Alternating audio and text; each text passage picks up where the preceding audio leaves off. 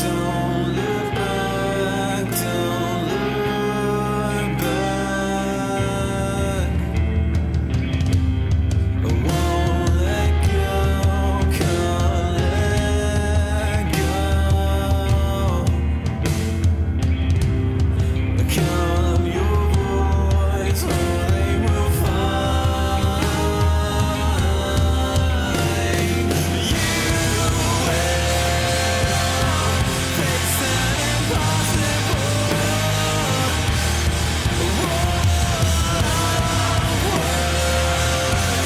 and make undeniable my faces. Getting tired of forcing a smile when the world is so broken and no one seems to care.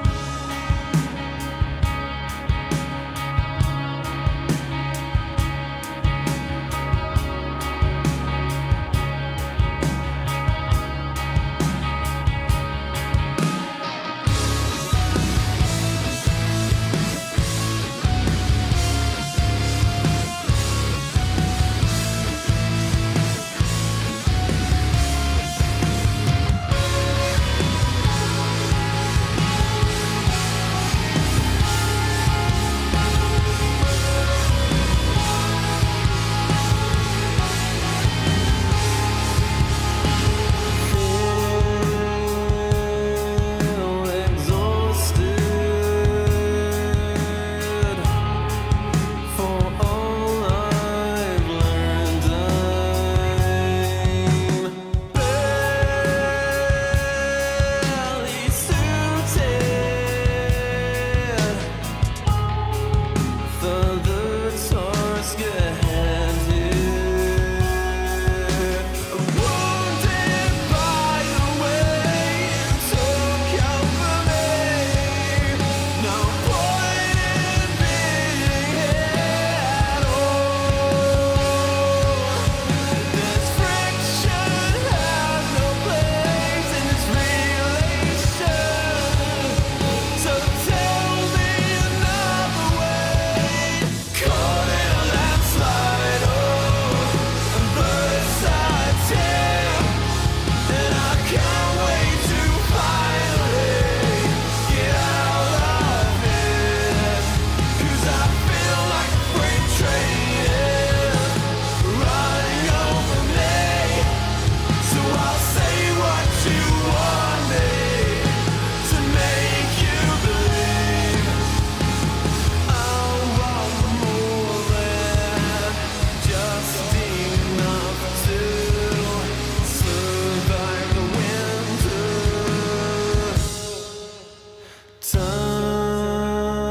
Time is elusive. Our days are getting shorter. It's now or no way. 'Cause life flows like white water. Take a moment to breathe, hold it in, stay a while, forget all that you know and forgive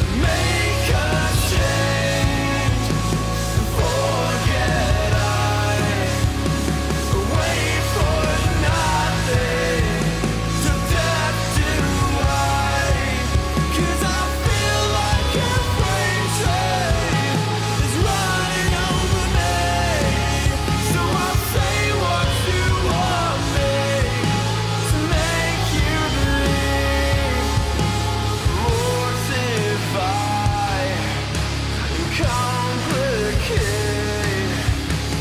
our way by until it's too late.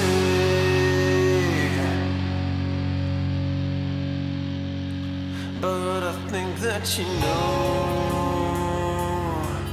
much better. Wait forever. My head is on straight for once, and you will pay for it.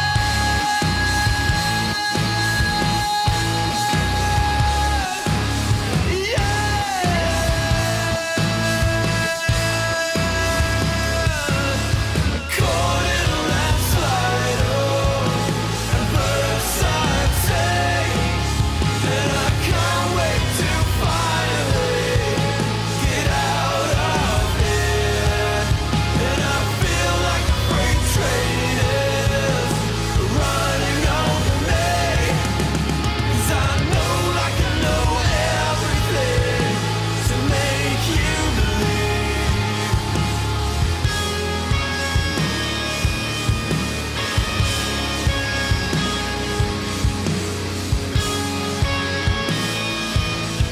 Take every piece of me and don't be fine for a little while. Forget everything.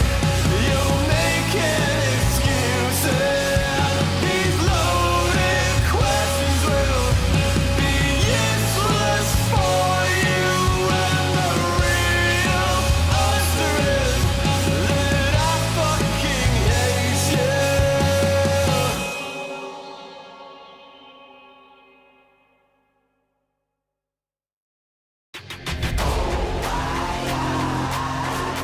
Never fall back.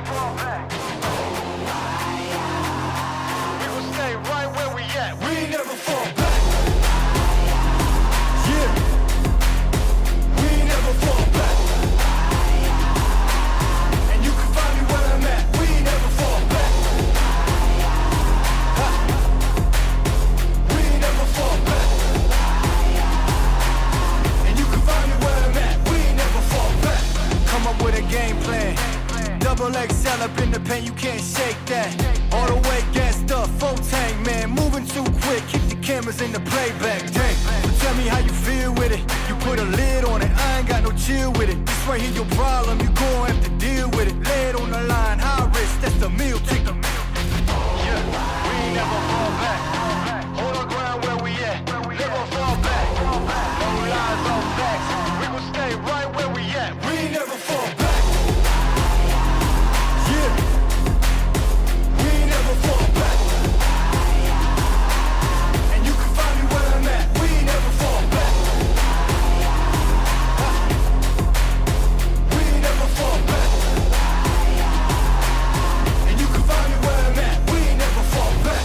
Been way down, never falter. Came with the hands out, get them off us. I'm 24/7 in the office. Pay attention cause I ain't repeating offers. Yeah, never met a man I've been scared of. Careful, you gon' get exactly what you asked for. Here for whatever you bring me getting handled. I answer to no one, I don't need the hassle. Yeah. We ain't never fall back. Hold our ground where we at. Huh. We ain't never fall back. Hold our ground where we at. Never fall back. We ain't never fall back. Hold our ground where we at. Yeah. No lies or facts. You can find me right where I'm at. We ain't never fall back. We ain't never fall back. Yeah. We ain't never fall back. And you can find me where I'm at. We ain't never fall back.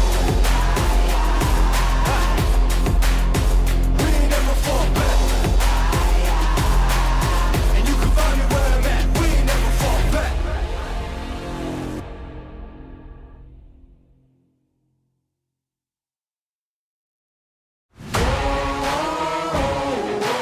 Man on a mission, I'ma get it. You know I be on a what? Yeah. You know I be on a what?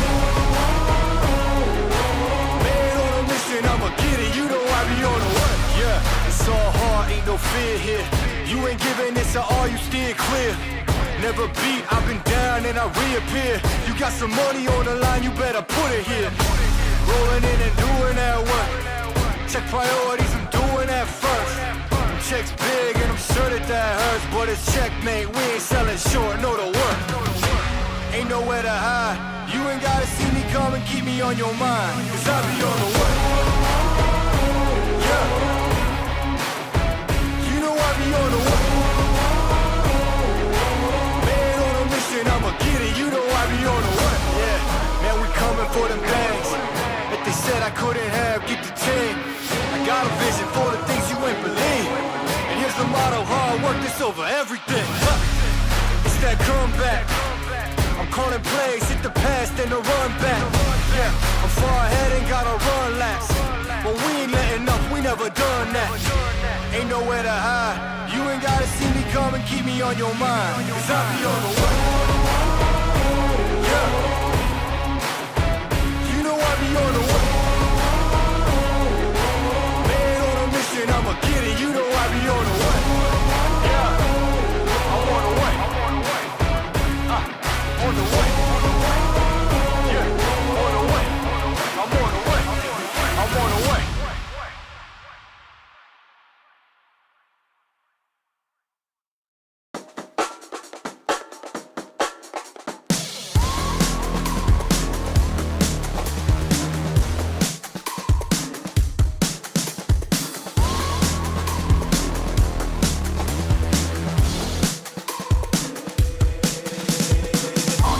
I'm such a weirdo, tattoos from my toes to my earlobes. Was a role model, I never had a hero. I learned how to live through the stereo. Coming from where I come from, the inferior. Everything you see ain't what it appears though. Everything that I built, made that from zero, then added a zero. I am my hero. You couldn't imagine what it's like in my mind. It's beauty and catastrophe at the same time. Remember they laughed at me when it was game time. Now I know that they mad at me, I'm what you can't find. I'm not from the day, I come alive at night. I'm not what you used to, couldn't recognize. They all on the ground while I'm taking flight. And you're welcome to join me, I promise I won't bite. Things they say, they're never getting in my way.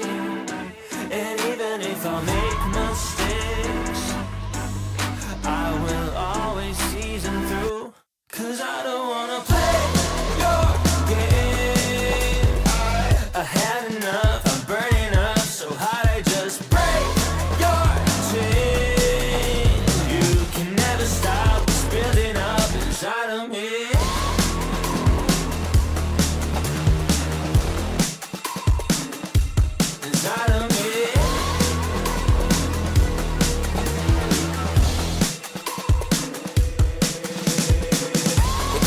I guess I don't fit in with the imposters. I'm taking the mask off, prepare your conscience, prepare for honest, cut off all the nonsense. I'm all of your chakra, wonder who shot you. Go call the doctor, boom like the chopper. Don't you get chopped up, I'm here to stop you. Whoever wants smoke like a roster, break you off proper. Things they say, they're never getting in my way. And even if I make mistakes, I will always see them through. What's that? Cause I don't wanna play your game. I had enough, I'm burning up so hot I just break your chain. You can never stop what's building up inside of me. Play your game. I had enough, I'm burning up so hot I just break your chain.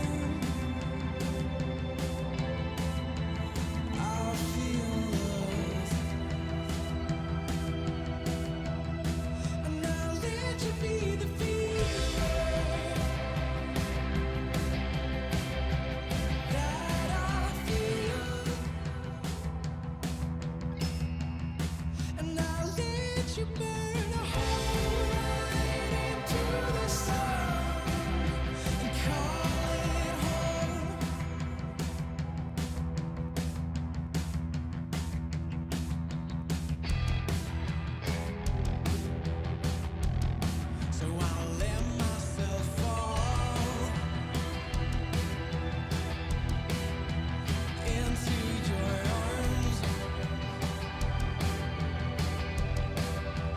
where I will simmer down to trust. So I am waiting, I am shaking like a little baby boy, and I'll wait for your majesty to come home.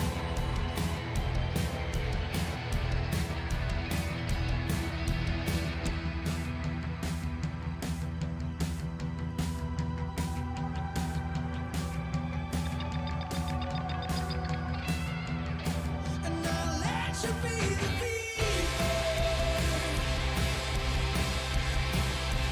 that I feel.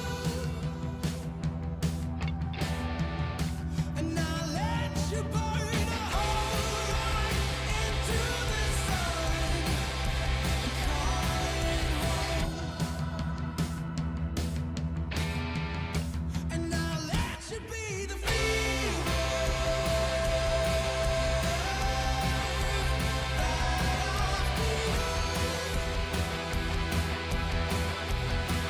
when everything is falling into its place. Everywhere your feet may touch the holy ground. Everywhere your love may keep your weapons down.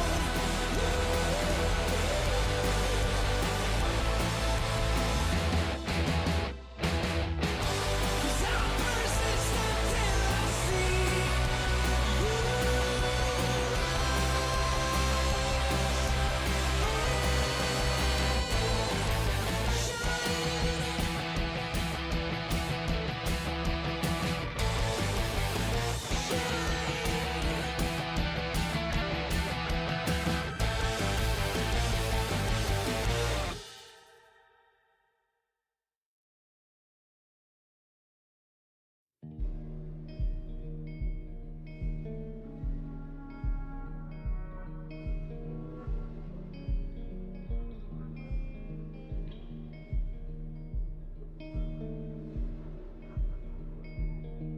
How strong is the hammer in my hand?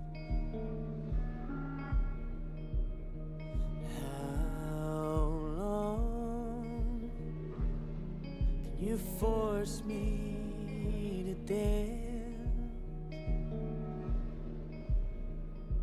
There's a crisis in my heart and in my world, and I saw you smile when I fell into the dirt.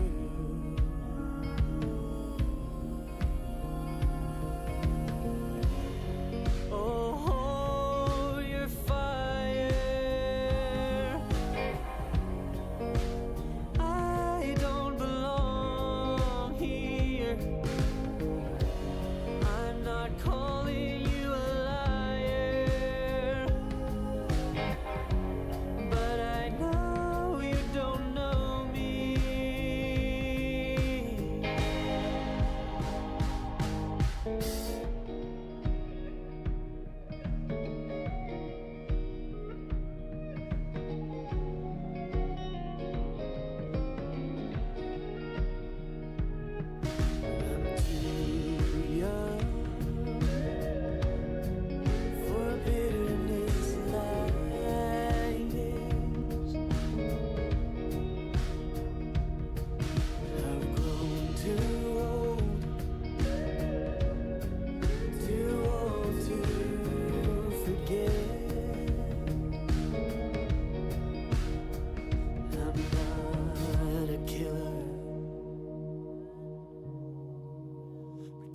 never fails to a hammer. Every problem's a goddamn nail.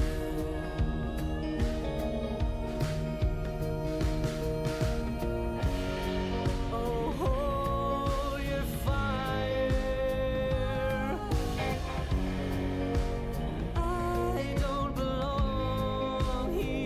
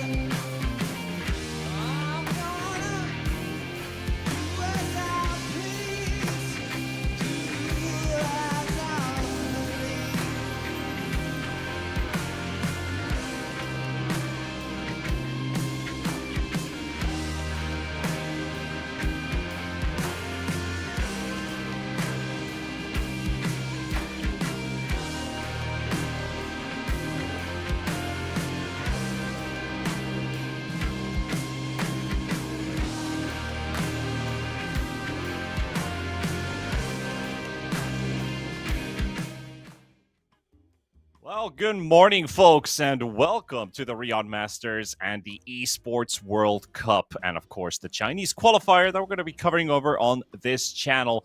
We welcome you and take us on a ride. As you know, always these Chinese qualifiers that we've been covering with, of course, my trusty compatriot and ambassador of Chinese Dota, Lizard. We've had a pretty interesting year in terms of the qualifiers that we've had so far, and I think this one could just be one of the top qualifiers, considering the Chinese qualifier is, I think, super stacked this time with a lot of organizations taking part and, 3 slots, $5 million waiting potentially for one of the Chinese teams to take over. And considering the Chinese teams have done so good this year, I'm very excited for this one. Lizard, how are you doing, man? You're looking so hot as always. You are ready for this one, right? Come on, bro. I'm ready. I'm just trying to make myself. I need to zoom this camera in a bit more so we have the same size heads, because this doesn't do you justice. Like, your head is bigger than mine, and in real life, it's not the case. It's just a big brain, right? You're exactly. the brawn.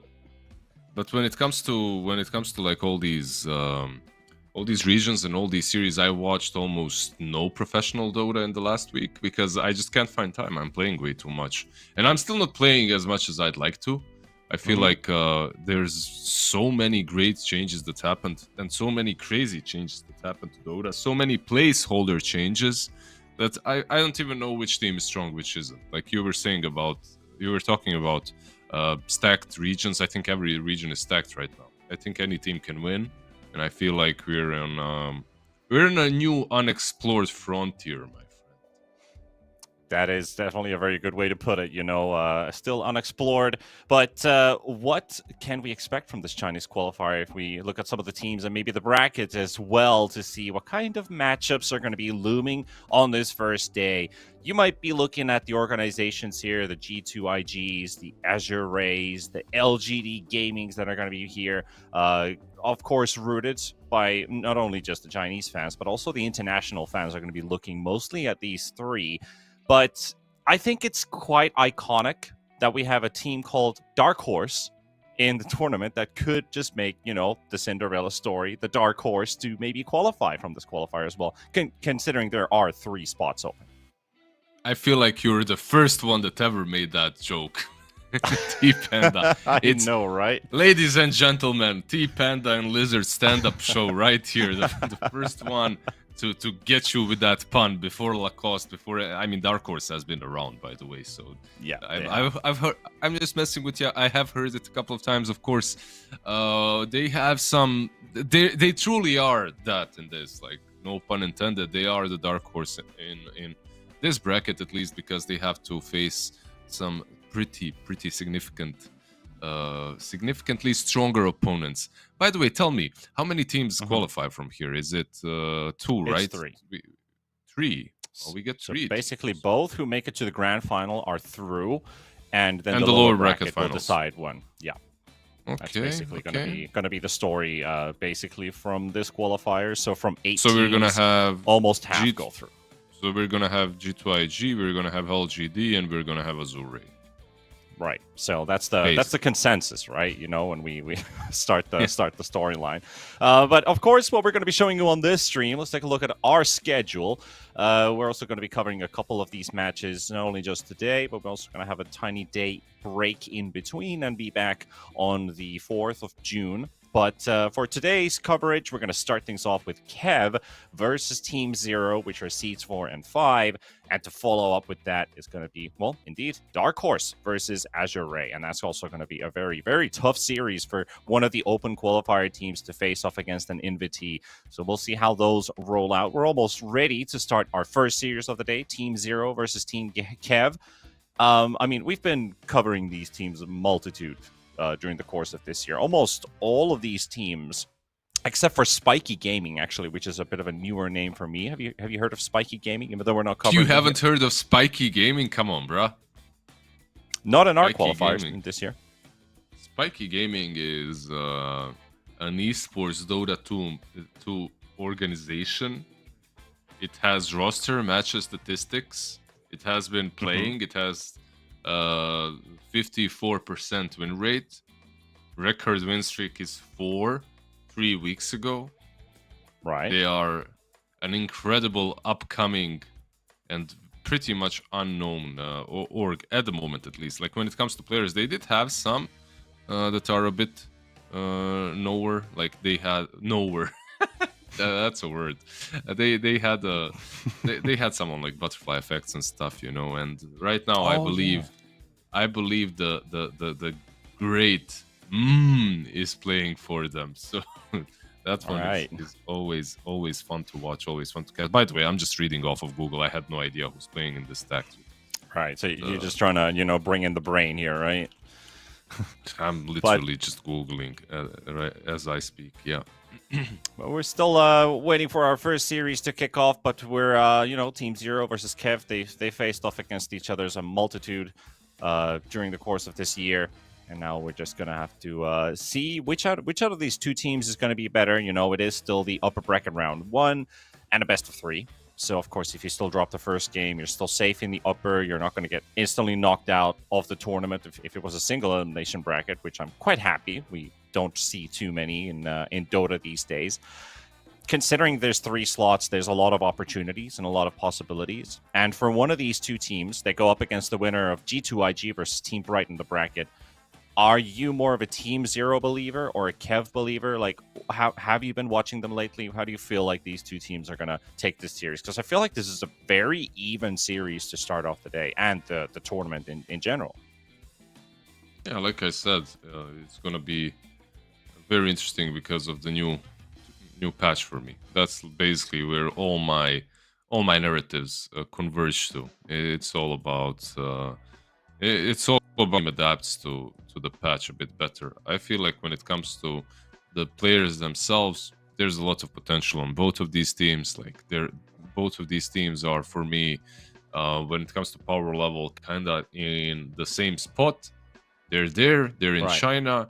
They're waiting to break through, but for that to happen, first and foremost, what has to happen is like some players have to retire. You know, I feel like I mean, it's kind of rough because in other regions, the newer talent, the younger squads are stronger, and they're the ones kicking people and forcing them to retire. In China, all these newcomers aren't nearly as strong as the old squad. And these two teams have been around. This isn't even like these players have been around. These players aren't even like the upcoming players anymore. I mean, you can consider them upcoming because they have the will and they're still unproven. But overall, like, it's gonna be a rough road for both of these teams to qualify. But I think like what you're mentioning as well about like the new patch, the game feels very different. And of course, like we saw a short interview with Miposhka where he's saying Dota is no longer Dota. I think that might be a bit of a turning point for some of these players and maybe some of these teams in general, figuring out the patch the fastest. Maybe their hero pool is looking a lot better this time around compared to the Frontiers patch from last year. So I think there's a lot of avenues and a lot of opportunities for even some of these, like you say, already renowned and made a name for themselves, but haven't made past the legends of the Chinese region to actually start popping off here. And I think this is a great way to start it off because it's a $5 million tournament if you qualify for this stage of the Chinese qualifier. How much do we get? Do we get a chunk of that 5 mil if they win with us? Because obviously we are the most important part. We're the ones I hope so. that cast it. I mean, look, I know there are some regions that are a bit more they have a bit more superstition than others, you know? And if you have the certain two casters casting you when you qualify, wouldn't you want the same casters to cast you in TI as well? And true. Wouldn't you want to share? You know, sharing is caring. That's what I'm saying. But I think it's a good time to share for all of you folks. The draft is ready for Team Kev versus Team Zero. So let's dive in on the action and see what kind of dotes are going to be on the board today. Before we start talking about the draft itself, Lizard, what have you been enjoying the most in the patch? I did read a Meepo. Your blue eyes. But is there anything... My blue eyes? Wow, I'm flattered. But Hero Talking about Zeus's blue eyes, by the way, his blue eyes. I feel like this hero is broken. I don't even know why. Everyone is talking about Zeus, and I'm literally haven't seen one Zeus game. I feel like the hero got discovered like a couple of days ago. Hero-wise, I'll put it out there. I'm talking about this on my stream all the time, but this is the first time to all of our like 200 viewers out there that are watching the China qualifiers. Like Meepo as a core or Meepo as a support. Like it doesn't even matter anymore. Any lane, any role, you can play it on a 5. I feel like Meepo 5 is going to destroy pubs once someone capable enough of playing it starts picking it up. Of course, it's a different. This that I'm saying is like possible, but the whole team needs to play around it, and it has to still be in a perfect moment. This guy that's been picked up, he doesn't need a perfect moment. He's great always. And this other guy on the other side, Phoenix, dude, I've been like I was doing Wallachia, right? Yeah. And I'm talking in the green room that I'm spamming Phoenix mid. Maybe you were in my chat sometimes. I'm not sure if you saw it, but I'm playing Phoenix mid, and I'm playing it because look, like my bracket is bad enough for anything to work. It's like mid 7k average. It's like pretty bad, 7.5k average, something like that. And like playing Phoenix feels like a joke every time on mid lane. Like you crush almost any matchup, and then you roll the map. And I'm looking at the Dota buff stats, and this hero is actually having like some stupid win rate on mid as well. Look, he's not gonna be played mid 99%. I'm just saying there is potential with some item builds that are a bit greedier. But what makes this hero so strong is look, you have 2 very good facets to choose from. Like the innate is good, but both of the facets are great. Like no matter which one you choose, you're gonna have impact. Like the first one, you get like 6%, not 6%. Basically, you burn everything in the lane based off of your max HP missing or something like that. So it's pretty damn good. Yeah, that's the one. And then the Sunray is even more stupid, but the Sunray takes actual 5% skill to use. But it's also very simple to utilize. On the other side, I'm not sure if I have played Slardar. Let me go into Dotes and see what Slardar's got. I forgot. I think I did play him once or twice. He's got the leg day at least, which has been talked about quite a lot. So I noticed in Dream League they were discussing the leg day quite frequently. Seems like it's stupid. It's stupid. Like I didn't even read the facet on Slardar, but I've seen it in my games. It's goddamn stupid. Like you're playing in the lane and suddenly this dude is moving 500 movement speed, level 2. Like what the hell is happening? Yeah, you just see even if he's slowed. Yeah, pretty much. So slow resistance 100%. So it's kind of dumb, but works very nicely. This is a guy that I have played a bit though. Both of the like Team Cav is picking all my heroes that I'm spamming right now and like trying to utilize their stuff. Yeah. All we need is a Meepo now, right? Yeah, exactly. Probably not gonna get it. Team Zero, they get the snap for the Phoenix, they get the cookie for the clockwork, but it doesn't even work that well anymore. Yeah, especially if you have the big cogs. Picked up, then it's going to make it really difficult to actually get you out with the cookie. So I agree with you on that. And also the gyrocopter. So they have 2 separate answers to just destroy that egg really quickly. Also a hero that builds BKB, maybe even, if necessary, a Manta. But dispels... I would say 1. Like Snap is the one. Gyro doesn't necessarily want to spend his time hitting it. But you have Aghanim's eventually, so that can be helpful. This Legion, by the way... I don't know. Why did they... like... Okay, I understand that there are some facets and some things that have been added to the game that are... how to put them this way. They're just placeholders. Because the patch is huge and you can see that they want to eventually give some heroes something different, and for now they just gave them a placeholder, whatever. Legion, I think they really thought about what they're gonna give this girl, and they decided on making her like a stronger Pango plus a Legion commander. Like it's insane. Like you press your overwhelming odds and you get like basically a Pango level of shield on yourself. For me at least, it's insane. I've seen Centaurs as a counter a bit with Aghanims. Yesterday someone posted that. I think it's kind of dumb, but it can work. If it works, it's not dumb, right? Yeah, and also like about like LC on the first day or the first 2 days, man, that hero was busted. Like, what was it? The Stonehall plate, right? Yeah, you were getting some ridiculous barrier numbers, even with low level on the hero. So I feel like maybe they, after the couple fixes, maybe they finally figured out that LC's probably not that bad to play against, but she's definitely still a real devil on the battlefield. Gotta watch out for that one. Yeah, Clock, by the way, when it comes to his like facets right now, feels so strong versus this team on Team Zero. Like, I actually love Clock into Gyro, I love Clock into Scent, I love Clock into anyone when there's a Scent Stampede. One thing that you can stampede out are cages, and Clockwork's cogs are the best example that's super cheap to use as well. So let's see what the Centaur is cooking, but overall I like Team Kev's draft right now quite a lot, and I don't even know who's... Is this some Slardar mid that we've been seeing in previous patch? And Centaur offlane, I guess so, because two supports have been banned out.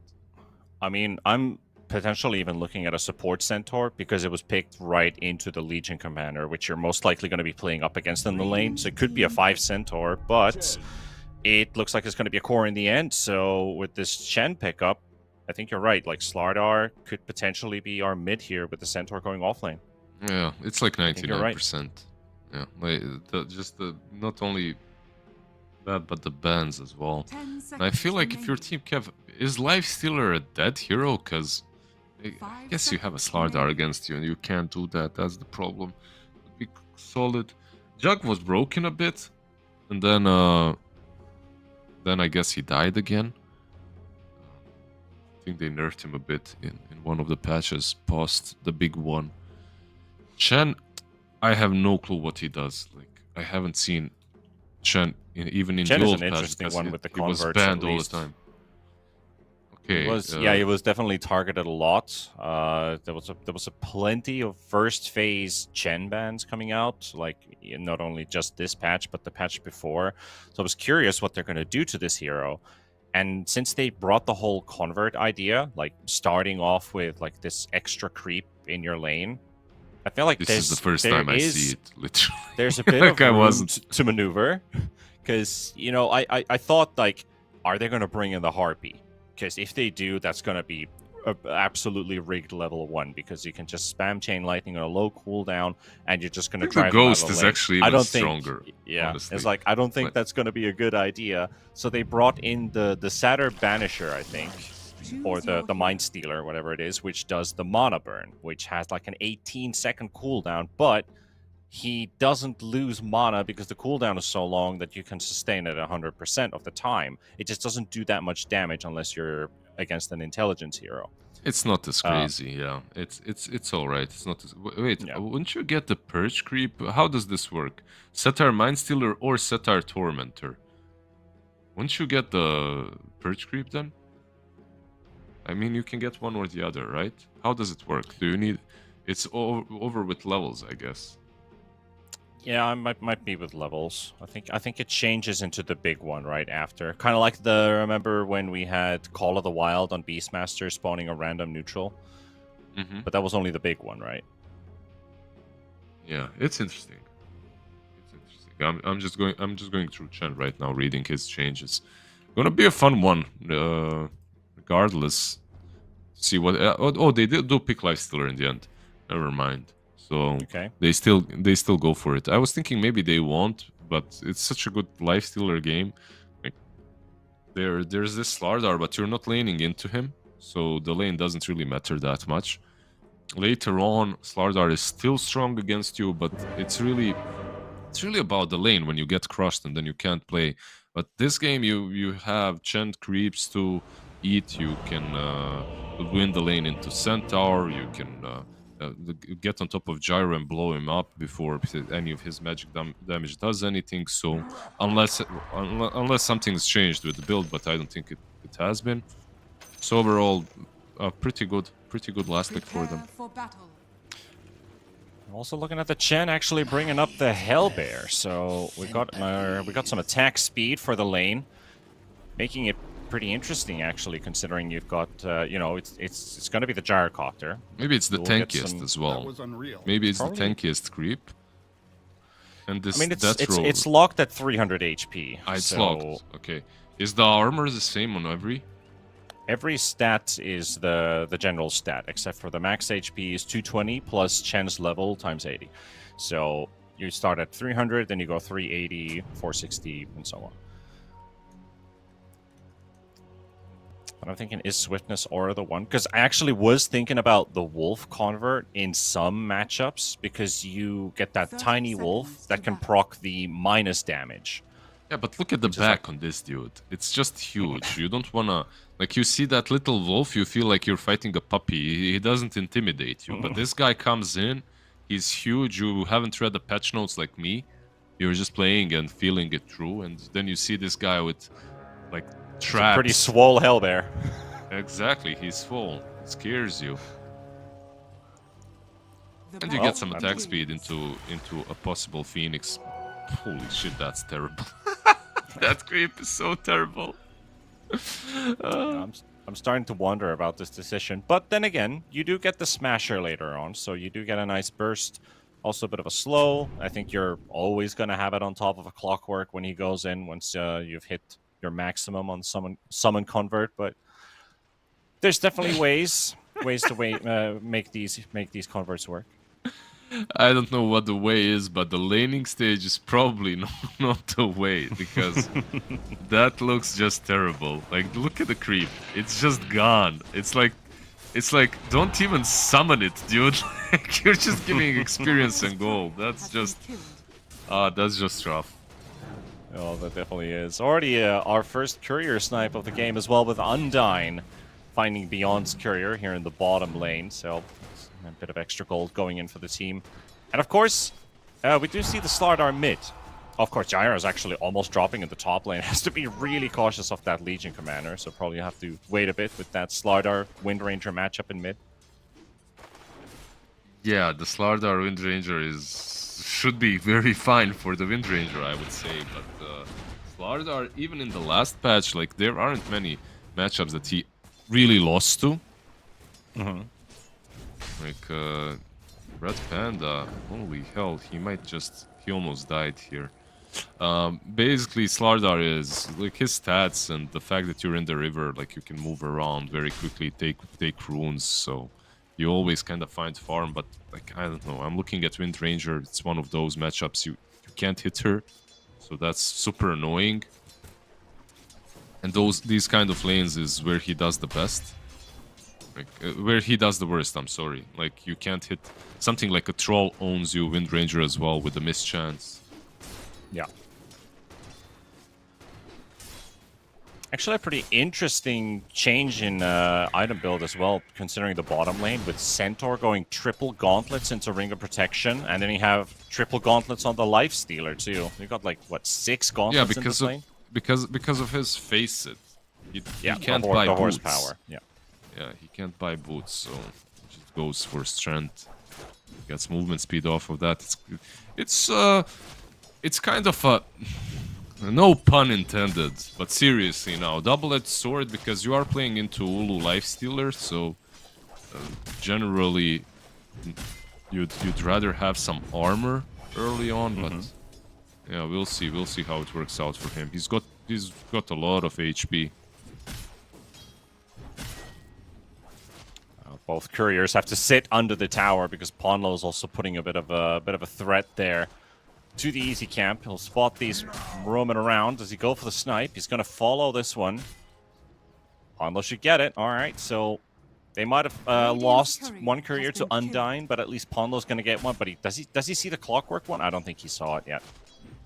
So we just got open wounds again on Lifestealer, and that's it, right? Like, he's basically the old Lifestealer. Kinda, yeah. Yeah. Like scaling HP. Pretty Even though it's much. very small, but at least you can build up like 200, 300 extra HP like during the first 20 to 30 minutes of the game or so. Oh, Doesn't the corpse feel eater. that great. Yeah, no, I'm not talking about corpse eater. The open wounds on Just the him, open right? wounds, yeah. Yeah, mean, I that's the acknowledge, Lizard. I feel like they're just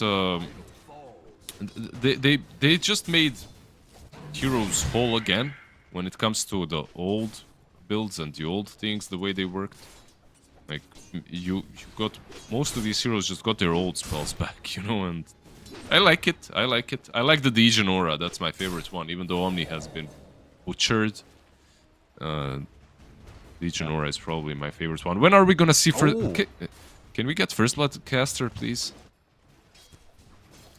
I actually was looking a bit there about the clockwork using these cogs as a bit of Beyblades. It's just throwing that's them how around. you use them now. So basically, how you use them is he's not managing, of course, right now. But how you use them is you cog a target in, you instantly run out, and then you fire the cogs at him. But he's not managing. He's not doing it. The thing is, the first day, basically on the first day of the patch, I was killing people with solo clock level 2 cogs. Because everyone is just trying to get out and you're just firing. You can fire up to, well, on level 2 cogs, like you can't hit 3. But it's still not. But he's just missing. No, I honestly think There this we new go. clockwork is great. It is. It's super stupid how strong he is. At the moment, at least. But I feel like At the it's a moment, hero that people will... Because you can actually walk out of cogs. I'm not sure that people realize that. Like, if you get cogged, you can walk out. As the enemy hero, not as clockwork. Still a bit of figuring out with some of these heroes. I think what I've enjoyed was actually, I didn't change too much from the previous patch, but like carry-wise, I've just been playing Pudge and Tiny. And they felt both just so good. Like at the start of this patch, I had a 91% win rate on Pudge in the last 3 months. I lost 2 games. That's a lot. That's a lot. How many did you play? Like 6. 30-ish. I'm kidding. Yeah, that's a really good win rate. No, for sure. I feel like exactly Pudge and Ponlo, First Blood. Ponlo, yeah. It looks like it. And we're gonna get it. Top Focus lane, fire without the 7E. Dude, this Slardar absolutely sucks against Phoenix now. Not only does Phoenix reduce your attack speed, but you also get the mischance from the innate. Yeah. So it's Right clickers mega beware. annoying for Slardar. Yeah, and I think it also maybe it hurts the gyrocopter a bit too. Even though flat cannon, I don't know if it applies to the flat cannon attacks as well. Can those miss, or is it just his general right clicks? It's It just does feel the like a general right really- click, yeah. Yeah. So basically, if he goes on the egg, you can miss the egg even now. So can be So I very do think annoying. that's a really solid hero pickup in general, just in front of that. We've got our Wisdom Rune battle here, the top lane at least. Ponlo, 70, going to be fighting versus Undyne. Hearing out No, some I'm of the honestly cogs. sad about. He's dead. Just gone. Where to go? So one bad thing about what I found out, at least playing a lot of Clock, is like I know exactly what he tried to do with going two levels of power cogs. But if you go 2 levels of power cogs, you're never taking flare. It's like you want to get level 3 battery assault, you want to get top lane. Surprise attack. Rocket does Can they connect, get but another? maybe they can still follow ZZQ. Going for the quick teleport out with no teleport cancel, no point in shackle shot. And LC not close enough for the duel. Bottom lane, another battle going up as well with Beyond, dropping low right in front of the tower. The cookie save is there from Ponlo. Undyne and Ulu will miss out on this kill. Dire's courier has been killed. You know what? I feel like I can play Centaur now. You don't need a brain to play the Zero anymore. Just buy bracers. 3 Yeah, I bracers think and you're go right. to the lane. Honestly, like the amount of centaurs I've seen lately, it doesn't feel like it requires that much. Oh, Butterfly and Ulu. Oh, the power shot does connect, but it's just not quite enough damage, and Ulu's tanking the tower for a hefty amount, and he's going to drop here. Doesn't even get to infest his Wind Ranger. Undyne's going to be blocking out the Slardar and the Snapfire. Dire's middle tower is But under that's a attack. That's a really bit of nice- costly trade right there. A very nice cookie. Very nice cookie done by Mr. Ponlo, saving his Centaur. Also, by the way, this Scatter Blast can catch you kind of off guard, but I feel like it's also one of those things that catches you off guard one game, and then you're then you just adjust to it. It's the longer range. It hurts. Like, it hurts a ton if he manages to hit you over and over and again in the lane, but then you just realize that you have to run at this hero 24/7 because the hero becomes very useless in melee range. Which is why Clock is a good example to pick into Yeah. Snap at the moment. Easy close-ups.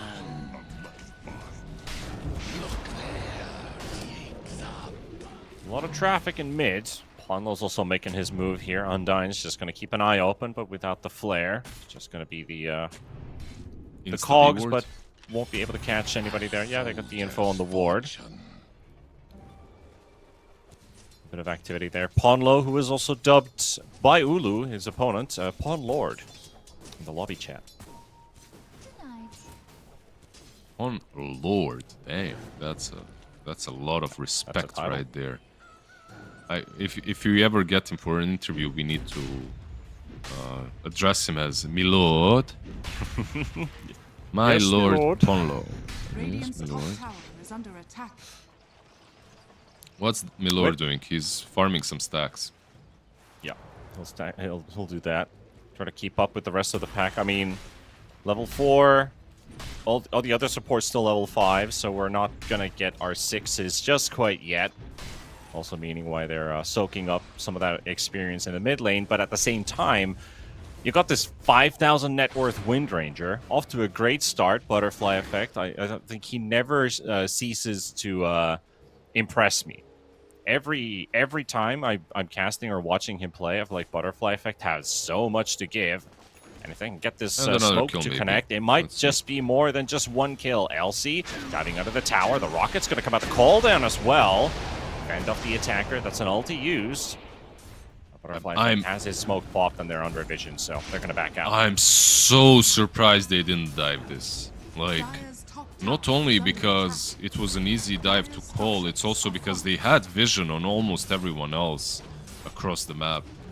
Lifestealer, I don't think this is a kill. I feel like the difference between these two teams is Team Kev only dies if they make a blunder, like if they dive too hard or if they make a big mistake. Like, these heroes shouldn't be dying. On the other side, Team Zero, everyone is a free kill. Radiant's middle With the tower duel, is every under hero attack. dies, even the big Centaur. Wind Ranger is Yeah. fat enough, you have a lot of percentage-based damage coming from the Phoenix, you have a lot of catch, your clock is about to hit 6. Yeah, I'm kind of surprised they didn't dive the gyro on top. Yeah, it looked like they couldn't get their positions quite right. And also maybe Team Zero was also aware mid lane. potentially about potential smoke, but at least in the river. 70's going to be there with the snap ulti flying right on top of Undyne. Going to burn in that Mortimer's Kisses. So that's going to be another one for Team Zero. That was the Arcane taken away by the Phoenix earlier. Red Panda will use that for farming the jungle. Yeah, just chilling. This is something that you can do with both of these supports on Kev, which is also nice. Thing is, okay, well now they definitely know that Slardar has a blink. If they didn't see it before, now they definitely know about it. So you got to watch out for that because LC, he's still 1,000 gold away from his, and Team Zero, they could potentially even make some plays happen now with the Slardar. He's got Bash It's so loaded hard. up while he's hitting the tower. There comes the backup. Maybe There's not. blink and stun. Hook shot comes out at the same time from Undyne. They got the TP coming in for the LC. They can maybe get themselves a duel. Yes, they do. The Chen just walks in for that one with a blade mail pop. With the power shot coming in, it's not going to be a duel win. It's still going to be a kill off of the Chen. Now Centaur's going to be forcing out the Stampede. Make sure that there's no further casualties coming out of this one. Yeah, nice little Typhoon usage. by the Chen, moving himself away from the duel. But overall, this fight is a perfect example of Are fortified. how hard it is for Team Zero to get these pickoffs, get these kills, unless you're really out of position, unless you waste your spells. Like, these cores on Radiant just shouldn't be dying. Usually that's a rough position to be in. Like, you have this Lardar with a lot of stuns, and the Centaur to follow up. They have 2 blink daggers, so let's see. Maybe they can make some magic happen. Yeah, there's a bit of potential for comboing their stuns. Maybe blowing somebody up before they get to react. There's a shield rune, which they also want. Beautiful stun from the Centaur, followed up by the Slardar, and they're already dropping down to half HP. Butterfly Effect has to run away. They got the Life Stealer and the Phoenix Egg also on the high ground position, but the Centaur does get pushed into that one. Not in a very happy So place big. to be, but still soaking up so much damage, and he's still got a lot of HP to work with. They're gonna force out the Invest. Here comes the Gyrocopter ulti as well. Red Panda, Butterfly Effect, both so low, but just not falling at all. And it's only the Clockwork that dies in that fight, despite thousands of damage being dealt on both sides. And that was without Legion, by the way, that whole fight. He didn't even join, and that was with the shield rune on Slardar. But no egg now. I'm not sure that they can defend this tower. Tower is gone. It's gonna go down, yeah. Nice With fight Alpha overall by Wolf. Team Zero.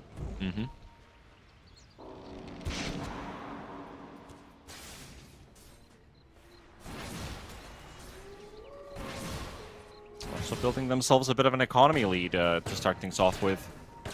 Despite constantly being under threat of the Radiant side, just jumping them. I mean, LC does have that blink now.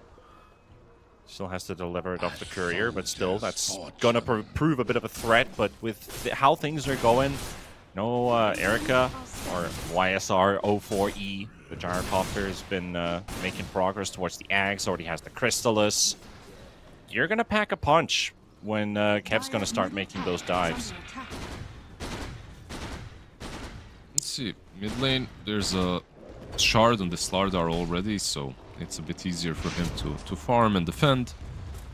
But I'm just waiting for Kev to utilize their ultis altogether and properly. Yeah, I can't believe this, by the way. Like, seeing a clock without flare, I know why he did it. For me, it's just not worth it. Like, getting Cogs level 2 is such a bait. It's like, look, it's amazing. It's one of the best scaling skills at the moment. Like, you get more than 100% increase.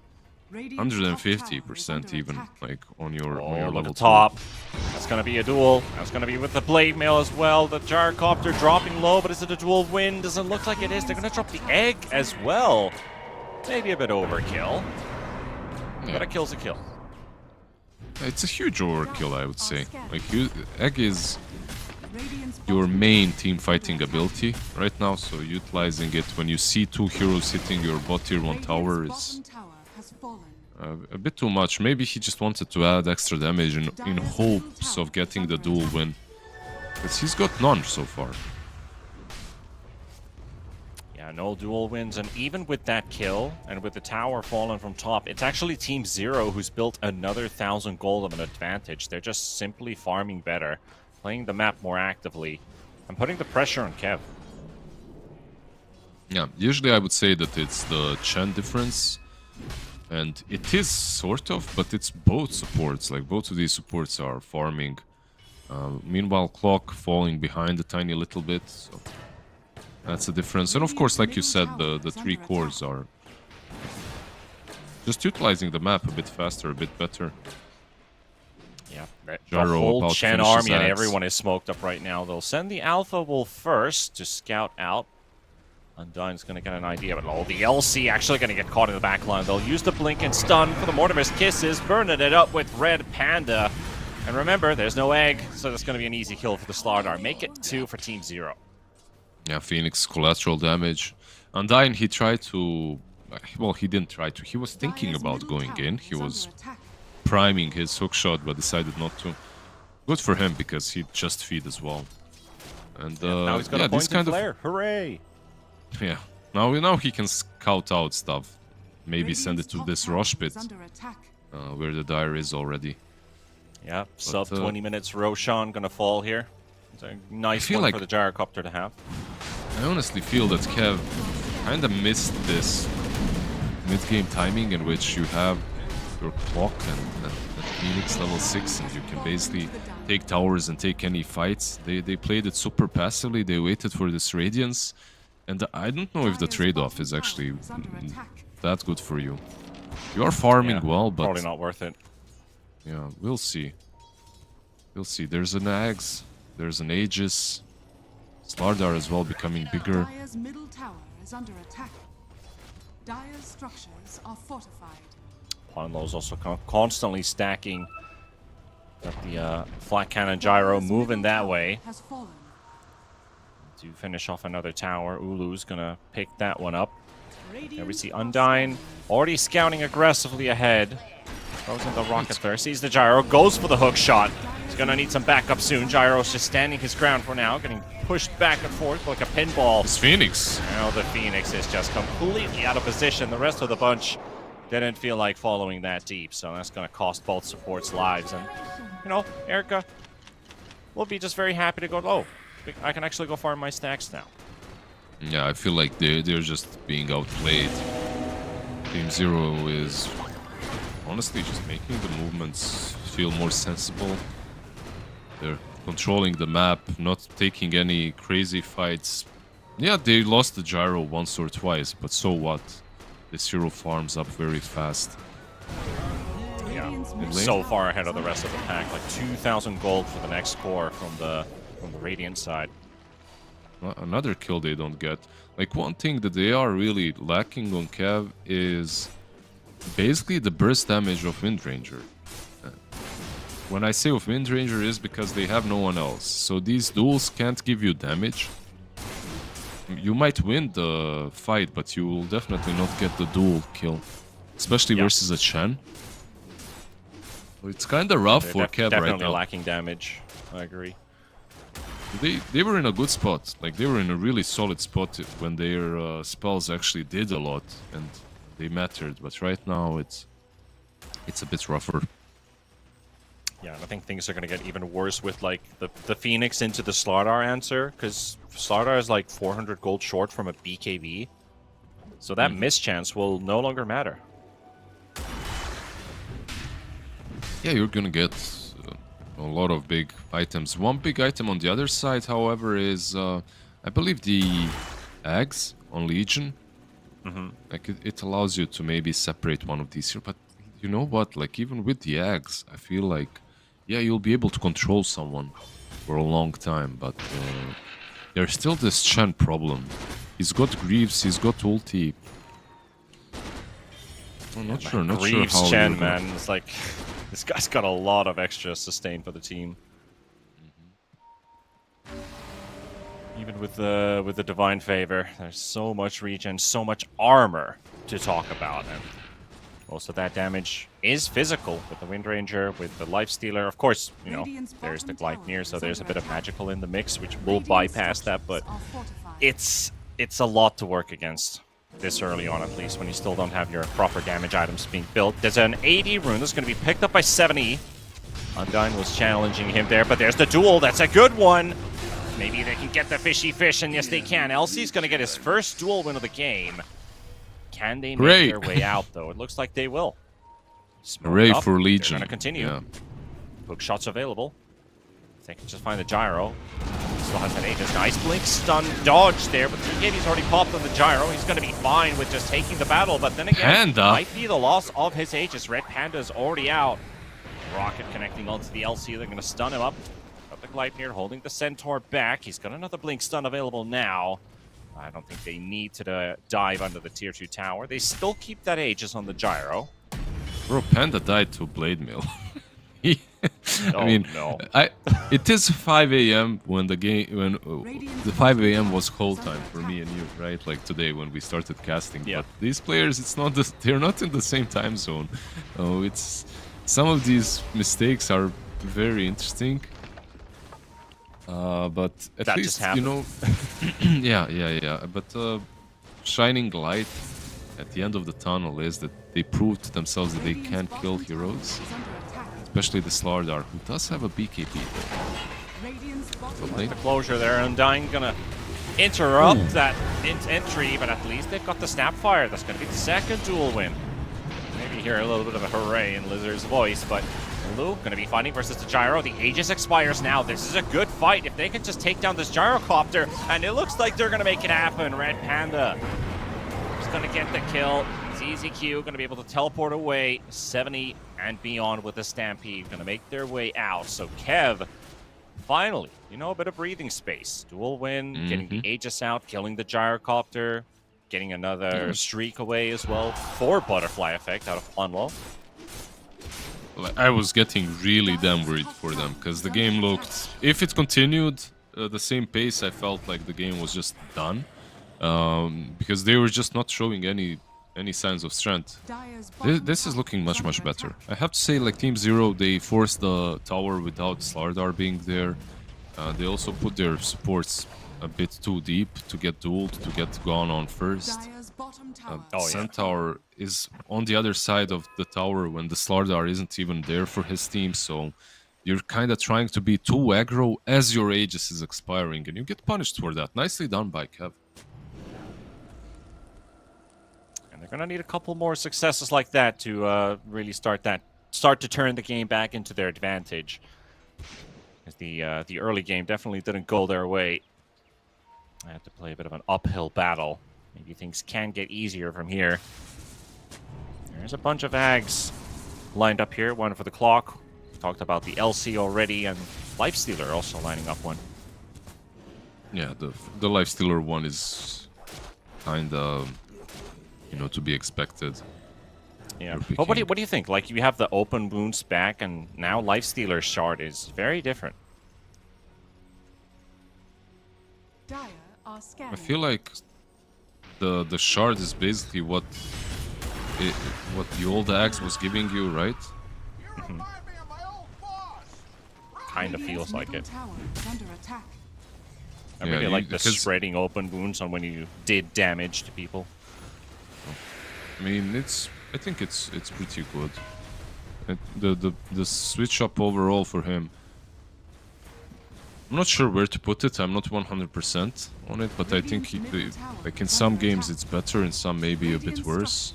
The hero still does the same. Like when you can get that axe to infest someone, right?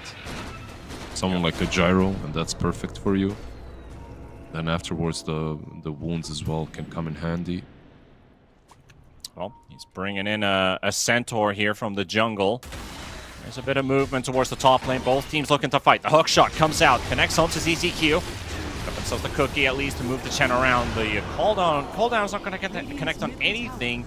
But while that was happening, LC got themselves a dual win on 70 and now caught in the rivers beyond the ZZQ. ZZQ, they does get hit by the shackle shot, but that Stampede movement speed is going to be enough for him to escape and beyond. Well, he's going to go beyond this life here. He's surrounded by Kev members to take down the Centaur. And Kev, you know, they're making the magic happen. Slowly but surely turning the tide and potentially turning it into their advantage with, you know, another dual win for the LC, now plus 60. 70 is just not having a good game after that mid-game. Like, the mid-game was good for him. Post-laning stage, that is. He was making moves, he was moving across the map with the freshly bought Blink and Slithering Crush, and now in the last 3 fights he was either not there or he was just dead. It's rough because as Slardar you want to be the pacemaker, you want to be the playmaker, and they're just killing him first. They're finding him, they're killing him. And I'm not sure if it's something about him or the way they're positioning themselves on the map, but it's kind of crazy. Yeah, exactly. It's kind of crazy because I'm not.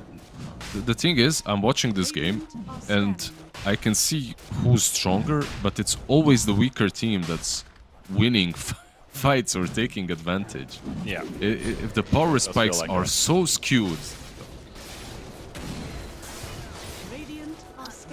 With the scan, they know that they're doing Roshan. This is the first one for Kev. It's going to be the second Roche kill, so that's going to give them a cheese as well. But if there's anything to believe, this is now time for Team Zero to win a fight. Aegis is down, Jesus picked up. Undyne is already in good position. They pop down the wards.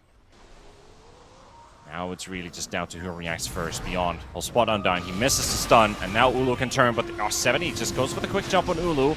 Tries to press the attack, and also Elsie looking for the duel, and they're going to go straight for the Centaur. That's a very, very tanky target. Elsie might end up losing this one as he will. Beyond's going to take this one. The Phoenix Egg will pop in the backline. Undyne getting burnt up by the Mortimer's kisses, dropping low. See what I mean? Beyond will get the kill, and now Ulu fighting versus 70, but 70 looks he's fine. He still has his BKB as well. He'll pop it right now. You see what I mean? It's like, again, I see what you mean. A fight in which Kev arguably are stronger, like, because you won all these previous fights. Nothing has changed when it comes to items, nothing too significant. Besides you getting cheese and Aegis, and then you decide to go and duel a bloody Centaur, one hero that you shouldn't be dueling. Anyone else, you probably get that kill and you fight off. You duel the Centaur. And that was an Axe duel as well. It lasted so long. Exactly. Not only do you not kill him, but you force your Lifestealer to infest you. So you don't have this infest as a defensive tool afterwards. Like, just a... I don't know, it's like, okay, we are stronger, let's go and make a blunder. That's how the game looks at the moment. A rocky start for some of these fights, going back and forth, you know, and like you said, just definitely does feel like the weaker part is in the end winning it. Is that the key to victory? It does feel like it right now. I mean, yeah, I'm not sure. It's looking crazy. It's a very weird game. Yeah, the scaling is there on both sides. Like on one side you have this Chen who's gonna be healing everyone through. He's got Solar Crest together with the Guardian Greaves. Has the Paladin Sword now as well for some extra healing. Maybe get the pipe for the Phoenix as well if you want to. You can deal with the egg with Snapfire, buying Lincolns. On the other side, they are smoked up already. They have the axe completed now on Ulu. Snap's already in position. Doesn't look like nobody else is going to arrive for the help here. With the catapult, going to make short work of this tier 2 tower.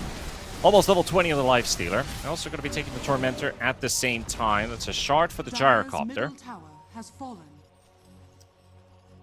Still smoked up, hoping that somebody would end up pushing this lane. They're just going to invade all the way to the back.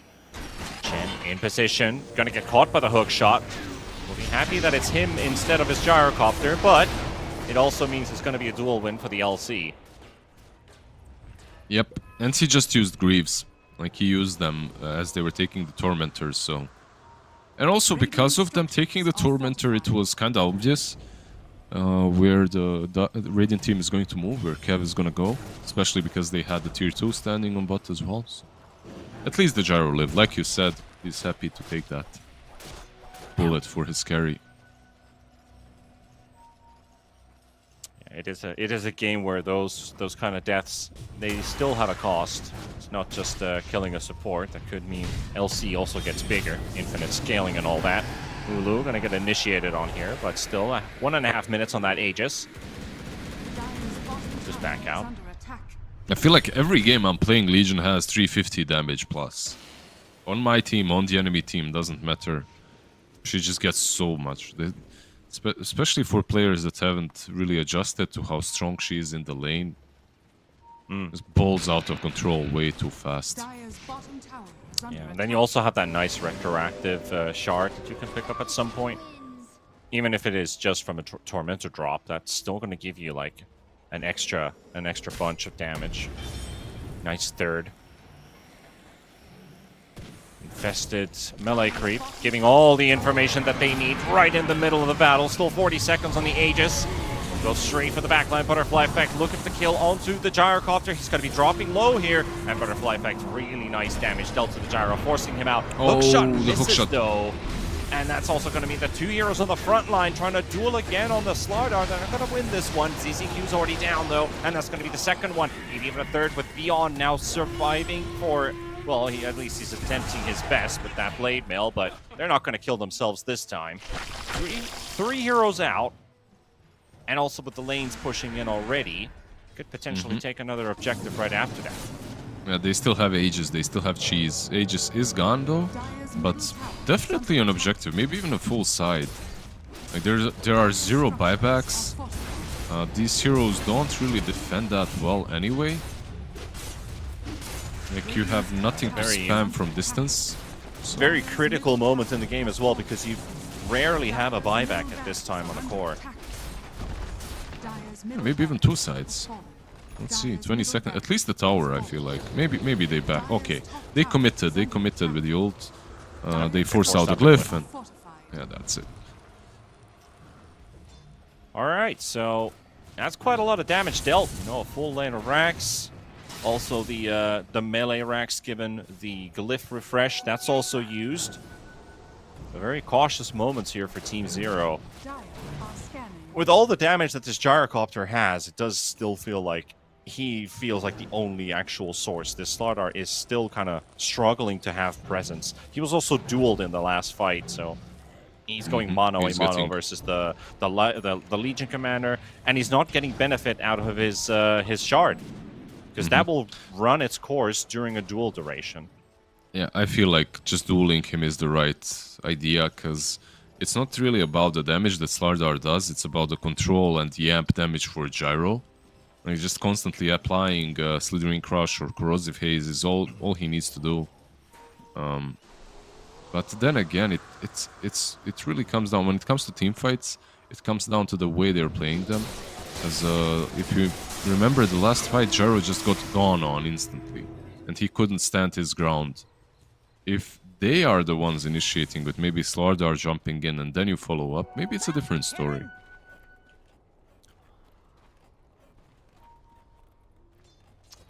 Well, another set of Wisdom Runes. 70 also going to pick that one up for the Slardar, closing up on that level 20. Can pack up a really nice amount of damage on your Slithering Crush. Extra 125. Not a lot of armor heroes exactly. Maybe the Phoenix, you know, with that Shiva's Guard already having a nice amassed amount of armor. But Wind is still soft, and the Lifestealer as well, until you have, like, well, at least you got AC, so when LC's around, will mitigate some of that damage being dealt. But it's not like Gyrocopter is going to be one-shotting or, like, two-shotting people because of lack of armor. Yeah, definitely not. So, that damage has to be buffed up by some other heroes, maybe a little bit from the Centaur, a little bit from the Slardar, but... Oh, look at the wraparound. It's really good, yeah. They turned off the radiance. Completely surprised them off guard. They're going to smoke up, and as you can see, the flare flies over. They're going to get the stun on the front line onto the LC. He's not in a good spot, but they get the duel off. The egg's there as well, and you got multiple heroes trying to hit it. Undone trying to protect it as well, but it's not going to be successful. Oh, the mischances! The mischances! They're the ones that turn this one around. The Slardar's going to have to run away. 70's going to drop as well. Make that a 3-for-1. Maybe even a 4th if they can just find Ponlo, but it looks like he's going to be able to teleport away. Oh boy. I was like, yeah, that Phoenix Egg's gone. That LC duel's not looking too good, but still Undyne with the cogs was able to protect the egg for just long enough, plus the Sunray mischance, like you said. They're going for And they're just going to go straight for tier 4s. They're going to try and end the game here. I mean, why the hell not?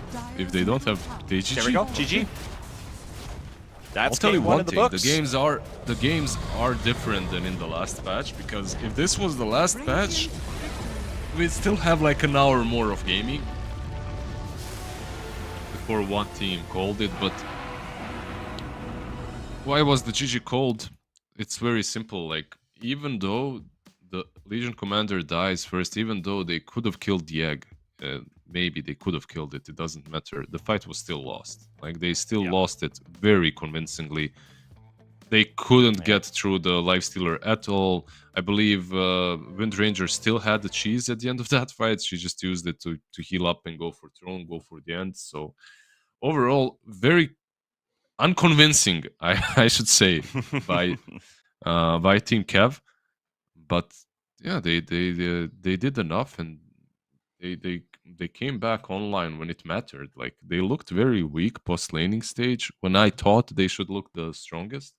But they still made it work with this Ags on Legions. So Yeah, very it was nicely pretty done. back and forth in a way as well, because like you were saying, it felt like the weaker team was winning the fights in the end. It was like, wait, what the hell is going on here? But maybe there was a bit of superstition going out into this game. It was the first as well for this entire bracket. Maybe they are still shaking off some of that sleeping dust off of their eyes. I mean, of course, we're in the early morning and they're not, like you said.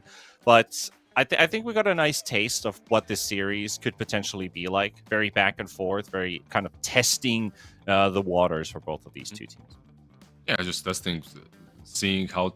Look, I'm sure a lot they have scrimped quite a lot, and I'm sure they have a general idea where the patch lies because we've had another qualifier and almost a full tournament played out on it. But still, there was a mini patch afterwards, and a lot of teams are still discovering the little intricacies of the patch. So that makes for a fun game always. Well, we're going to take a tiny commercial break here. Get ourselves ready for game number 2 between Team Kev and Team Zero. So don't disappear for too long. We'll be back in a couple minutes. We'll see you guys in a moment.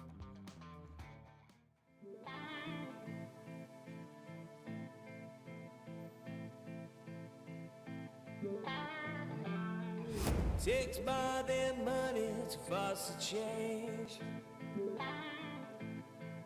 Takes more than time to heal the pain.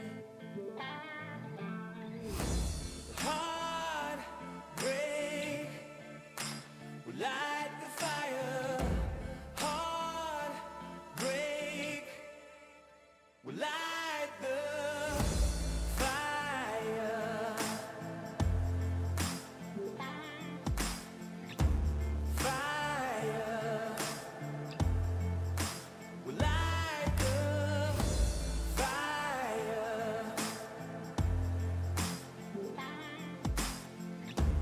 Fire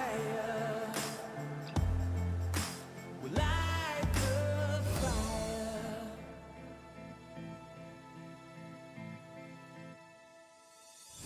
Takes more than money to cause a change. Takes more than time to heal pain. Heartbreak will light the fire. Heartbreak will light the fire.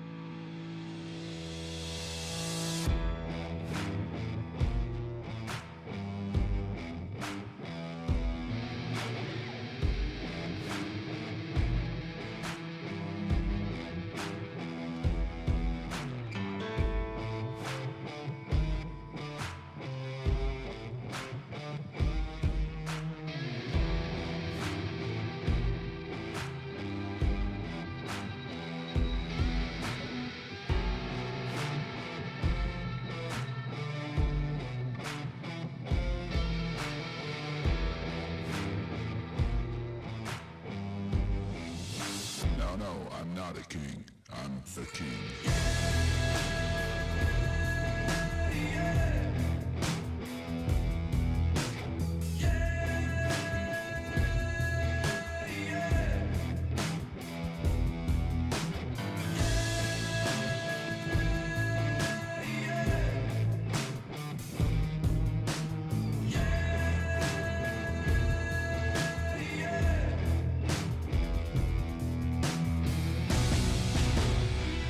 Just wait a minute, I got one last ticket. Do you wanna come with me?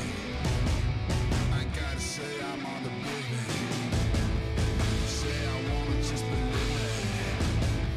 I said I wanna take you out there. I got one last ticket. I got one last ticket. I got one last ticket. No, I'm not a king, I'm the king.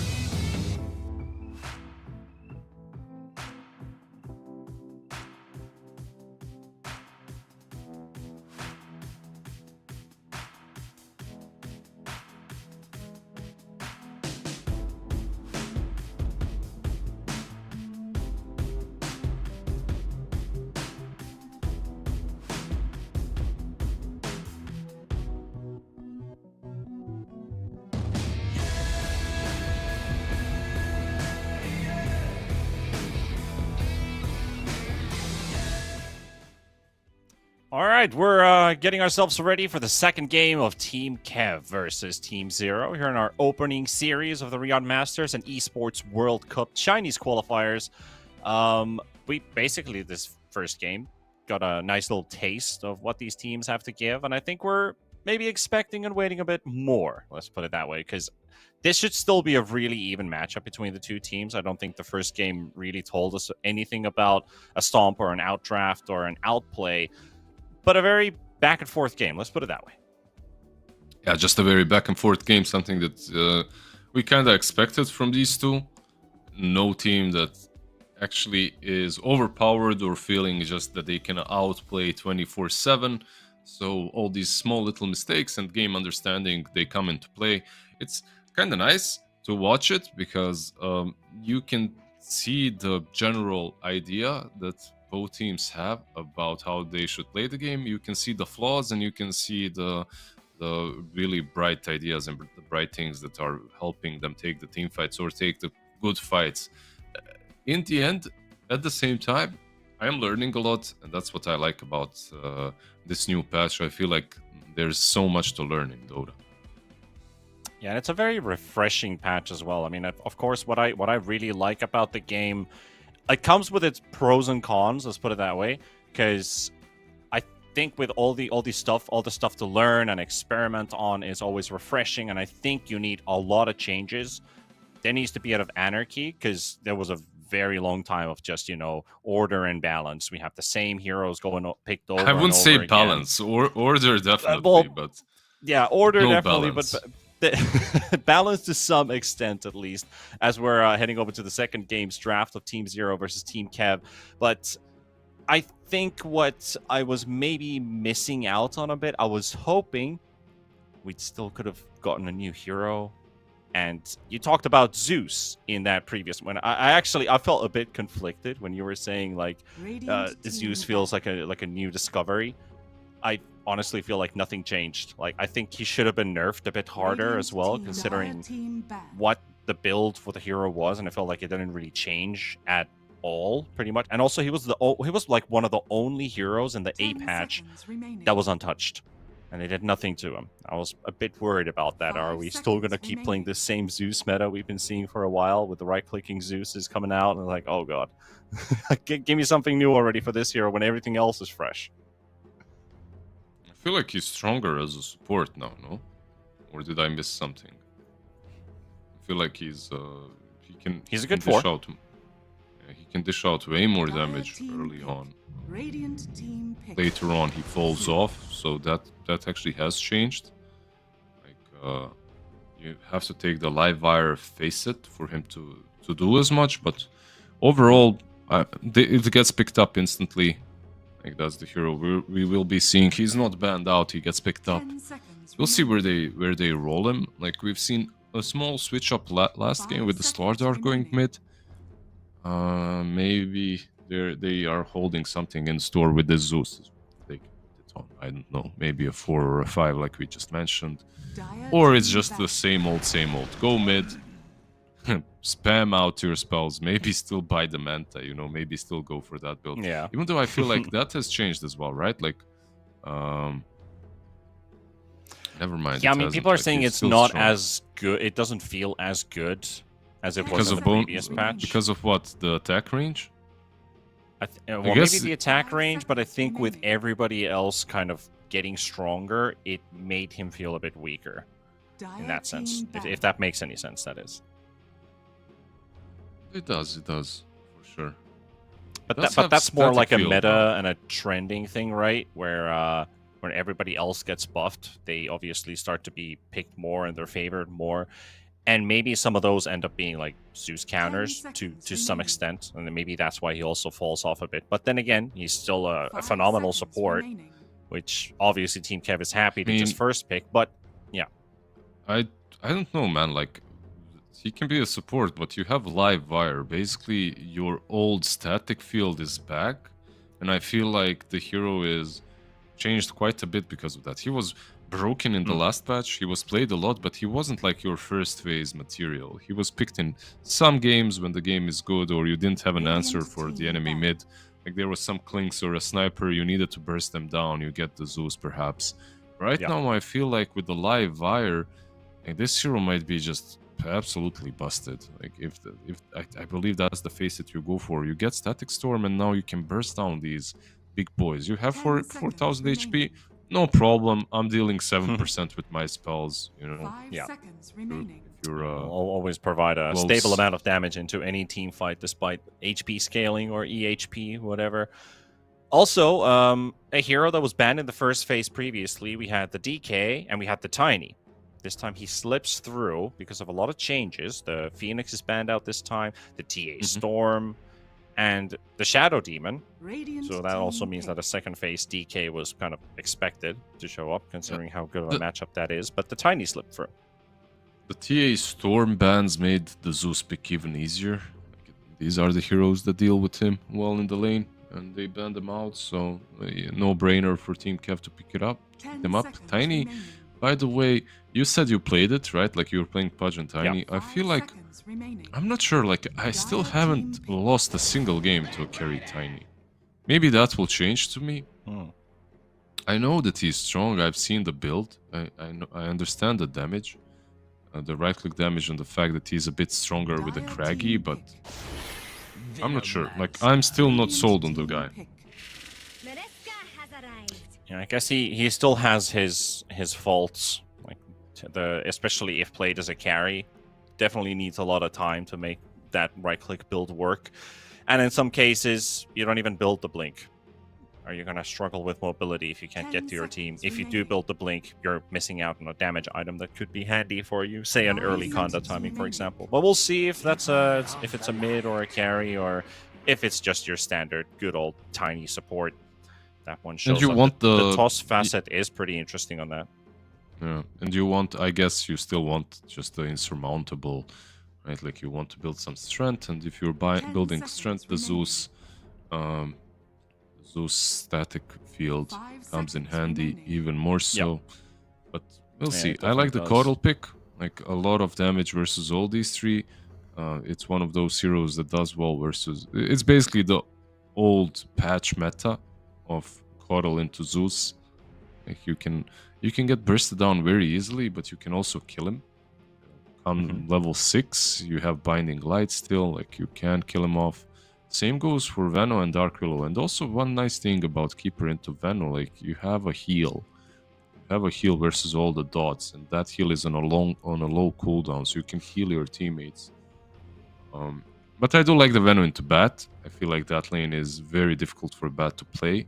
Even if he's playing into Dark Willow, it's not it's much better into Dark Willow. You only have to worry about brambles, but into Venom, like the slows make you a sad boy, Yeah. sad bat. I'd really like to see Team Kev have an option for a melee core to benefit from this Dark Willow. Say either a hero that's abilities benefit from the Ramble Maze, or just a general physical damage dealer that can use the Bedlam for their advantage to get a bit more out of this Willow skill set. They will for sure, right? Like, unless this is some Cuckoomancer, Venomancer position 3, I do think they'll pick an offlane. There you go. They get the Legion, same like in the last game. I mean, I have seen Veno mids, and I've also actually, we did discuss this a bit with, well, at least the Finnish Dota players, and there was something, Veno 2 or Veno core in general has potential. 10 seconds remaining. Does it? Well, They seem like it could 5 probably work. Radiant team back. what do you build on him? Wait, let me. I played some Venom. Yeah, you have Patient At Zero least and you I've have seen- Plague Kid. At least I've seen Scotty on this guy, yeah. Because you have, like, the 10 talent at 15% HP regen reduction isn't that great, but he's got a ton of slows. The Scotty scales nicely with the hero. He actually right-clicks 10 pretty seconds fast, remaining. has decent damage, I have and to. when he builds up into plenty of 5 stats, seconds remaining. also the Dire team spread back. facet, which makes it happen twice. It is quite obnoxious when it just keeps on bouncing. And I've played. And I'm gonna versus- let you Go ahead. cook for a bit longer because not a single spell or talent makes this guy a core. So I'll let you Sure, cook sure. a bit 10 more seconds remaining. with the Oh, it's patches. just the but discussions we've had. It's like Yeah. I see that it could work. 5 seconds maybe remaining. some offlane, then you're just building utility, you know, like because you're when it comes to Skadi and stuff like that. Okay, in a perfect game, you're playing into some super heal and you want to build Skadi and you want to have slow. Sure, it can make sense, but overall, you'd probably not want to go that route. He used to be strong, but that's when his talents were different. I mean, strong True. strong is a strong word. He used to be viable as a core right clicker back when he had different talents. Right now, if you make him work as a core, that's probably at least a right clicking core. That's probably because the enemy team has messed something up. It's not because you're playing really damn well. It can be both, of course. But when it comes to this game, I think it's kind of obvious, right? Like, we get the Legion off, we get the Zeus mid. Maybe some Venom mid, but I sincerely doubt it. Like, versus Coddle, you're gonna get crushed. Unless they know something like Venom into Tiny matchup, which would make Venom amazing. But I don't think so. It's just Legion, Dark Willow off, Venom, Zeus. And I think, like, when you look at the laning stage, it makes sense to put Veno if this Tiny is a core, and Veno's a support in that case, which, Of by the way, course, looks like it right now, unless they're going to put, like, Zeus support and Veno mid. But like you said, Coddle's then just going to enjoy that lane even more. Or No even way, a no mid way, Earth it's- Spirit if they decide to play support Coddle, but we'll see how they roll things out 10 here. We've got the seconds Troll remaining. pick. And there's our Yeah. 2 melee cores. Yeah, they just need. You need if you see this troll, you're basically your options on the offlane are a Razor or Viper. Everything else that's really strong against him has been banned out already, so you don't really have an option. So they go for the Viper. We'll see how it works for them this time around. He's got the Caustic Bath. That's the face that he's gonna rock. I love that Bat Also has gonna see- stoked, stoked. Let's go. Yeah, stoked for this game, and also Ponlo Earth Spirit, which don't remember when's the last time I've actually seen Ponlo play Earth Spirit, but every time I see ES these days, I feel excited. Like, I was already excited about the hero at the end of the previous patch 5 seconds when he got remaining. like plus 30 damage on his Boulder Smash or something like that, and was like, okay, Yep. it's a buff, but wasn't really a reason to start picking him more. But now that I get to actually see more and more Earth Spirit, I get excited. But the thing is, his both facets are kind of, well, they're kind of dog level considering to what other heroes got. A lot of heroes have like their infinite scaling abilities, and all these heroes that were glass cannons now for some weird reason have mobility abilities, which I also still don't quite understand why. Like, they were glass What's cannons the- for a reason, and now they all get mobility abilities. And Earth Spirit's facets are kind of bad. I mean, at least the other kinda one is surprised. really bad. I'm surprised he went for. Actually, I don't know which one is bad here. Magnetizing a stone remnant gives Earth Spirit bonus attack damage for 8 seconds, and he gets like 40 bonus damage, which is quite a lot in these early game fights. Which is where this hero, like this hero is all about the post laning stage, right? Like Yeah. these small skirmishes start. So The and the stepping resonance is the stone as only well. good facet. Stepping Really? Stone Like- is the one that's actually been criticized a lot by also talent, but also players, and been saying like, this is, you can actually grief yourself more with this one, because your remnants don't get destroyed, and you're just going to end up in very weird places with your rolling. Okay, maybe. I remember I'm Effie sure was I- also vocal about it. Like, who would ever want to was pick this unreal. one up? Like, resonance can make sense because, okay, it's just a buff on top of an ability, but realistically, are you going to be doing that much right clicking? Yeah, I don't know. You can squeeze in 1 or 2 right clicks plus 40. Not too bad. We're more Ulu. I'm so bad at it. Feels bad, man. Ulu, you're amazing. Don't let your dreams be memes. They're just trolling, of course. His morphling is solid, but Yeah. let's see. They might clash. There's a smoke up coming from Kev. Have you actually tried the new morph? No, 30 seconds to I battle. haven't It's actually. also, it's pretty weird.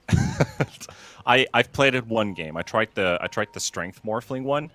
So the more strength you have, the more HP, the more right click damage you get. But your attack speed becomes really bad. But if you drop it to Agi, it drops your cooldown reduction. While we do get the smoke to actually connect, and it's on a carry tiny of all things. Deny him. Not gonna happen. No one is even close. First blood for your opponent's mid laner. Oh dear, that's gonna make things a bit harder for 70. Yeah, that's well. Look, even if you gave him a double kill, Coddle is still gonna farm. He'll get his out of the lane, and then he's gonna stack and get some more. So overall, We'll as long see. as it's we not hope something. we hope for that. We hope for that No, to happen. But it's not. It's not a hope. It has to happen. Like unless he makes something, like unless he really messes up the lane, that should happen. One thing that he suffers from are heroes that kind of can zone him out and get on top of him, like some Quap or maybe even a TA with refraction. But just there's like 2 heroes. But you're that can saying do there's that. a chance. There's like 2 heroes that do that to Coddle. He's fine. A much faster I hope first so blood as this well. time, though. Dire's Definitely turret was the has last been one we killed. had to wait for a bit. And of course, the first courier kill happens almost at the ZZQ? same time as the previous game. This time for ZCQ though, instead of Undyne. Got a blood grenade and a chase. fairy fire. Yeah. Hello is doing quite a hefty amount of damage, but runs out of attack range. And now the Bat Courier is actually going to be sacked. Meanwhile, Undyne actually able to take down Beyond, but Ponlo is going to be another casualty of war here. So make that 3 already for Kev. 1.5 minutes into the laning stage. Yeah, Earth Spirit's problem was this early laning stage, right? Until he gets like level 2 or 3. Bot Orb of Venom, by the way. They're doubling down on the toxicity on top lane. You got the Viper, now you got the Earth Spirit rolling in with... But the problem is, like, you're doing all this into a... You're doing all this into a troll. You're not gonna be hitting the troll very often. And a I will Venno see. that's also going to apply another slow. Yeah, the one against Heroes you, with of course. And also a pretty funny lane in a way. This is the most toxic top lane in a while. Viper and Venno. Yeah, Just not on the against same each team. other, of course. Yeah. Yeah. It is. It's like the dream of every 3K player ever. You know, like they see Viper Venom, they're like, they chortle. Can't we have this lane, please? Yeah, I can can never see have this. Matumba Man slowly finding his way to watch the stream. Like, oh, I hear Venno and Viper. Undyne gonna get jumped on by Ponlo and Beyond, trading a bit in the top lane. Venno dropping really low here, but Ponlo can't quite squeeze in the kill, and now Troll's gonna turn his attention towards Beyond. Couple misses there coming out from the whirling axes, and Beyond's gonna drop. So with the attempt on killing a Venno, they end up losing their core Viper for a second time. At least he's got his TP open now, so no walk of shame. This is kind of a disaster on top lane, really. He's finding some CS at least, so that's fine, but they need to punish them now. Ulu is low, and they need to go. It's an attempt to kick back. There's not a lot that Ulu can do here, so just pop the whirling axes, and actually he's able to survive, but then again, how much good is this going to do to you being this low? You're going to have to spend some time under the tower, and Viper's going to catch up in CS. Yeah, not that great. Like, my thoughts exactly. You have to just wait out now and chill. And yeah, what is the point of surviving if you're grievously wounded? Exactly. What's the point when you're just sitting under the tower? Well, the point is, I guess, you didn't feed the enemy anything.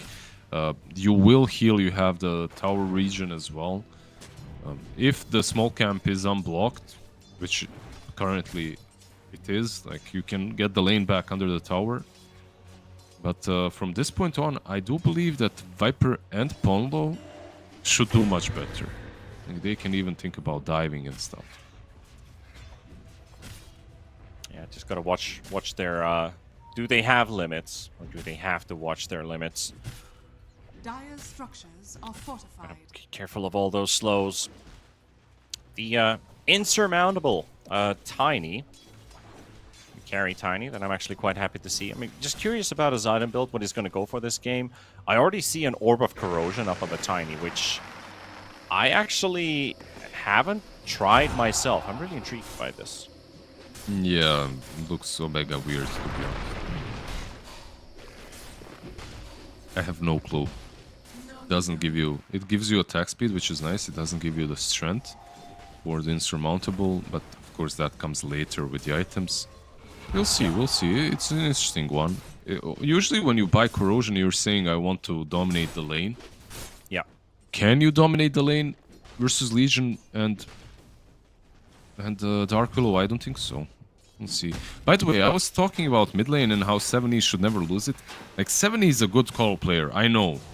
And this is probably the worst beating I've seen on a Coddle in a long time. I told you there's a chance.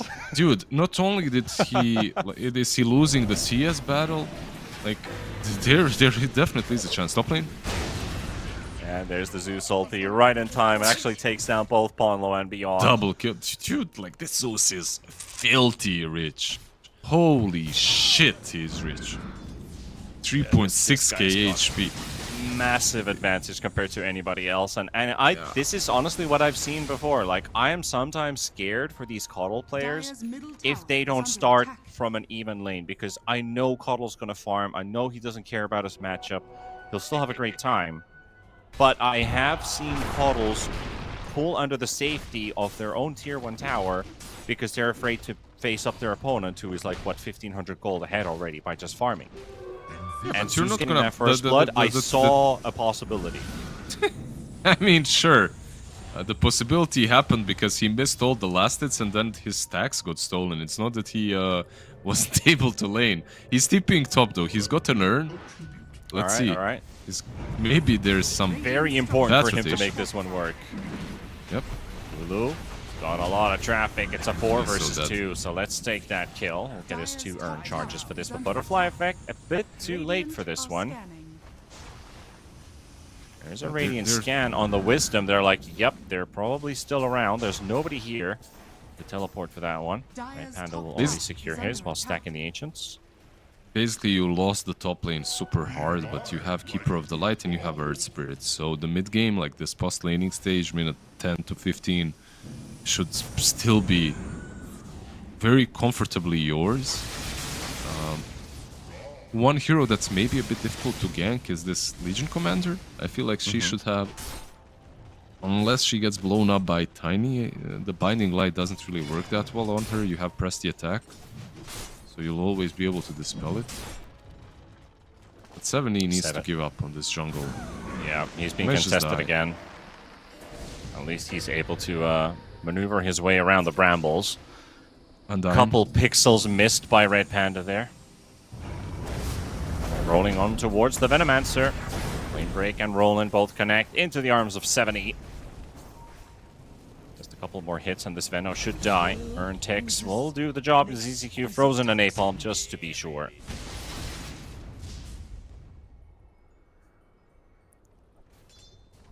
Would have survived without that last napalm cast. Yeah, rough laning stage overall for Team Zero, but post laning, let's see. Same like in the last game, you know, it doesn't really matter how the lanes go. If you have heroes that just do more with just getting a couple of levels, and they definitely have that at the moment. Yeah. And Tiny is still having a good time, which I Is he? think matters the most here. Okay, maybe I just cast or cursed him. Maybe you See didn't, how let's well see. he survives versus 4 heroes. It's a very tanky Tiny, and it takes a lot of resources, and it gives time for Team Zero to get their troops back in towards the spot lane. Still trying to blow up the Tiny from range. Monlo rolling in. The Salty comes out, and there goes Erica. He'll go down. The duel is also popped on top of Ponlo, and right away, sub 10 minutes, first duel victory. Butterfly Effect TP's out though. 70. Can he find a kill on the Legion Commander? Probably not. He has pressed the attack Top button, lane. and Ulu gets a solo kill on the top lane at the same time. So there's that. Olu is a really Yeah. strong troll player. And his lane was really good, so they got the kill on Viper. Bot lane though, just a ton of weird plays. Like Tiny, I feel like he could have lived, but they do Breed get was Erica good. in the end as well. Yeah, I think staying in the lane to take all that CS, believing in your HP a bit too much was... I feel like running The back downfall was of the him. problem, because he had blinding light, not blinding light. Sorry, he had illuminate channeled. It would have healed quite through a lot of damage, and it was also in the right position. So, Ponlo mid lane. That's away. Unlucky with the rune. 70's gonna get it. Red Panda is around though. Cast a stun on him. Butterfly Effect and Undyne both following through the river. Gonna have to go quite deep if they want to try and kill this Caudle, so they'll let go of the chase.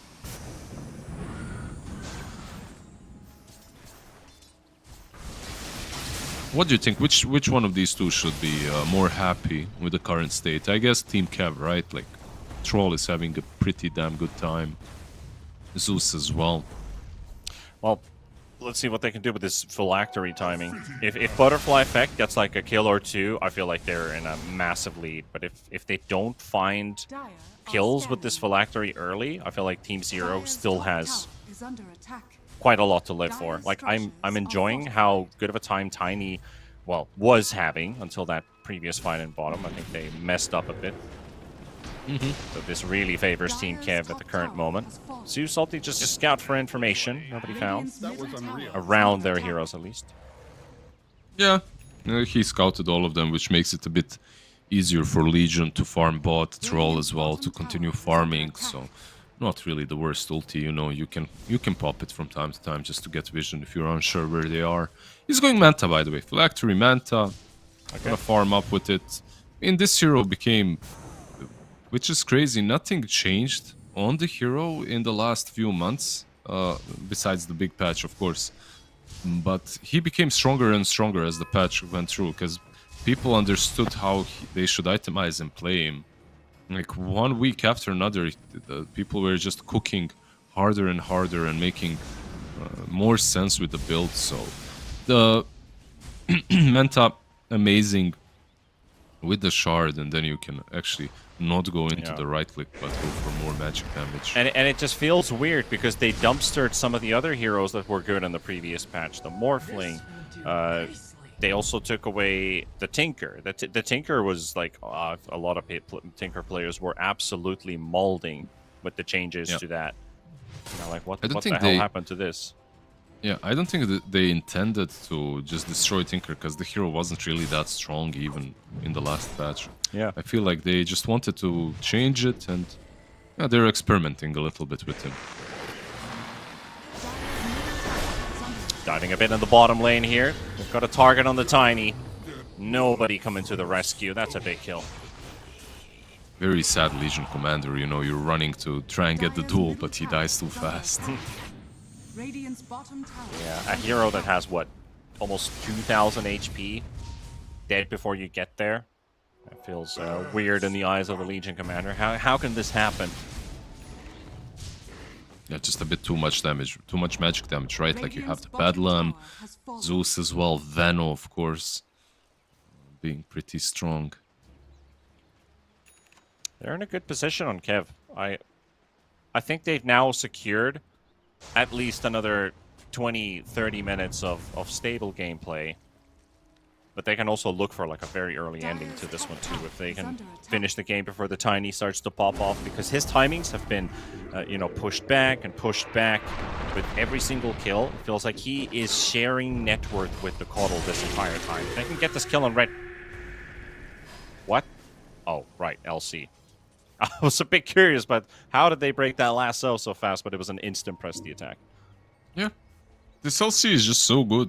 It's not only about the lasso. Like one thing that you don't want to be playing as Coddle against is any sort of strong dispel, or just a dispel, that is. Mid lane, they try to go on Zeus, but they might just die on combo. Yep. Radiant's middle tower. Nice little Slowed up chakra at least. magic. Yeah. He was rescued by chakra basically. There Yeah. he got another roll. Yeah, he would have died Cooldown got otherwise. reduced. But yeah, you can't use your vessel properly. You can't use your binding light, which is the most important thing, properly. Like you have to wait out to press the attack somehow. You have to bait it out. ZZQ. See duel. Easy, Zeus just ult. walk up to the Batrider and take this one. Yep, Zeus will secure the kill. And LC gets a duel win.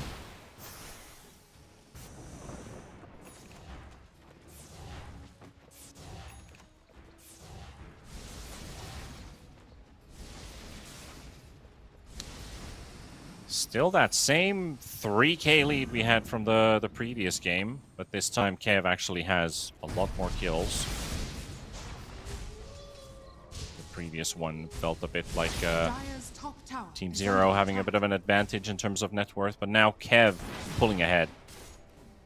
Yeah, I'm just waiting for Erika. Like he's got the Echo Saber. He's going for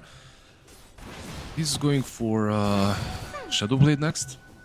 Shadowblade, okay. You looking for Silver Edge this game? Basically, I you guess can't buy. Zeus and Invis item is weird, but You can't buy Blink. You're playing into Veno. I mean, you can, but you're playing into Veno, Zeus, and Shadowblade. It is the item that I'm seeing most Tinies go for at the moment, right. for one reason or another. ZQ. Another duel. And another kill for Butterfly Effect. By the way, Butterfly Effect was the only unkilled hero in the last game. And he's still holding on to that. So currently, let me just double check so I'm not completely wrong. It was 5-0 and 10. On the bottom lane, there's going to be probably more casualties with Ulu. Yep. Popping his ulti with the Maelstrom, and Ponlo gets slowed up as well. LC can just walk up to Ponlo. Just waiting for his rollout. Quick, nice block there.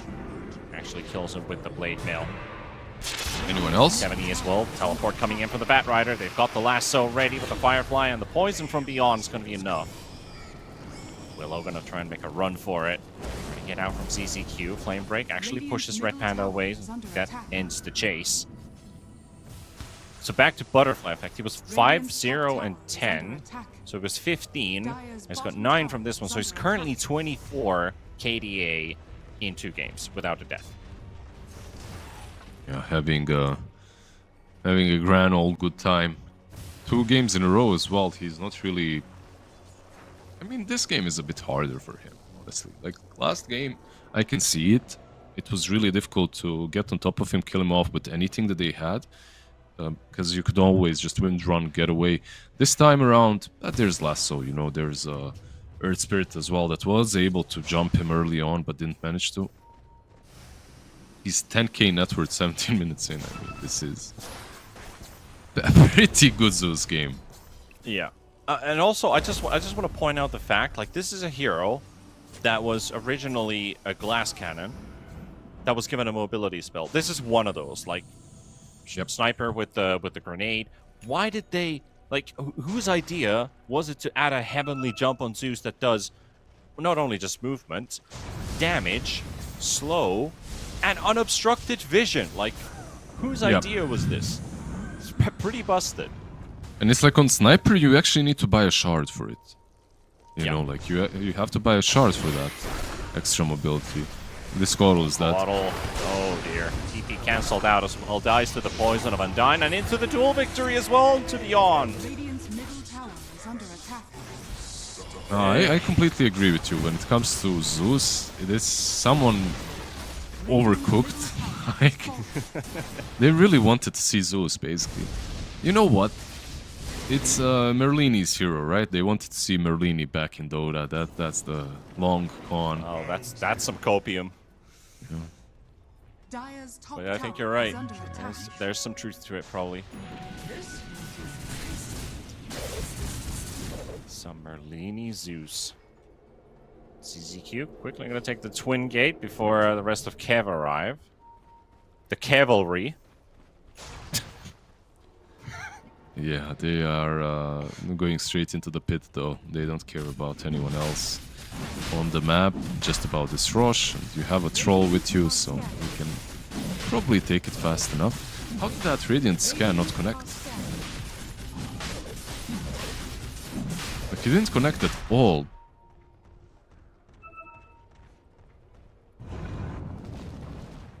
I guess it just needed to be a bit closer. Oh well. The heroes were out of it in any case.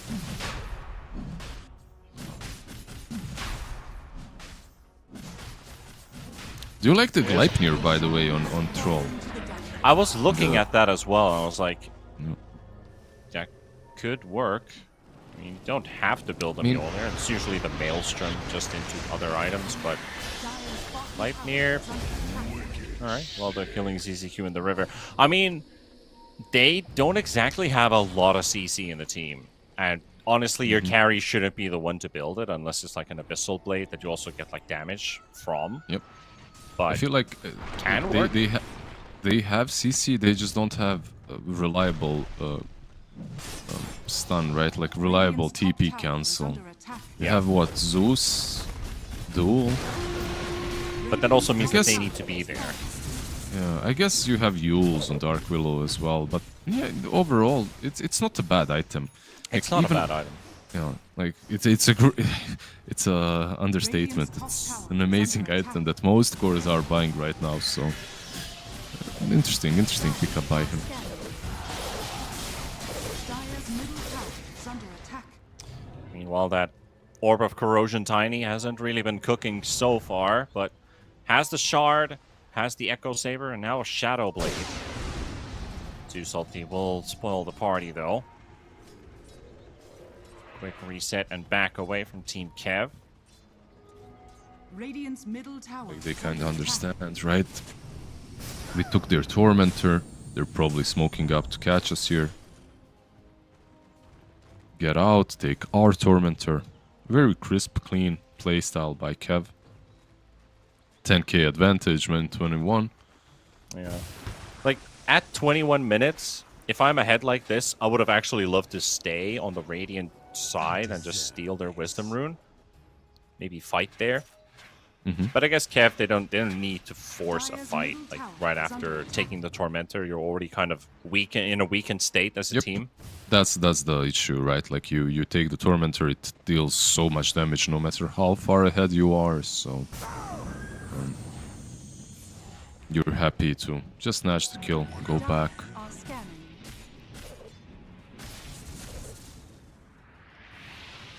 Also, I wanted to ask, like, you're a support player. Should you almost try to rush the Shard on the Willow?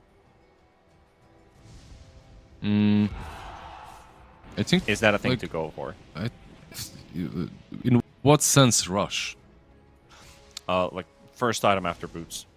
Because there are heroes that just want to get Shard ASAP. Is Willow's Shard an ASAP item? I don't think it's boots and Shard. I think it's like boots, one more item, and then maybe if you don't get it from the Tormentor. but I don't think you just rush it that hard. At least I would never. Yeah. ZZQ falls once see again. your point of view on it. You know, like how value of a shard is it? I mean, it's a great shard, sure, but it's not like it's so amazing. mega annoying. It's really goddamn annoying to play against. Yeah.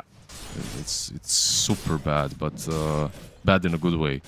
But like you need, I feel like Dark Willow is a sort of a hero that, I mean, she doesn't need a lot. Like you can just itemize, get one item that's good for the team, Yule's, Vessel, whatever, and then you can get the shard afterwards. You don't necessarily have to just insta rush it. He's getting it now. Radiant's middle tower is under attack.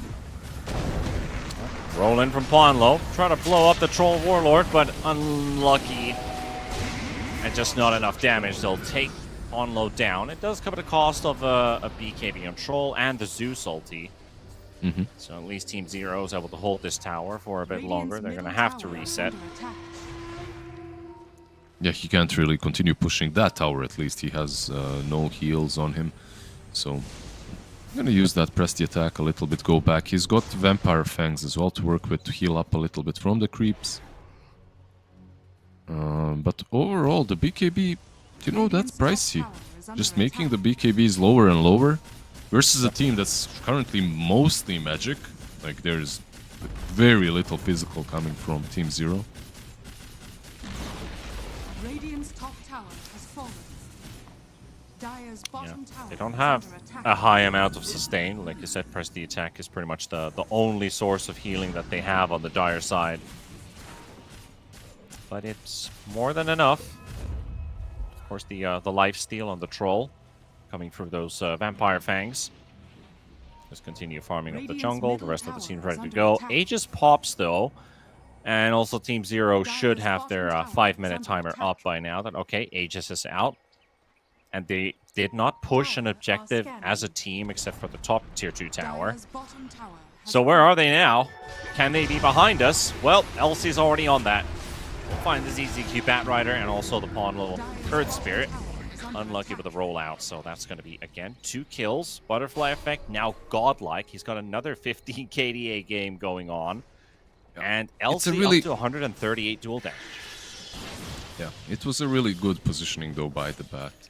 Like, even though he does die and he feeds the dual damage, which is never great, he's the only reason why Tiny lives. Like, Tiny was basically, the way they were running, they would run straight into Tiny if they continued. So Erika manages to TP out, he manages to, I believe, almost complete. He's not there yet, but almost complete his Satanic. Yeah, he's got a lot of HP. Exactly, he's got a lot of HP, but a lot of HP that will be, you know, dealt with. You have Zeus, have a lot of percentage-based damage. You have your Veno as well, which will be very annoying. So, yeah, let's see. Aghanin's fully completed on Legion for a while now, so even with the status resistance, they have enough lockdown.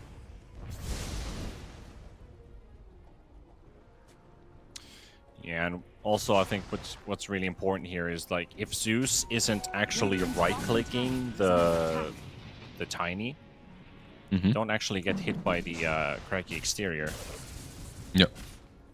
So that should be attacks instead of spells.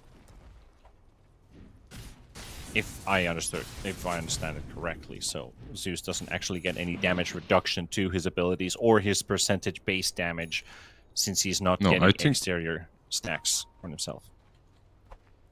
Yeah, I think so. I think you're right. It's about the right clicks.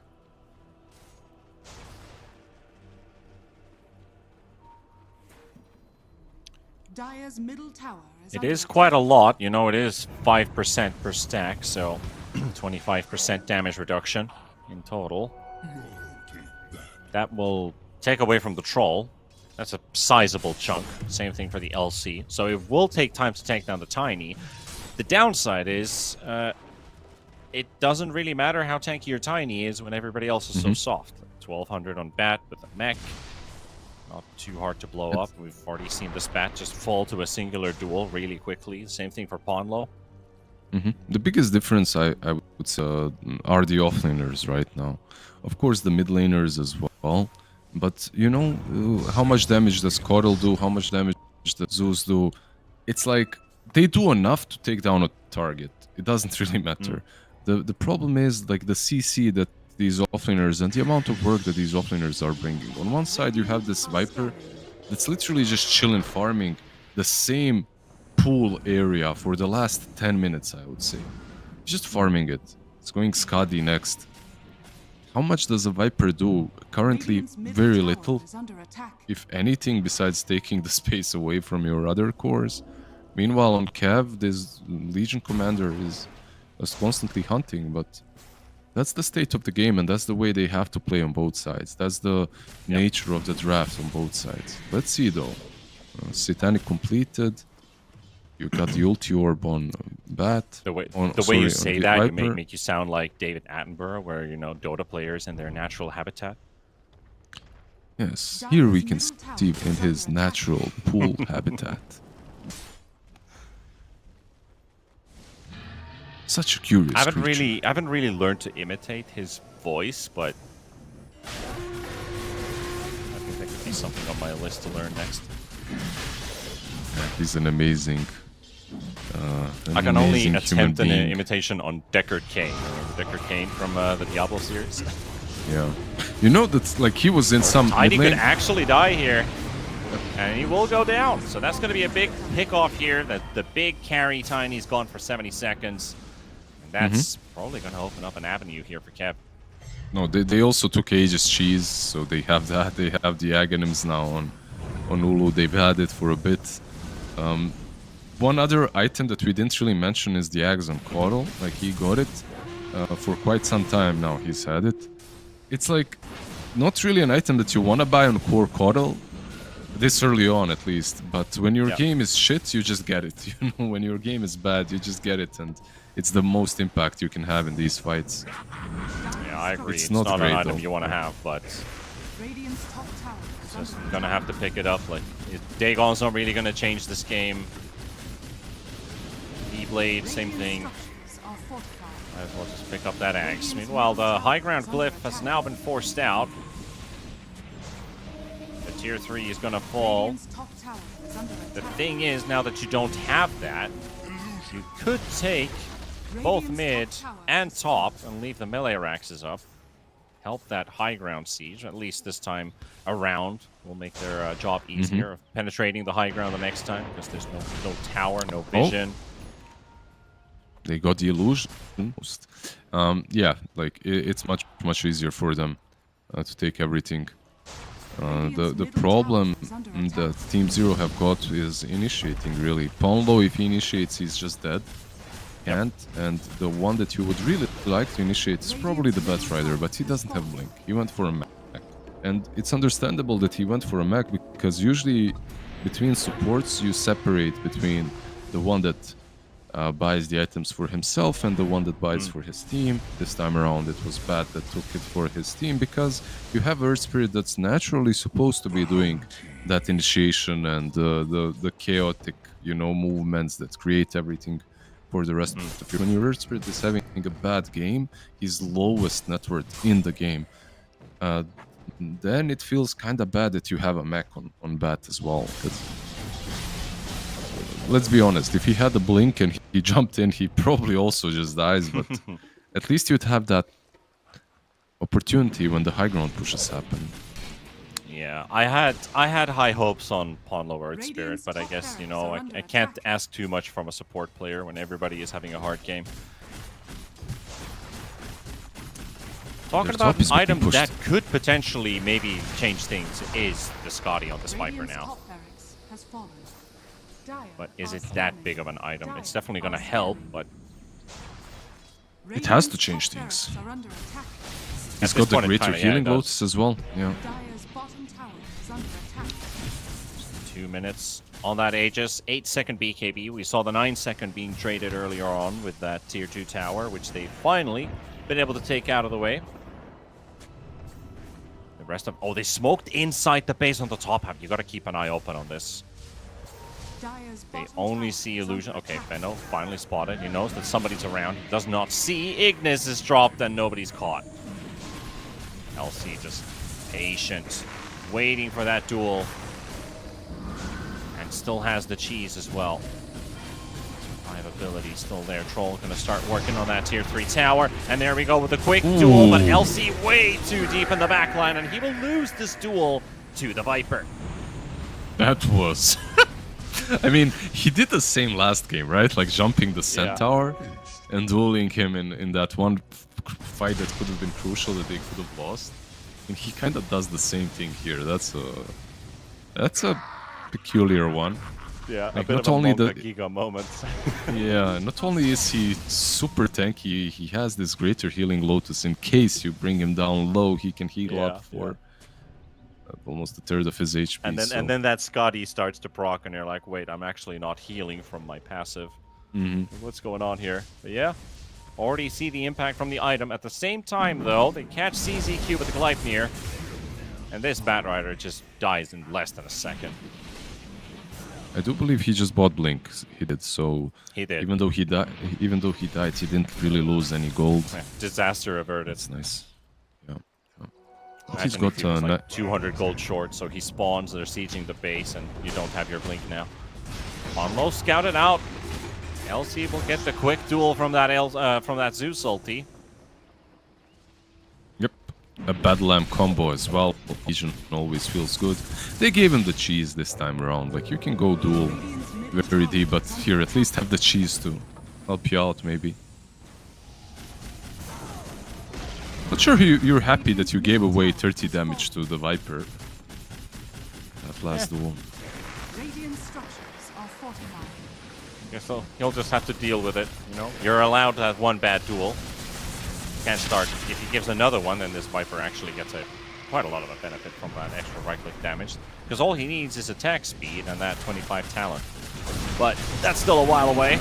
There we go with the fight there in the front. That Troll still surviving with that ulti. And it will This just might be game. Evaporate the heroes, and that's pretty much gonna look like game.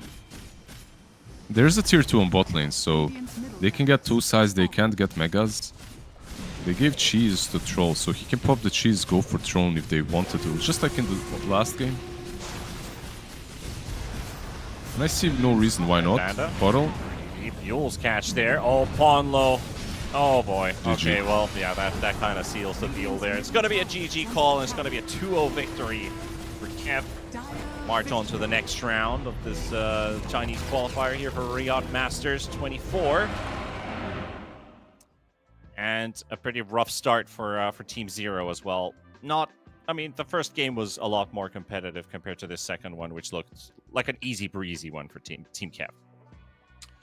Yeah, I actually, after one, I expected it to be way closer, but it wasn't. It truly wasn't like that. Team Kev just proving to be a bit stronger or to have a better grasp of the game currently. Yeah, and also got to highlight Mr. Butterfly Effect. Clean series, no deaths. 11-0-11 in the end with the Zeus as well. So combining those stats with the Wind Ranger game from before. Well, this guy's got a crazy good statistic with 15 plus 22. That will make a nice 37 KDA series for him. Couldn't kill him mid-game last game, couldn't kill him mid-lane this game.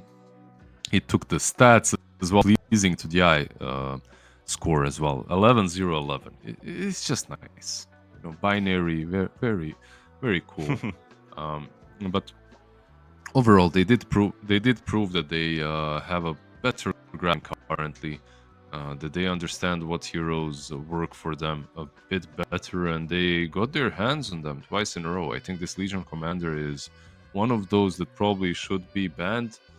But yeah, Zeus as well. I feel like this hero is just stronger than he was in the last patch even. Not only did they not nerf him, they made him better.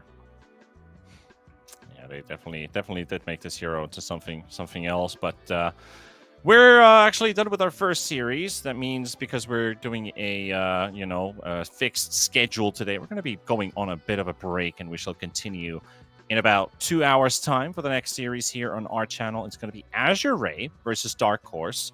We already kind of discussed about Dark Horse at the start of the series, and of course Azure Ray, amongst G2 and LGD, probably the expected 3 invitees from China. But of course, it's the first round of the playoffs. It's not really going to lock anything in, but if you do win this first series, at least you're one step closer to, 2 wins, and you're already through, and you're already qualified. You don't have to worry about the lower bracket and the grind and all that. But it's going to be a tough matchup, definitely for Dark Horse. Do you think Azure Ray's form today is going to be super hot? Probably not. Like their form hasn't been super hot in quite some time, but we'll see. It has to be, because every single team that's been in a rough spot in the last couple of months really they have to step it up, bring its A game, because you're playing for a quite nice chunk of cash. So this is your second TI. You really want to play it. Yeah, this is your big paycheck if you're going to make it that far. But, ladies and gents, we'll see you guys in 2 hours for the next series with Azure Ray and Dark Horse here with T-Panda and Lizard. We'll see you guys in a while.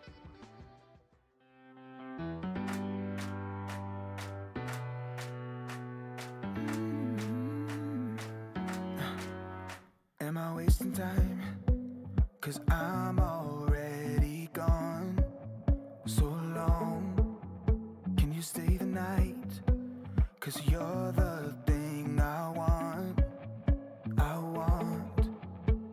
I know you're feeling different when you're stressed out, but even with no makeup you still stand out. 'Cause no one makes me feel the way you do now, like you do now. The way that you move your body, you make it look like a hobby. Every time that you touch me, it's electricity. Things we discovered underneath last night's covers. Everything came so easy. It's electricity. Electricity. Whoa. It's electricity. Electricity. It's electricity. When it's late at night, I feel you on my skin. My skin. You're all that's on my mind. It's finally sinking in. You're it. I know you're feeling different when you're stressed out, but even with no makeup you still stand out. 'Cause no one makes me feel the way you do now, like you do now. The way that you move your body, you make it look like a hobby. Every time that you touch me, it's electricity. Things we discovered underneath last night's covers. Everything came so easy. It's electricity. Electricity. Oh, it's electricity. Electricity. It's electricity.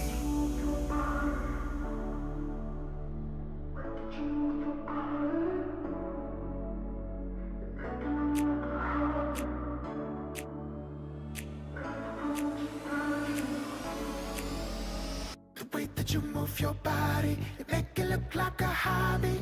Every time that you touch me, it's electricity. Things we discovered underneath last night's cover. Everything came so easy. It's electricity. Electricity. It's electricity. You move your body. Electricity. You move your body. It's electricity.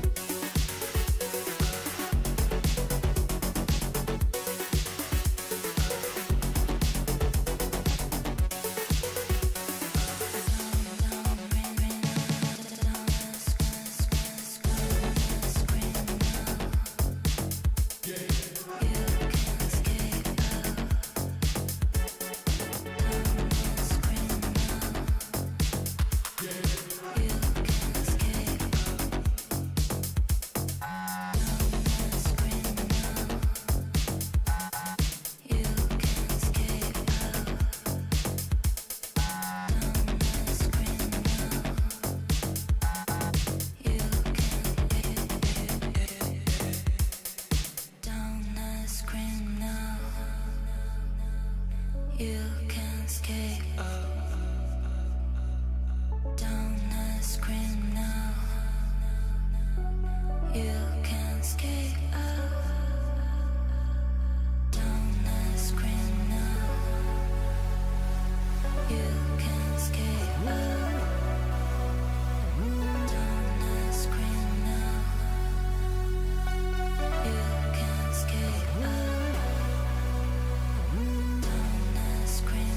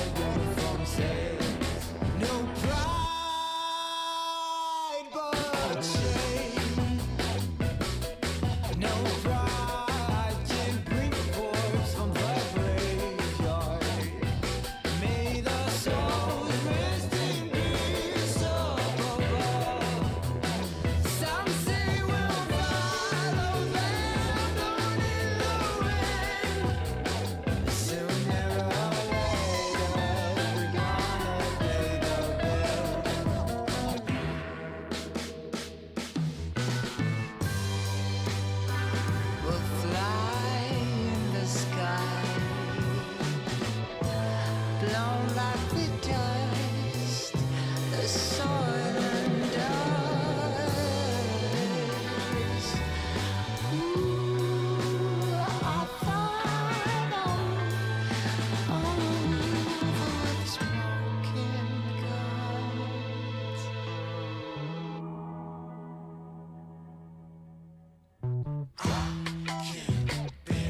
All this fuss around me,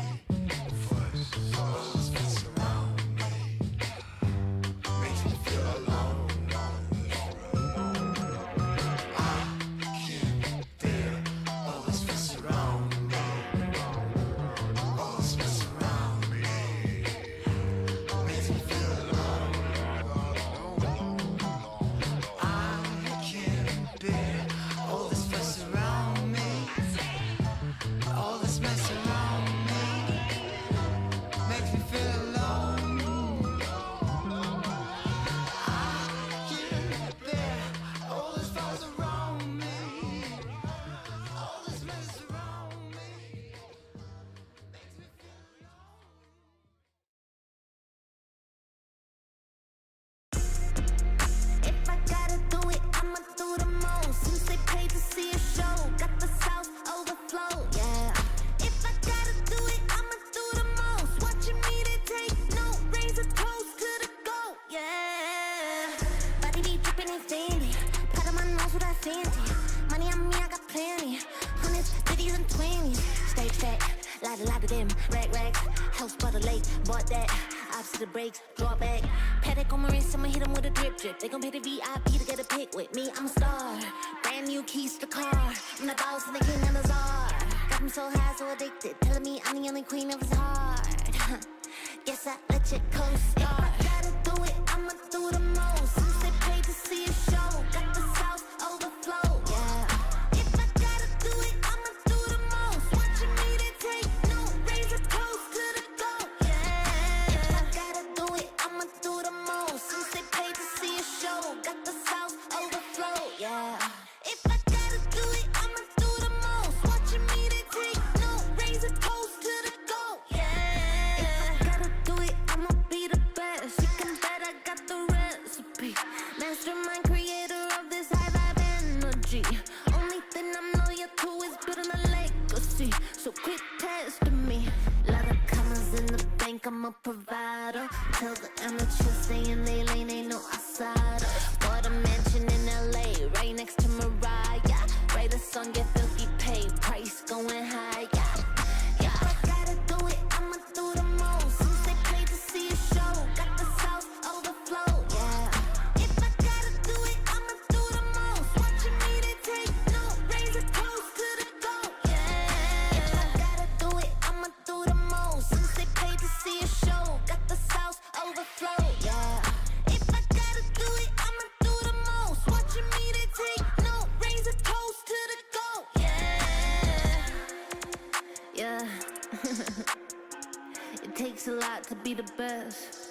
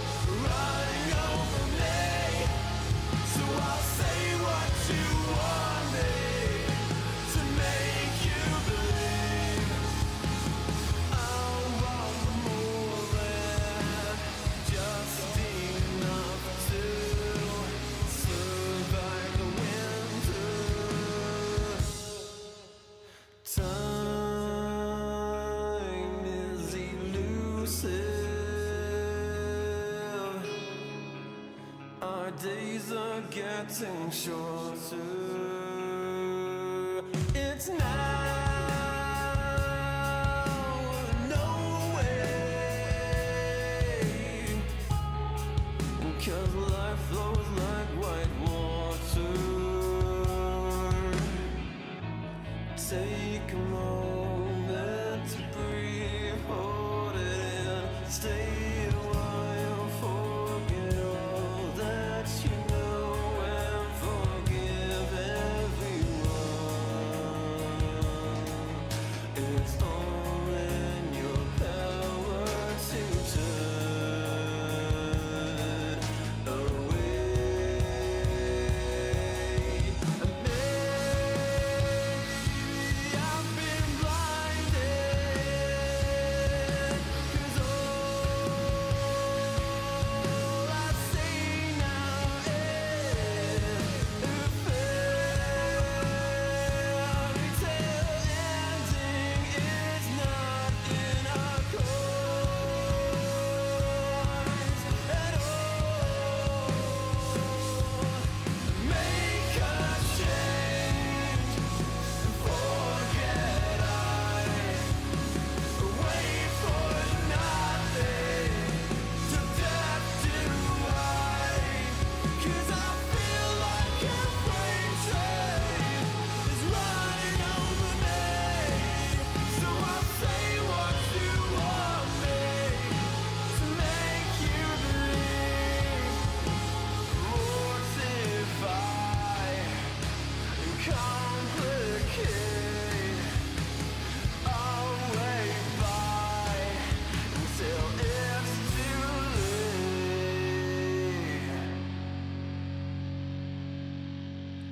But I think that you know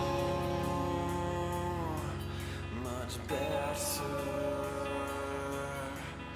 Wait forever. My head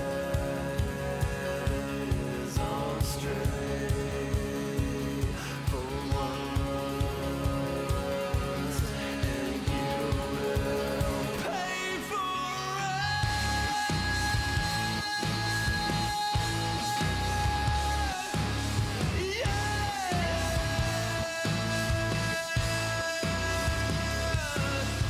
Caught in a landslide, and first I take, and I can't wait to finally get out of here.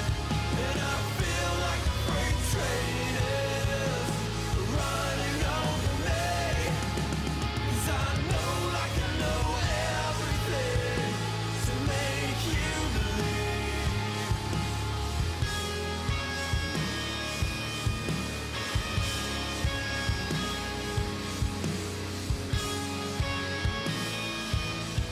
Take every piece of me, and don't be fine for a little while. Forget everything.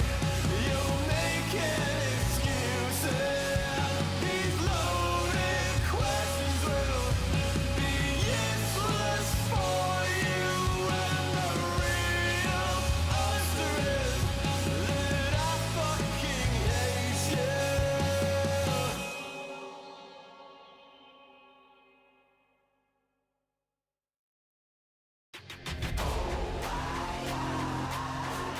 Never fall back. We will stay right where we at. We never fall back. Yeah. We never fall back. And you can find me where I'm at. We never fall back. Ha. We never fall back. And you can find me where I'm at. We never fall back. Come up with a game plan. Double XL up in the paint, you can't shake that. All the way gassed up, full tank, man. Moving too quick, keep the cameras in the playback. Dang, so tell me how you feel with it. You put a lid on it, I ain't got no chill with it. This right here your problem, you gon' have to deal with it. Lay it on the line, high risk, that's the meal ticket. Yeah, we never fall back. Hold our ground where we at. Never fall back. No lies, no facts. We will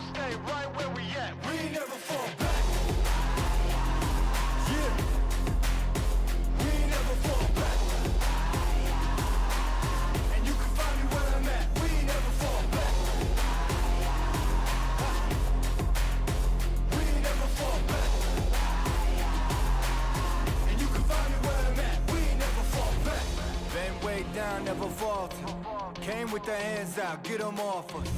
I'm 24/7 in the office. Pay attention cause I ain't repeating offers. Yeah, never met a man I've been scared of. Careful, you gon' get exactly what you asked for. Careful, whatever you bring me getting handled. I answer to no one, I don't need to hassle. Yeah, we ain't never fall back. Hold our ground where we at. We ain't never fall back. Hold our ground where we at. Never fall back. We ain't never fall back. Hold our ground where we at. Yeah. No lies or facts. You can find me right where I'm at. We ain't never fall back. We ain't never fall back. Yeah. We ain't never fall back. And you can find me where I'm at. We ain't never fall back. We ain't never fall back. And you can find me where I'm at. We ain't never fall back.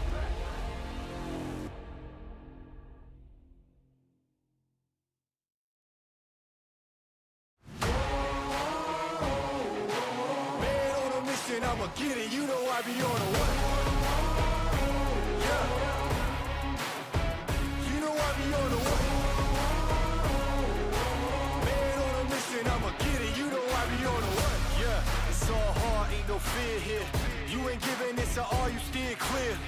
Never beat, I've been down and I reappear. You got some money on the line, you better put it here. Rolling in and doing that work. Check priorities, I'm doing that first. Checks big and I'm sure that hurts. But it's checkmate, we ain't selling short, no to work. Ain't nowhere to hide. You ain't gotta see me come and keep me on your mind. Cause I be on the way. Yeah. You know I be on the way. Man on a mission, I'ma get it. You know I be on the way. Yeah. Man, we coming for them bags that they said I couldn't have. Get the team. I got a vision for the things you ain't believe. And here's the motto, hard work, this over everything. It's that comeback.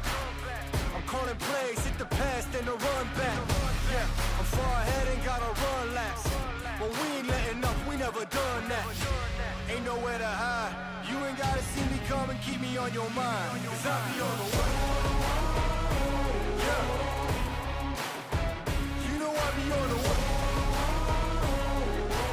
Man on a mission, I'ma get it. You know I be on the way. Yeah. I'm on the way. On the way. Yeah. On the way. I'm on the way. I'm on the way.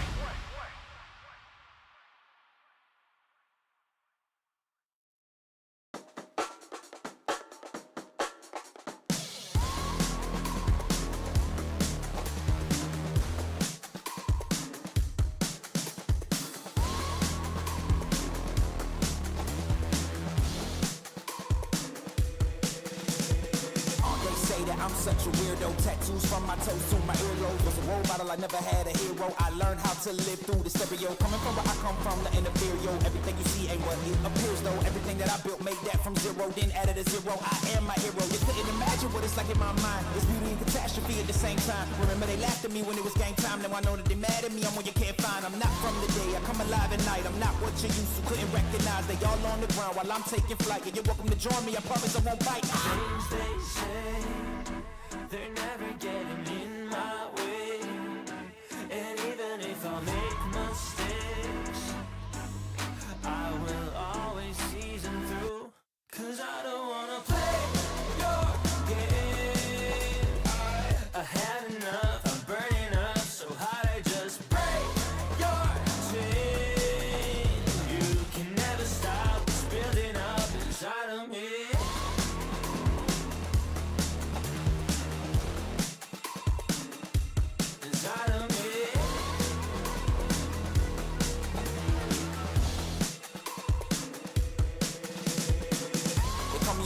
I guess I don't fit in with the imposters. I'm taking the mask off, prepare your conscience, prepare for honest, cut off all the nonsense. I'm all in your shot, girl, wonder who shot you. Go call the doctor, boom like the chopper. Don't you get chopped up, I'm here to stop you. Whoever wants smoke like a roster, break you off proper. Things they say, they're never getting in my way.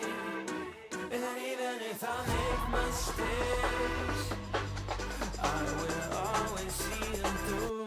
Cause I don't wanna play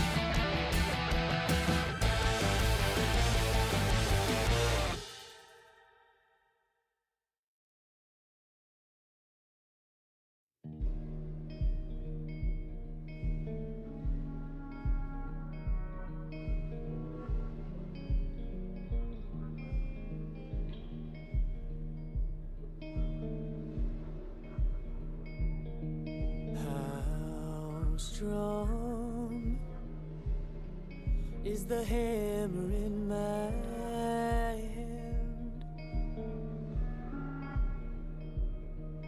How long can you force me to dance?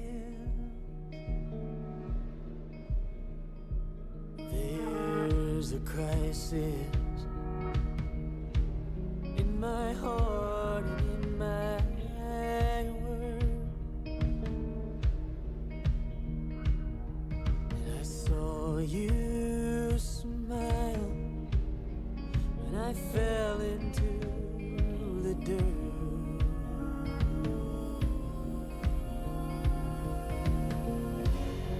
Oh, your fire,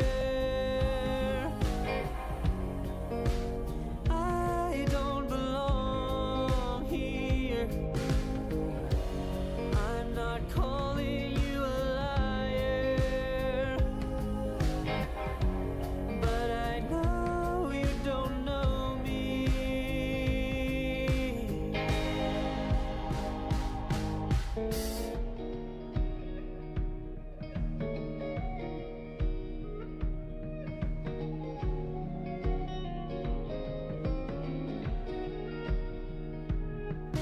I'm too young for bitterness like this. I've grown too old to forget. I'm not a killer, but killing never fails.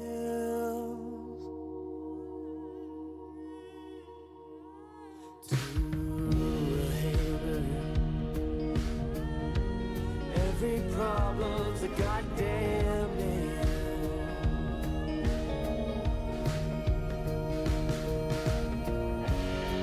Oh, your fire, I don't belong here. I'm not calling you a liar, but I know you don't know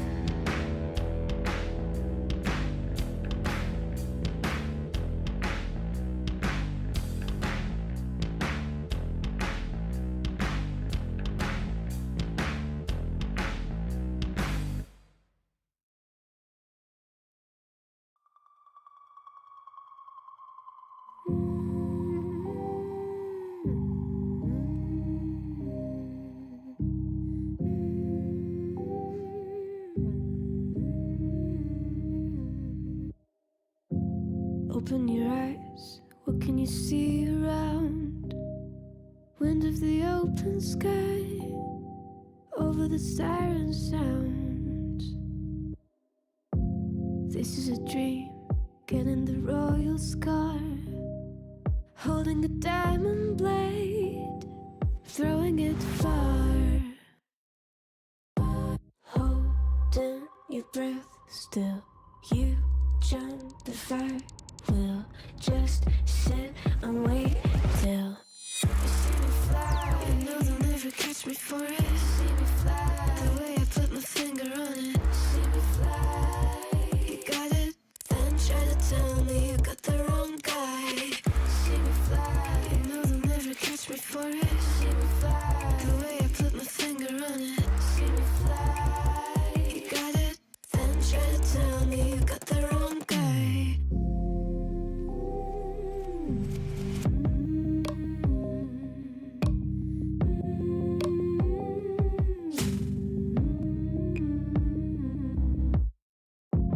Look at them now, all of the noise they make, counting the cards to one. Queen of Hearts never breaks. Falling asleep here might just take a while. Try not to grind your teeth, dreaming to touch my style. Well, can't say I blame you. Try to come close to, but all you can do. See me fly, you know they'll never catch me for it. See me fly, the way I put my finger on it. See me fly, you got it, then try to tell me you got the wrong guy. See me fly, you know they'll never catch me for it. See me fly, the way I put my finger on it. See me fly, you got it, then try to tell me you got the wrong guy.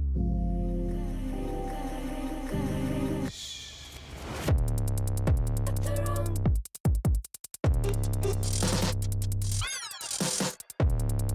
Got the wrong guy.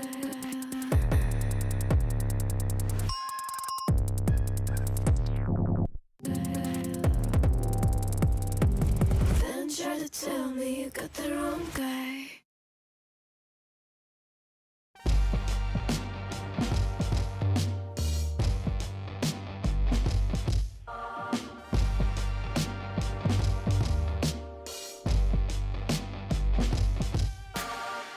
Throw your uppercut, try to hit me in the gut, thinking that I won't react. You whispering my name, thinking I won't be the same. Turn fiction into fact. See what you didn't know, bruises that I'll never show, slipping on your every jab. So tighten up your fist, step into the ring with this. I hope your mama's got your back. First round, you thought you would've knocked me down. Fifth round, bleeding out the side of your mouth. Final round, holding the sound of my name in the crowd. You didn't bust. Oh, oh, oh, oh. You didn't bust. Oh, oh, oh, oh, oh. Just 'cause I took a break, you're making a huge mistake, thinking you can take the throne. Look at you trembling, step into the lion's den. Bet you wish you stayed at home. Begging for mercy underneath your breath when I ain't even sweating. Yeah, my legend's written in the stone. Yeah, you're crying, Adrian. Defeat is now your only friend. Even your mama's gotta know. First round, you thought you would've knocked me down. Fifth round, bleeding out the side of your mouth. Final round, holding the sound of my name in the crowd. You didn't bust. Oh, oh, oh, oh. You didn't bust. Oh, oh, oh, oh, oh, oh.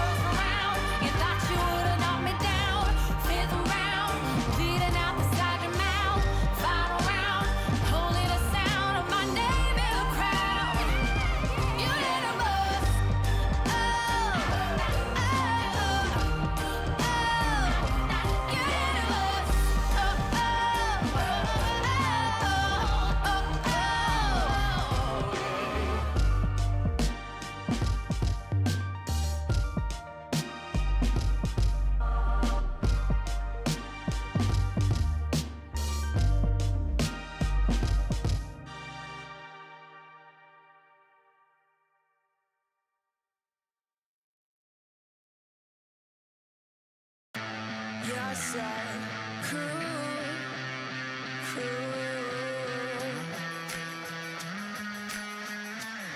stick around.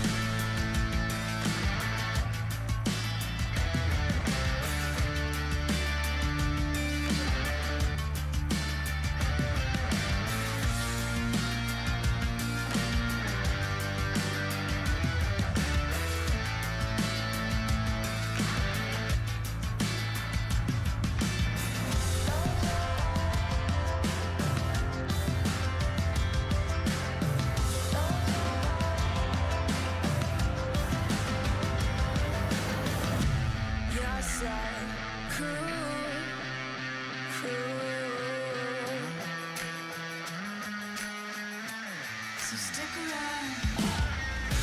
Just like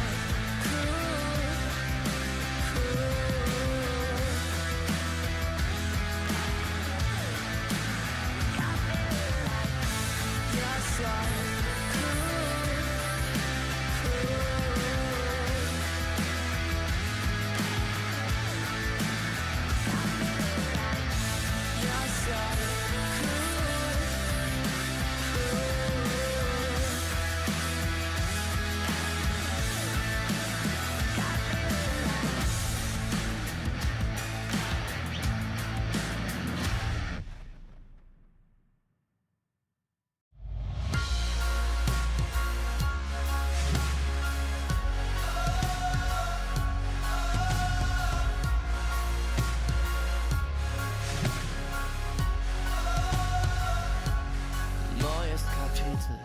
weißes Papier, Seite um Titel, Mitte 20 und hier Zeile für Zeile, offener Blick, find nur beim nach vorn sehen zu mir selber zurück. Und auch wenn's irgendwie nur eine Plattitüde ist, der Augenblick zerfällt, hält man ihn fest. Und wenn ich's richtig sehe und verstanden hab, dann sagt er selbst, wenn man ihn ziehen lässt, ich geh einfach nur los, irgendwo hin, auf jeden Weg. Ob klein oder groß, wartet ein Sinn und wir haben's erlebt. Nein, ich hab noch nicht genug, wart mal wieder auf die Flut. Schwimm oder schweb, Leben ist Leben, Leben ist Leben. Solange sich alles bewegt, solange sich alles bewegt. Lieber neue Gedanken aufleisen sollen, statt ewig im Gestern mit den alten Parolen. Nun ist die Währung, der Weg ist das Ziel. Kostet die Welt dann vielleicht gar nicht so viel. Und auch wenn manches davon sicher Plattitüden sind, man fühlt genau, wenn es stimmt. Ich geh einfach nur los, irgendwo hin, auf jedem Weg. Ob klein oder groß, wartet ein Sinn und wir haben's erlebt. Nein, ich hab noch nicht genug,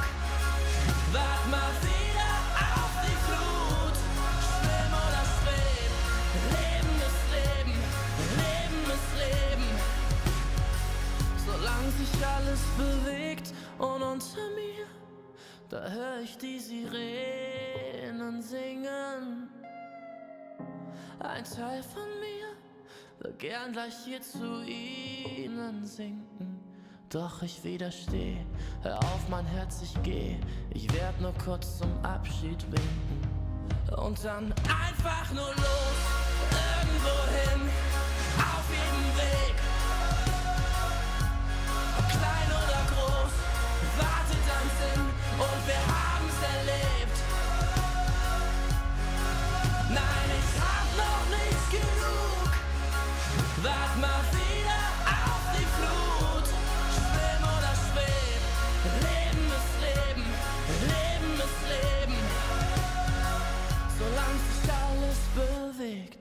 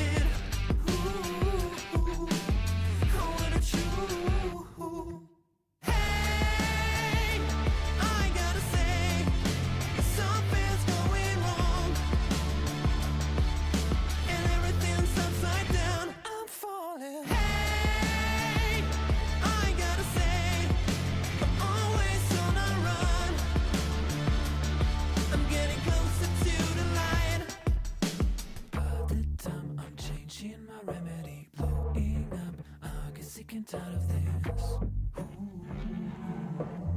oh, what a truth. No one talk now, I'm feeling lost on it. Silence is loud, I get it safe from it. Ooh, oh, what a truth. Hey, I gotta say, something's going wrong, and everything's upside down. I'm falling. Hey, I gotta say, I'm always on a run. I'm getting closer to the light.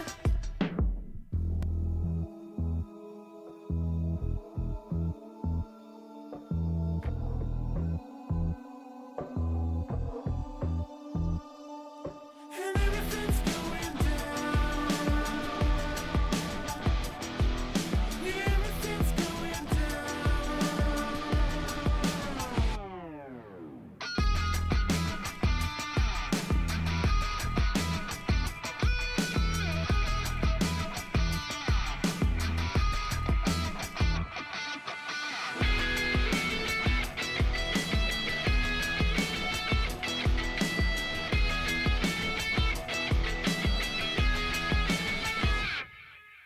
Hey, I gotta say, something's going wrong, and everything's upside down. I'm falling. Hey, I gotta say, I'm always on a run.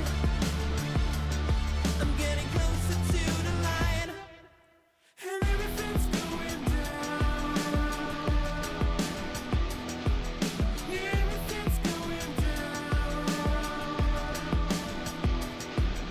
And everything's going down.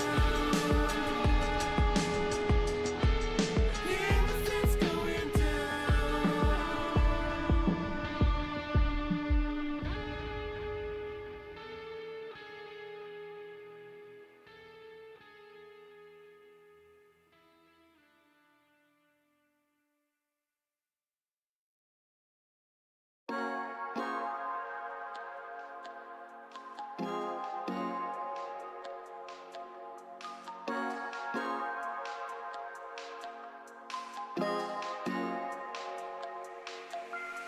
Ganze Nacht nur unterwegs, Sportcoupé angehen mit den Brüdern und Rosé. Späti gehen, Shorty schläft, wenn die Sonne untergeht. Runden drehen, dich erlebt, ich will nicht mehr gerade sehen. Der Verstand ist lahmgelegt. Im Coupé hinten links. Ich schreibe und ich trink.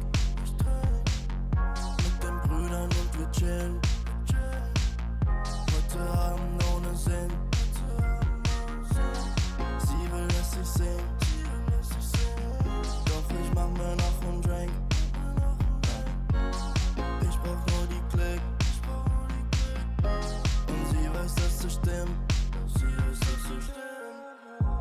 Die ganze Nacht nur, die ganze Nacht nur, die ganze Nacht nur, die ganze Nacht nur, die ganze Nacht nur, die ganze Nacht nur, die ganze Nacht nur, die ganze Nacht nur unterwegs, Sportcoupé angehen mit den Brüdern und Rosé. Späti gehen, Shorty schläft, wenn die Sonne untergeht. Runden drehen, dich erlebt, ich will nicht mehr gerade sehen. Der Verstand ist lahmgelegt.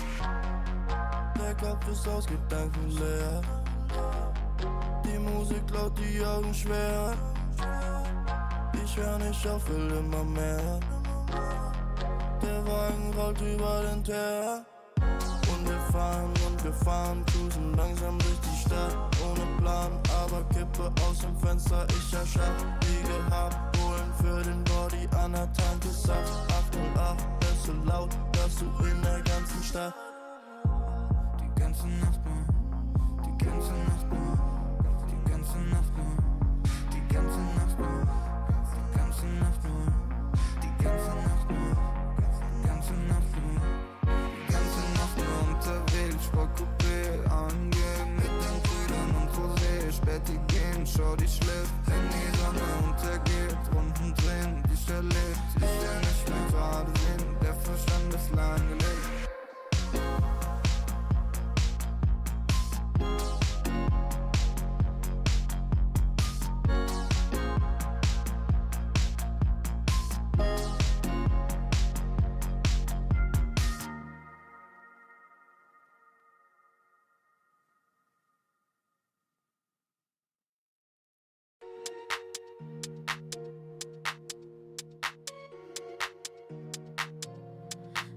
auf meiner Fensterbank, die Nacht zieht vorbei.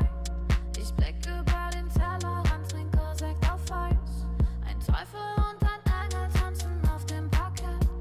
Vielleicht sind wir unsterblich, müssen nie wieder weg. Ich sitz auf meiner Fensterbank, die Nacht zieht vorbei. Ich blick über den Tellerrand, trinke Sekt auf Eis. Ein Teufel und ein Engel tanzen auf dem Parkett. Vielleicht sind wir unsterblich, müssen nie wieder weg. Backpack, Kippen und Drinks gegen Tristess. Großstadtbild, komm mir nicht weg. Kopf fragt, mach kein Pisstest, nein. Ich will nicht auf deiner Party gehen, nein. Engel und Teufel tanzen Schwanensee. Von deinen Lippen tropft der Chardonnay. Ich küss ihn weg, bevor du schlafen gehst. Sitz auf meiner Fensterbank, die Nacht zieht vorbei. Ich blick über den Tellerrand, trinke Sekt auf Eis. Ein Teufel und ein Engel tanzen auf dem Parkett. Vielleicht sind wir unsterblich, müssen nie wieder weg. Ich sitz auf meiner Fensterbank, die Nacht zieht vorbei. Ich blick über den Tellerrand, trinke Sekt auf Eis. Ein Teufel und ein Engel tanzen auf dem Parkett. Vielleicht sind wir unsterblich, müssen nie wieder weg. Faded auf den Wohnzimmerdielen. Baby, sag, wieso sind wir hier? Kann sein, dass wir den Boden verlieren. Wir heben ab morgens um 4. Ich sitz auf meiner Fensterbank, die Nacht zieht vorbei. Ich blick über den Tellerrand, trinke Sekt auf Eis. Ein Teufel und ein Engel tanzen auf dem Parkett. Vielleicht sind wir unsterblich, müssen nie wieder weg. Ich sitz auf meiner Fensterbank, die Nacht zieht vorbei. Ich blick über den Tellerrand, trinke Sekt auf Eis. Ein Teufel und ein Engel tanzen auf dem Parkett. Vielleicht sind wir unsterblich, müssen nie wieder weg.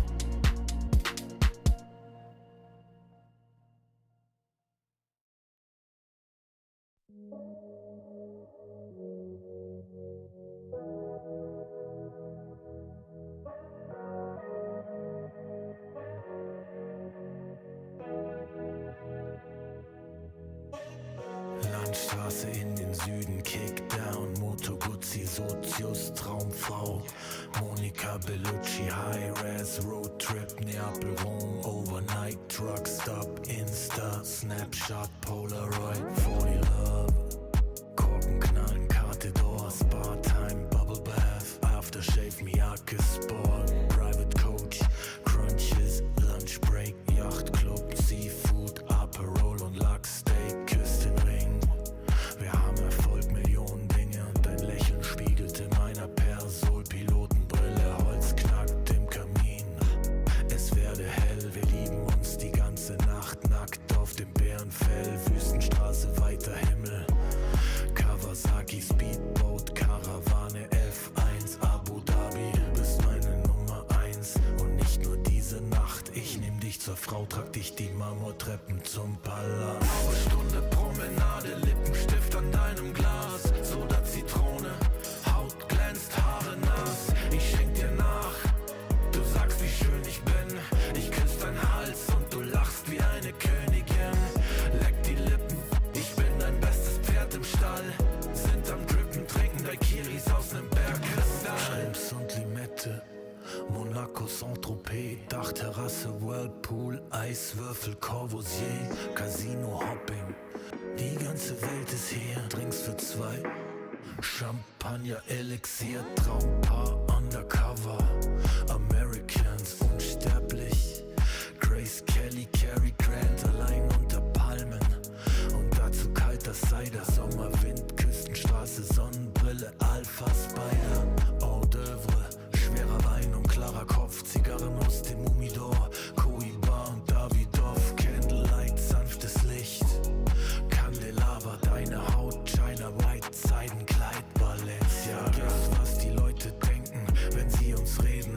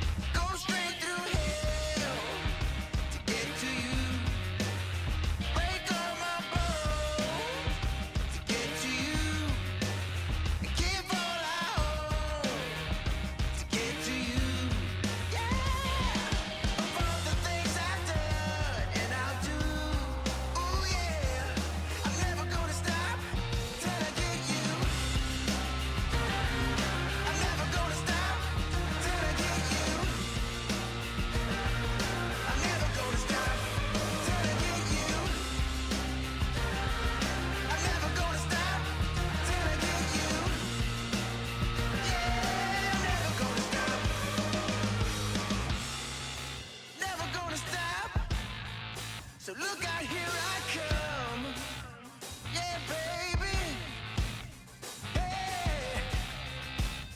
Never ever, never ever, never ever gonna stop. Yeah. I swam the river to get to you. I climbed the mountain, get to you. I called the preacher, get to you. I walked through fire, get to you. Go straight through hell. I'm never gonna stop till I get you. I'm never gonna stop till I get you. Never gonna stop. Yeah, brother, I'm never gonna stop till I get you. Never gonna stop. Yeah, I'm never gonna stop. Yeah, till I get you.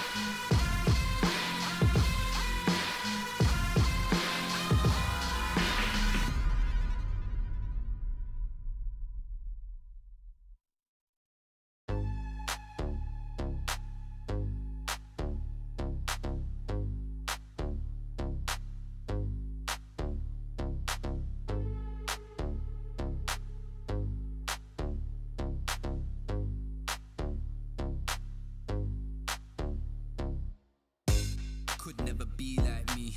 Flow so hot, but the jewels I see. Never think much of a fool I see. Them type of man we are school and teach. Fresh to death, head to toe. Smell the best fresh cologne. Finesse the best freshest clothes. I dress the best, yes you know. I'm that guy. Pose for the photo, never been shy. Drips in the chokehold and I got vibe. Wardrobe looking so cold, put it on ice. Yeah, I'm that guy. Pose for the photo, never been shy. Drips in a chokehold and I got vibe. Wardrobe looking so cold, put it on ice, ice.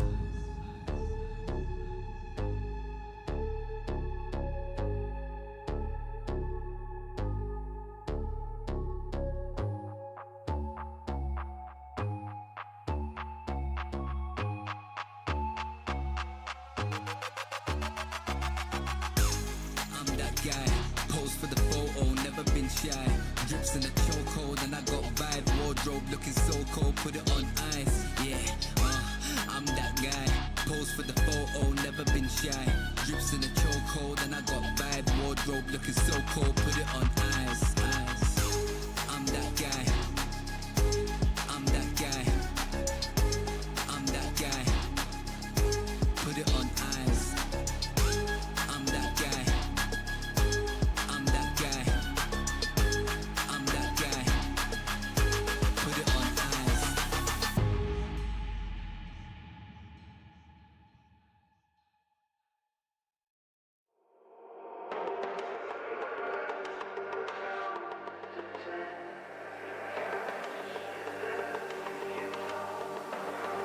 Steam out. I see you turn around.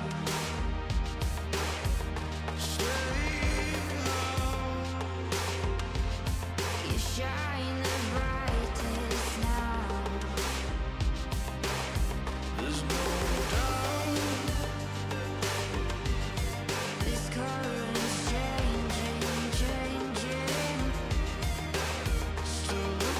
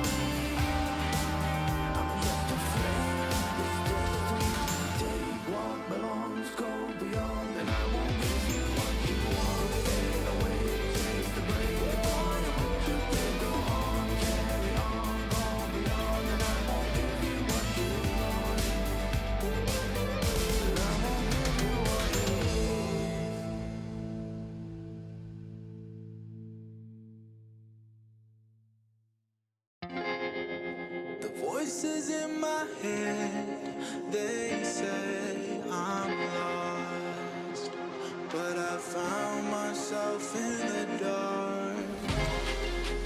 Voices in my head, they said I'm lost.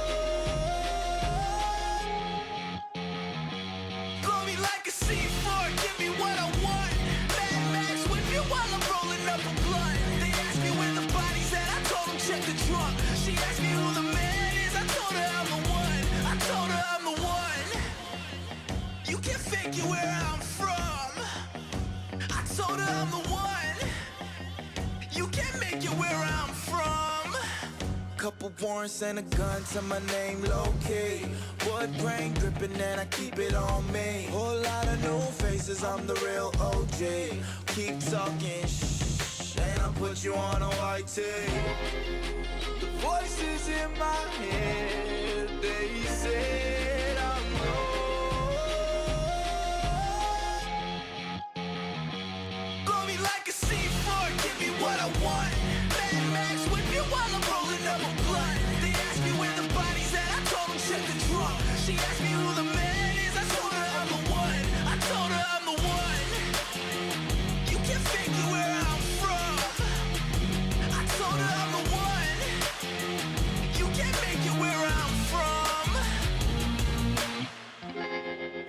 The voices in my head, they said I'm lost, but I found myself in the dark. The voices in my head, they said I'm lost. Blow me like a C4, give me what I want.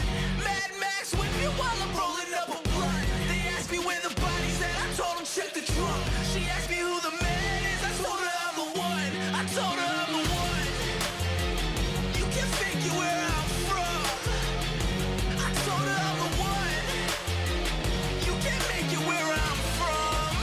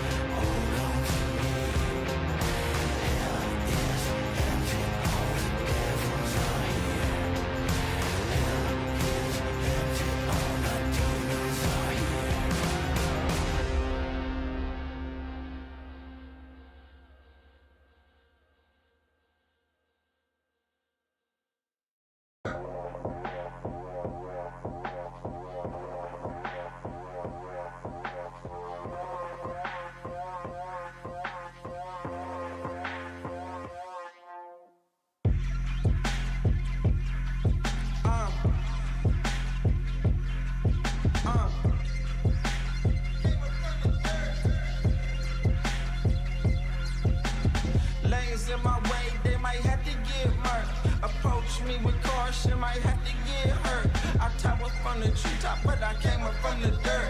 That shotty like a detox, hit the pump and go berserk. Yeah, I don't care, kid. You might get found in the middle of nowhere.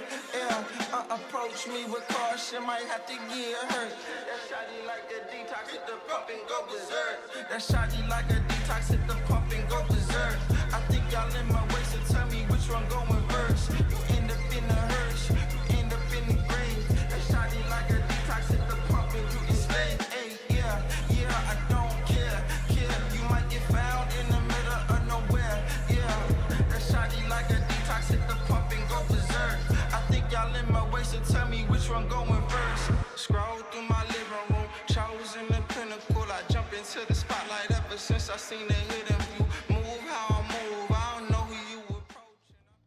All right, good morning, folks, and welcome back. We're back from our little break. Managed to play our first series of the Chinese qualifier a while ago, and now getting ready for the second one here at the Riyadh Masters and Esports World Cup. And of course, with T-Panda, with Lizard, our man. Liz, we did see 2-0 to start our day off with, and now heading over to the next series with Dark Horse and Azure Ray. We did get some thoughts from you in the post studio of the last series, but I think it's a good time to recap here. Azure Ray, despite looking like one of the top 3 favorites, I mean, this could be a whole different qualifier with a whole different patch. Just hope the boys have clicked, right? Yeah, for Azure Raid, it's been a bit weird last couple of months. All the tournaments they have attended have been, ups and downs. They've had some good performances, but overall probably didn't perform up to what they expected and how much they maybe set out to do for themselves. Overall, though, it is a Chinese qualifier, and I expect them to breeze through it. So the 3 teams, LGD most likely, Azure and G2IG should be the ones that go through, but it wouldn't be the first time for one of these big stars to drop out.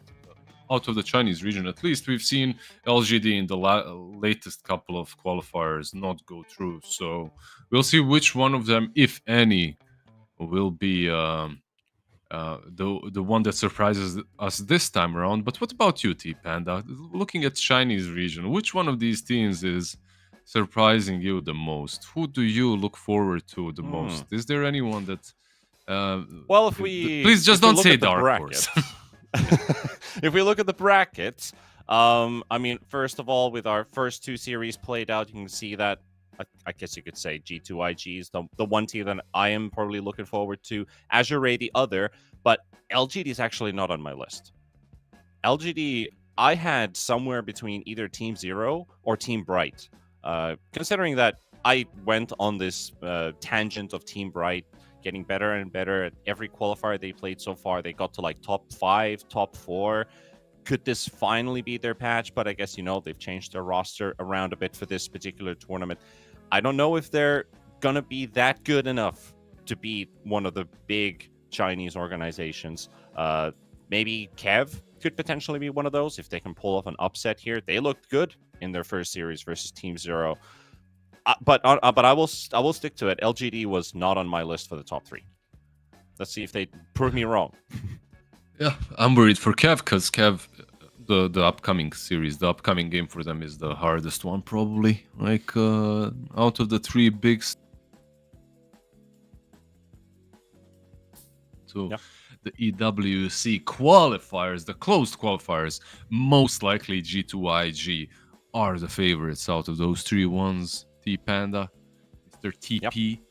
So we'll see how it works out for Kev, but it could be one of these upcoming teams versus LGD. It also could be Azure Ray. It also could be G2IG, like, considering that they've had a couple of weird ones.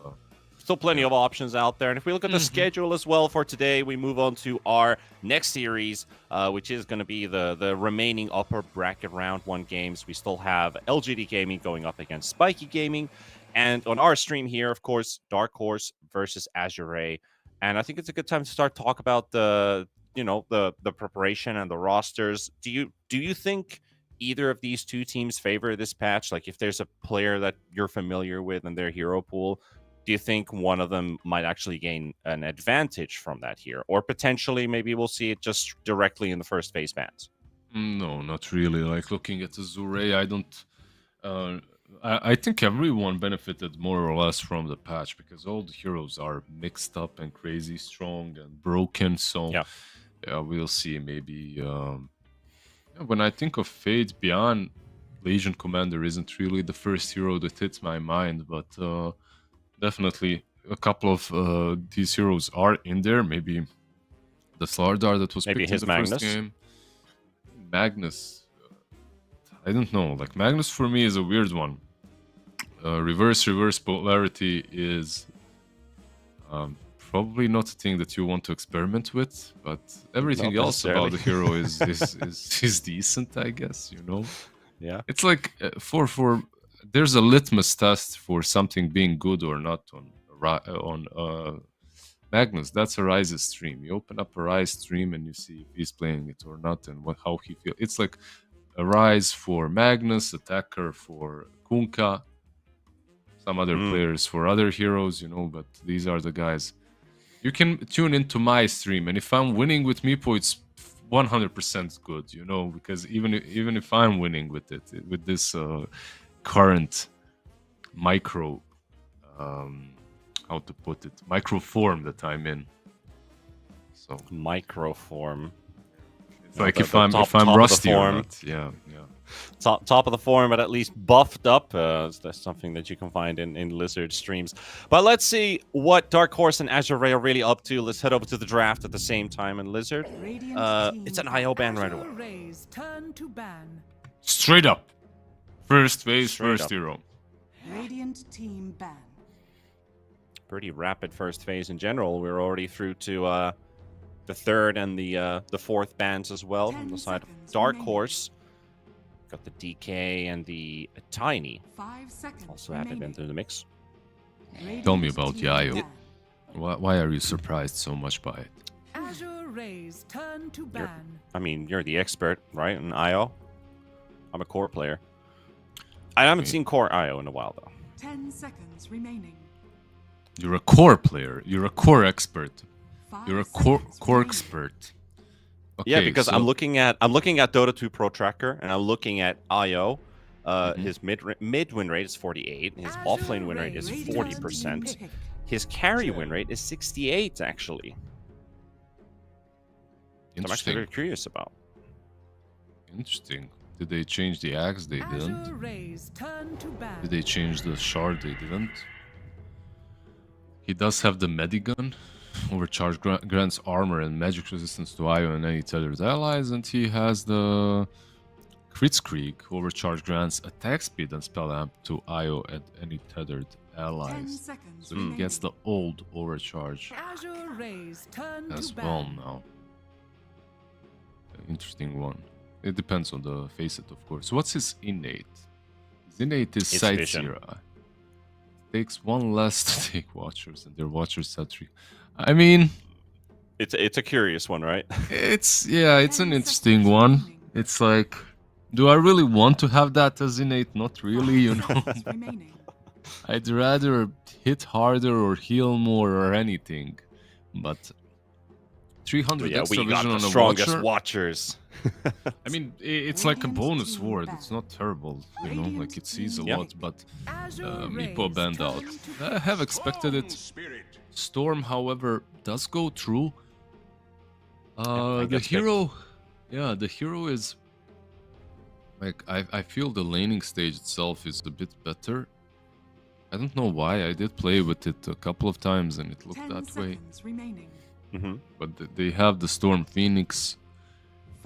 You can already jump on top of this Shen, and what do you need for Storm? You need Lockdown. You get that from the Shaker, sort of. You know, you get this long range disable, and now you get an SF into him as well. A matchup that Storm is usually not very comfortable with. And not only you're not comfortable against the Shadow Fiend, you're not comfortable against Shadow Fiend plus some Earthshaker rotating and blocking you away from running. If you remember Yeah, back it's a in the day classic. when SF was played, it's a classic. I mean, at least what I remember from old Earthshaker roaming into mid versus a Storm Spirit, or almost any mid laner that had a mobility ability after level 6, was he smokes up, he fissure blocks the stairs, and you're stuck with the enemy hero there. Yep.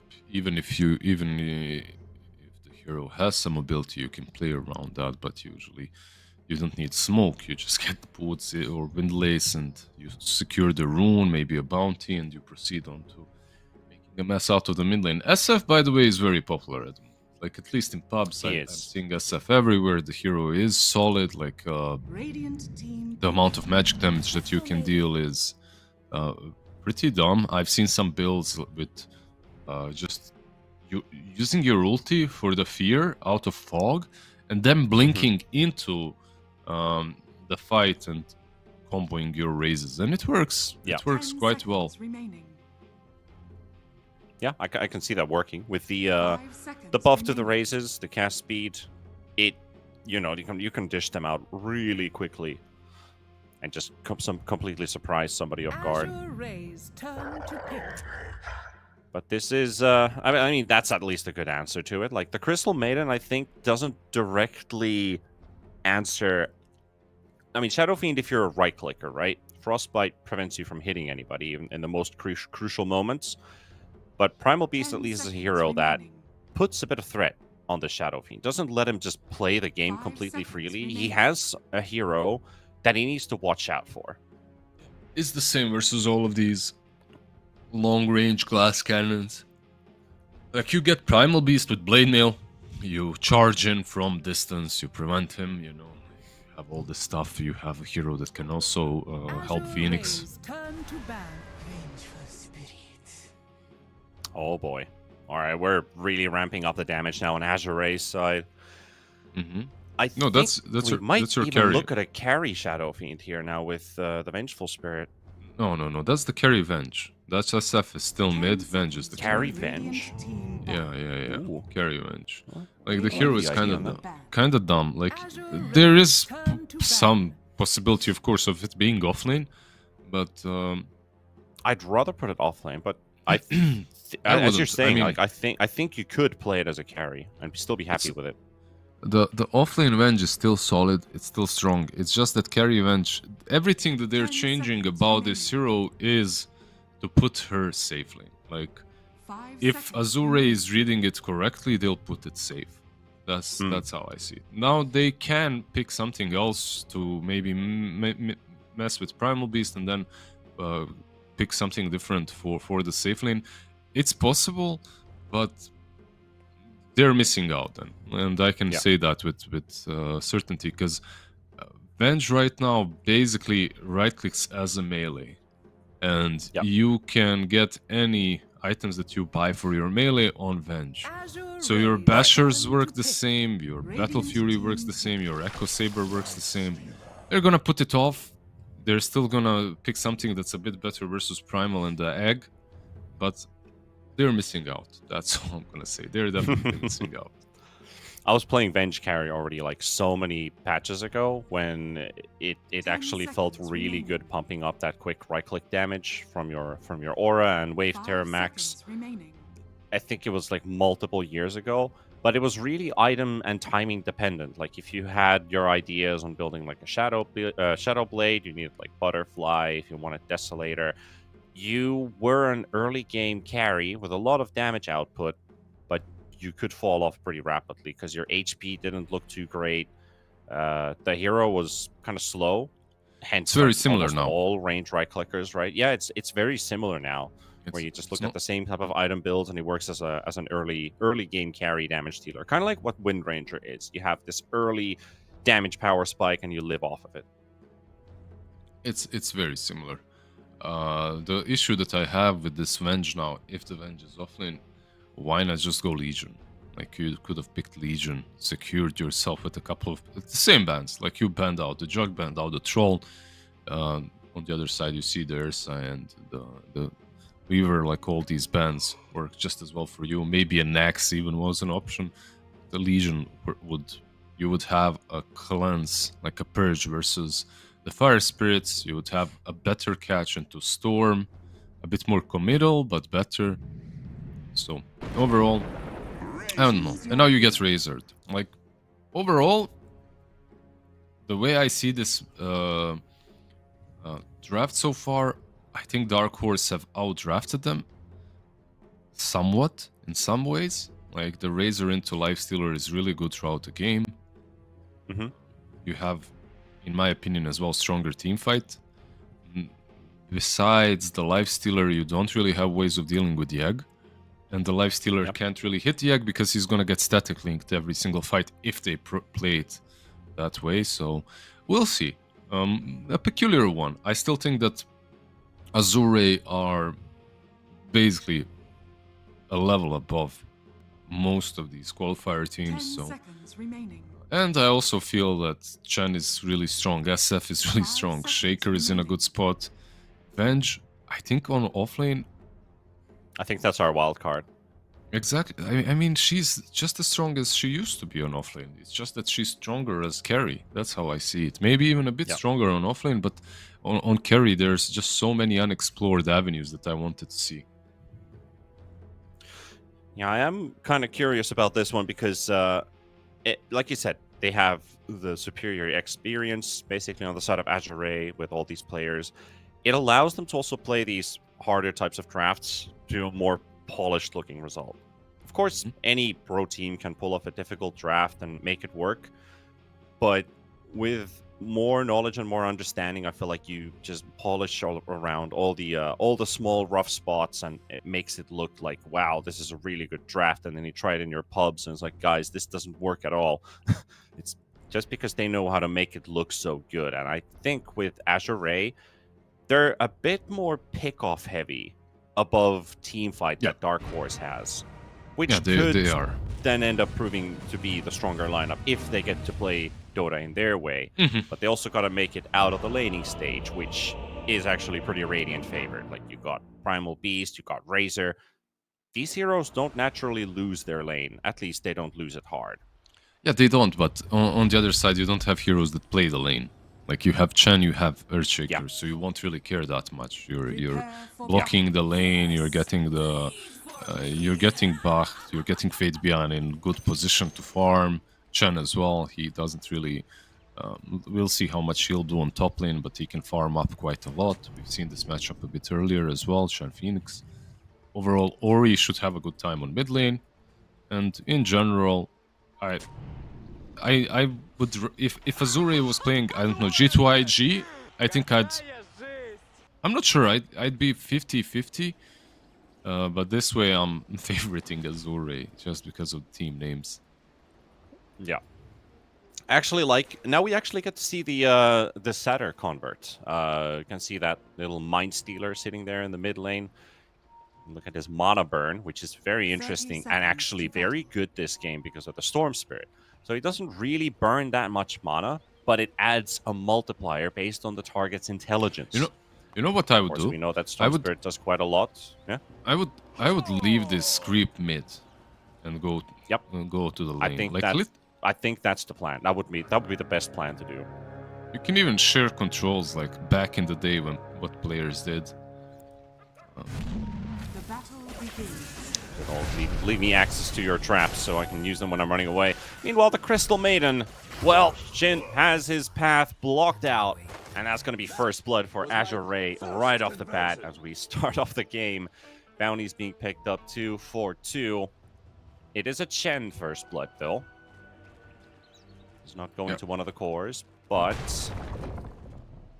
he managed to buy a direct headdress for the lane. Why I'm back. Blocking.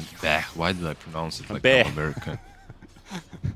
Beckham. Yeah, they blocked it. They blocked the wave, and the full wave will push in the opposite direction. So we're gonna have a good time on the mid lane. That Mind Stealer, Slayer will be slaying some Hans mana.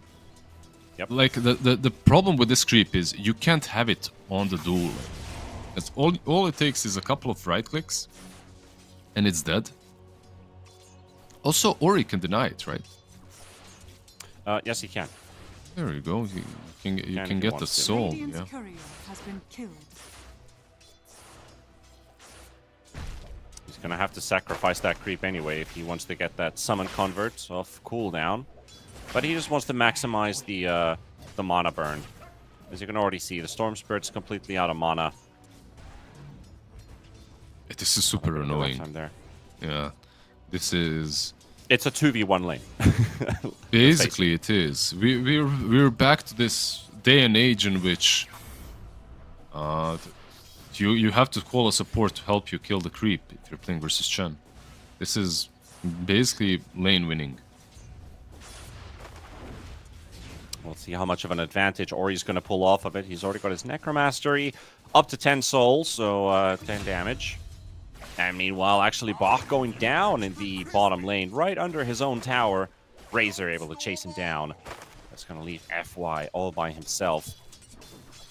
That's a good kill. A classic FY lane, you know. You die if he's playing the Shaker, but he gets the farm, he gets the XP. All intended. All going according to Keikaku, right? Exactly, all according to plan. By the way, what do you think about this other facet on Venge? Like, she gets the 0.75 damage for every creep the enemy team has killed. Like, eventually it's ultimate scaling. I'm intrigued. Ultimate scaling, like 60 minutes in, you get like 500 extra damage at least on the... You know, on the magic missile. Oh yeah, so it's magic. Oh yeah, the magic missile. Yeah, that's actually pretty... For every creep the enemy has killed. Yes, So sir. wait, do you need to be in range or is it global? It's global. I mean, Holy. That's actually pretty nice. I mean, if it was in range, that would be pretty dog shit. like you'd never... You'd get like 10 damage out of the lane and that's it. Yeah. I mean, it does look a bit weird watching this Venge throwing punches as a range hero. Now I finally understood that animation that he throws in. Yeah, well, Throwing in fists. in Dota 1, she was throwing herself. Like casting an illusion onto the... Yeah. Basically, she would Right. cast an illusion. So that's, I guess that's where they got the inspiration from. Right. She was also the lowest on summons. Like in Dota 1, she was the summon from PA, but hold that thought. Bot lane. Yeah, bit of a chase here, Razor. Going for the chase, doesn't quite connect with the blood grenade for the slow on the Vengeful Spirit. We'll have to let go of this one, but that's a lot of damage already dealt. Not much that FY can do about it versus this Razor. Just poking a little bit. I was just looking at mid where Ori's already stacked up a nice amount of denies and he's just completely zoning out the Storm Spirit. This is your classic pseudo melee or melee versus an SF. Yeah. Can't really do a lot, you know.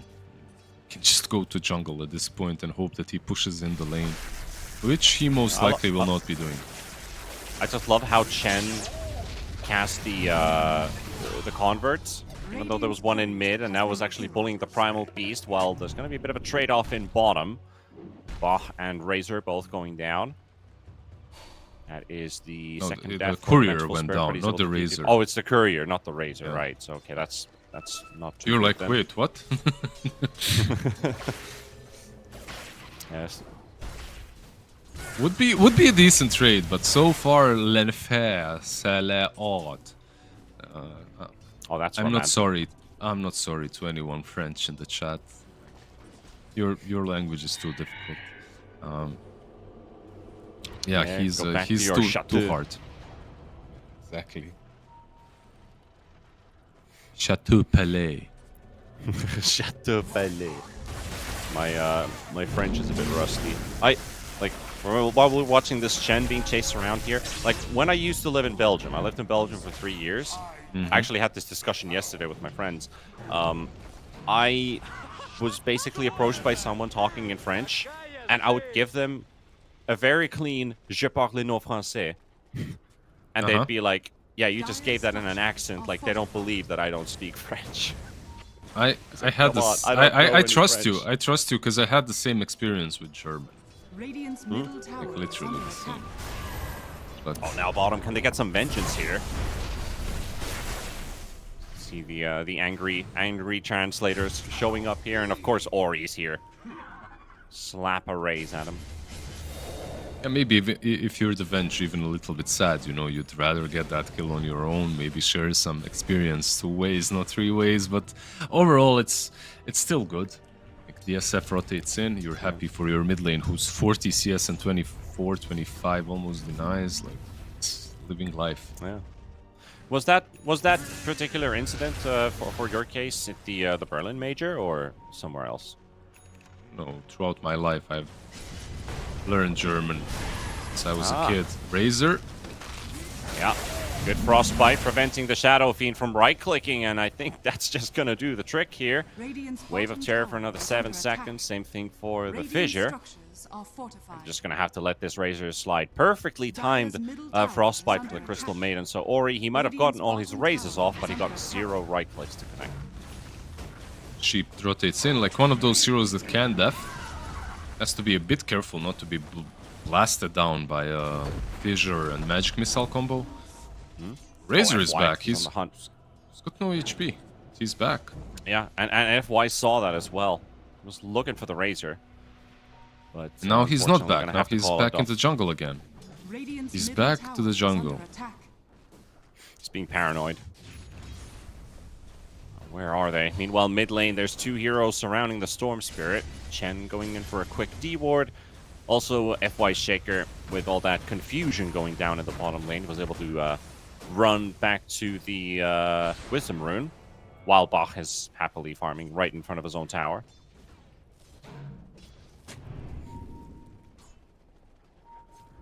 I am kind of curious, though, because now that you mentioned the Venge Dire's courier has been Soul Strike, where he turns range into melee attacks, and that Battle Fury, I was like, wait, Battle Fury works? And yep, Battle Fury works. Yeah, it does. I told you. You don't trust me, T-Panda? I trust you now, and I was, because, you know, I was just waking up from my nap, and I was like, wait, what did they do to Venge? Why don't I see Venge in my games? And now I'm like, maybe That's I could because start you're playing Venge 2K. carry again. That's why. Oh, whoa, bro. Radiant's middle tower That's a low blow. is under attack. FY getting jumped on by Han, who will go down. Mind you, I'm actually 100 MMR from Divine. Radiant's So 2K. middle tower is under attack. God damn it. But yeah, Venge is being picked quite a lot. Like she was picked, I believe, in the Dream League. Toru is playing this stuff on the safe lane, and I have a problem with too much Venge because the hero is, if you don't play well around it, she falls off super hard and it's like terrible to play with. Yeah. Especially if there are any understandable. illusion-based heroes like CK or PL being picked into her. She just cannot do a lot, but it's kind of cool because she benefits from most things that are melee, but also the things that are ranged. I think she'll still get extra range from Dragonlance, Radiant's middle tower is under attack. but she'll Why? attack as melee. Good swap coming out from Bach. Will actually save him. They can maybe turn for a kill on Sheep here. They'll take down the Phoenix. Ori rotating in for another kill. It is the Shadow Fiend that is making the majority of the moves here. Radiant's courier Lifestealer has just been enjoying the jungle side for now. killed. Dire's But middle is tower actually is under participating with a Centaur Conqueror. You can see the bit of a chase here, and we're gonna hear under attack. a nice roar and a stun. And a fall off from the Chen stun coming out as well, and they'll finish off the Razor. And they bring in the whole team. Ori Han? doesn't quite get the Requiem off in time, but Han gonna get hit by the Fear, out of mana, and Ori just needs a couple more right clicks to finish off the Storm Spirit.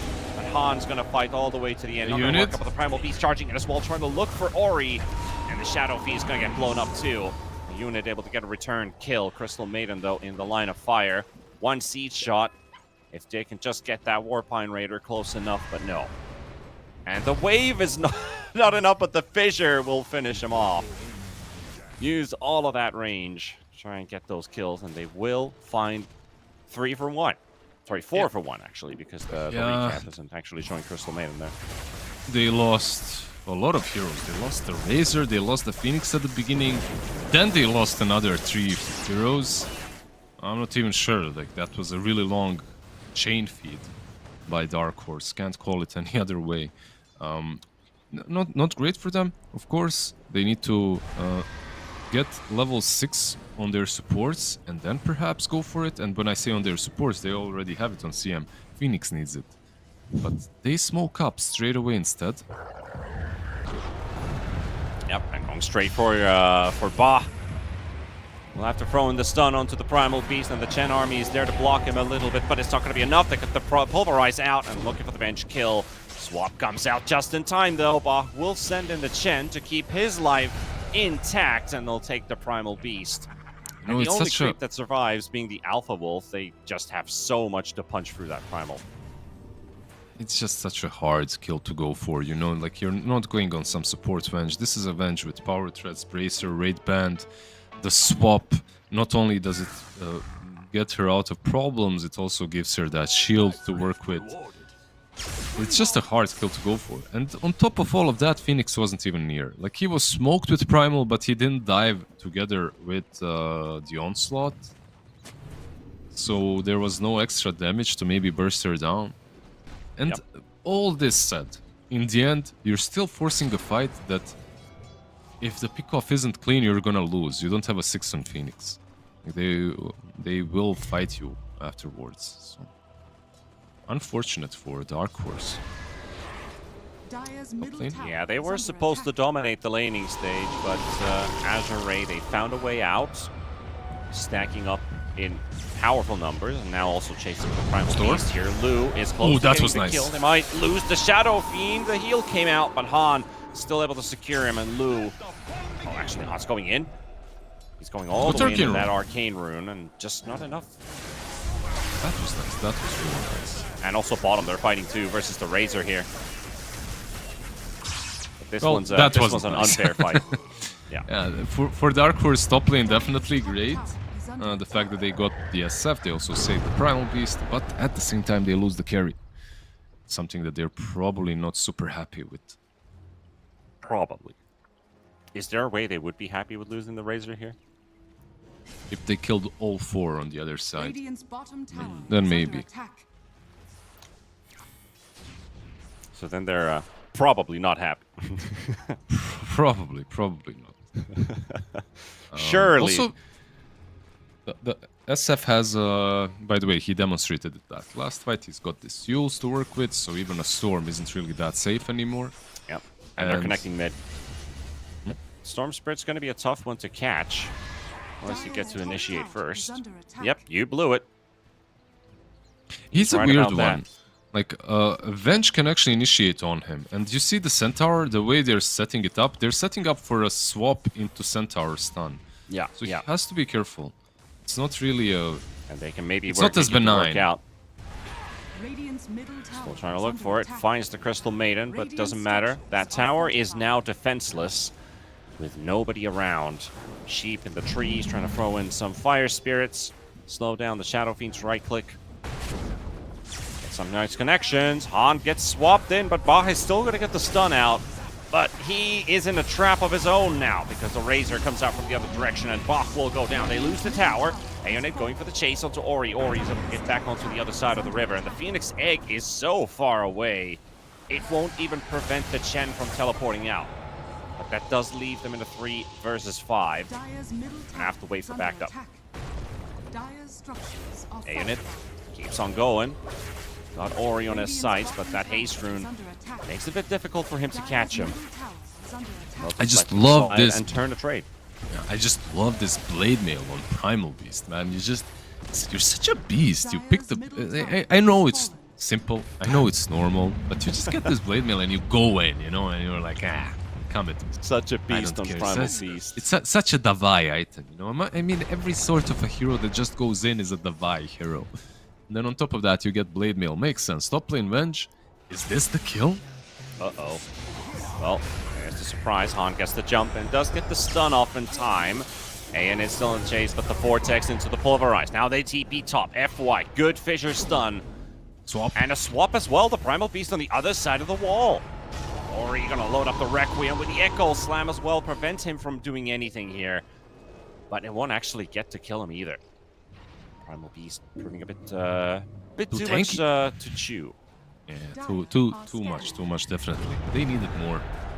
Need this ult from SF to really be on top of him. The Echo was wasted. And they also need the Radiance on Lifestealer, which they're not rocking at the moment. He only has Orb of Corrosion and Armlet. Like, he can fight with these items, but he doesn't want to. He just want to farm hit creeps. And it charging in again in the river. FY turns things around. The Blade Mail is there, though, so they will not hit the Primal Beast. Just keep him at bay. Interesting, by the way, build from SF. He went for the Yules, and now he's going for Yasha and Sanj, SNY. So a little bit of both. You know, you're gonna be able to blow some up, but Requiem, and also you'll have some. You'll also have some SNY to hit a bit better as well. So mixed breed. Mixed breed, mixed build. Sure is. Why do you think he did that? I have Sanj and Yasha and Yules. I feel like he went for this Yules, thinking it's so good, and then afterwards he's like, okay, my Lifestealer is gonna get static linked. Let's make sure we scale. So he had a change of heart? I don't think he had a change of heart. I think it's just new tech. People are experimenting with the SF. Yeah. Our producer's also saying hybrid. Kind of like the idea, you know, hybrid builds. Mm-hmm. Get a bit of this, get a bit of that. Dire's top tower has fallen. I was at the end of last patch, I was still enjoying my Shadow Fiend Marcy and the obscene amount of right-click damage, but it has no defensive capabilities whatsoever. Han is actually just going to zip and zap and steal a Regen Rune. Rare miss by FY. Like he popped it, or he can just dispel it. Yeah, goodbye Regen Rune. That's gone. Into the Echo Slam and the Requiem. They just blow Han to pieces. There's a chase on the Chen. Aeonid shows himself quick. Nice reactions coming out from the team. The Chen gets his heal off in time. The Fissure, it will break the Sia multi as well. And that trample's just not enough damage. They're going to lose Shin, and they're going to lose the looks of it as well. He's got 3 more seconds until that onslaught's of cooldown. Where do you go? Nowhere. When there's a Yules on Ori. This is your graveyard, Primal Beast. Even though, like, I'm sure that the one that Bach really wanted to swap was the Chen. It's just one of those annoying Primal Beast. It just being too big, you can't not click on him, you know? Like, when you're last hitting and he's just sitting on top of creeps. So basically, yeah, he swaps the Primal Beast, which almost rescues him. Like, almost rescued him, but still, too much catch now. With the Yules, with the Fissure off cooldown. And we're gonna see an, oh my goodness, Ori. Like, he's making this Yules look like a 6,000 gold item with the plays that he's making right now, because he just broke the region before, then he prevented the onslaught from going through, and now he cancelled the Icarus dive as well from this Phoenix. It has a lot of value. So much value in like 2 minutes. Holy damn. Yep, the hero and Ori. Look, I know Ori and he can do flashier things. This Yules is so good here because it's easy. Like, dive is omega easy to break. Primal Beast as well, he has to charge onslaught, so it's easy to cancel it. Even Storm, catching Storm with point and click isn't that hard, so pretty good item. Next stop for him is a Pike. All in on right click from this point onwards.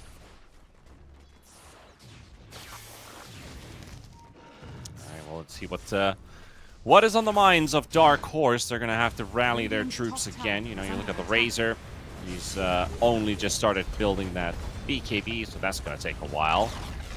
Of course, everybody else is kind of lagging behind their item timings as well, because the fights have not been going their way. And with this Chen army and the states that Azure Ray is in right now, they can just do whatever they want. Except maybe overextend to the fountain. Oh, again, just very nice. Or the Tormentor. FY. They're abandoning it. They're actually abandoning it, yeah. Ori moving away from the Phoenix Egg. He does have the Requiem ready. He's going to load it up, and it's going to do a decent amount of damage here. Han, he's in trouble. The BKB from this Storm Spirit is the one that they want to capitalize on. CLT comes out as well, and they don't have a way, but actually they do. Bah still had that stun available. Shin goes down. They'll take down as well. Linfer assists the whatever that is. And of course, fend off everybody else, and now they're pinging the Tormentor again. Like, hey boys, round 2, huh? Yeah, we'll take them. His nickname is like, hell, that are the others or something like that. Lenfer is probably hell, like 90%. I feel like, yeah, it's like hell are the others. It's I think I've heard it before. It's like some quote from a book. In any case, they lose the fight. They also lose the Tormentor. Very nicely done. They smoke up as well on Azure, so they want to continue fighting. A couple of interesting plays in that fight overall, like Yules and the ult from SF came a little bit too late, so he dies instantly. They don't catch the Storm as probably intended. But what can you do? Sheep, mid lane? But I think they intended to find a Phoenix here. 50 HP, just need a right click for it. Ori pops his haste. He's going to seal the deal with this one. Okay, Bach, sure. You can steal that one. Ori actually, okay, yeah, the players are actually also complaining about lag, as we can see from the chat. So definitely not on our end. It's a server-wide issue right now. We also have 10 packet loss. Players saying, but the interesting thing is they're not actually pausing for it. When if this was any other region, they'd pause and say lag. I think they're just admits that they it's lag. Let's play. They're not molding; they're molded by the lag in the region. Yeah, exactly. So they're fine with it.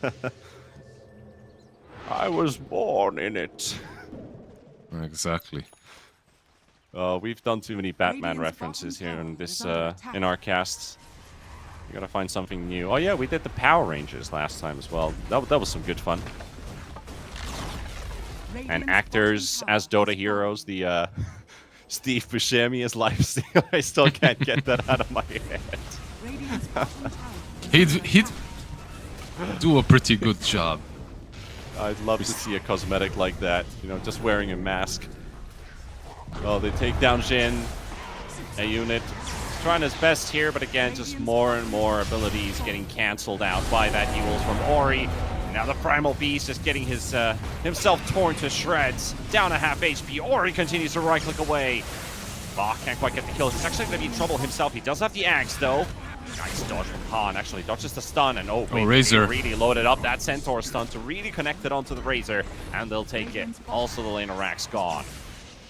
I think we're looking at the beginning of the end here for, or actually the end, basically, for game number 1. With this steamroll of a lineup on Azure Ray. Yeah, Razor is going still one dead. more trying to catch the SF instant stun coming out. Requiem loaded up, but not quite cast quite yet. Drops the Yules, buys some time off the BKB Storm Spirit. Chen dropping the heal as well. And they're just waiting for their time to abide. FY has the Blink Echo ready. Just waits. When's my time to go in? And there we go. Drops the hammer on top of Phoenix. Takes him down, and also Ionit gone. And that'll be 3 heroes dead on the side of Dark Horse, and Bach even fought back on the bench with that axe. He'll just show all the way right back to the fight.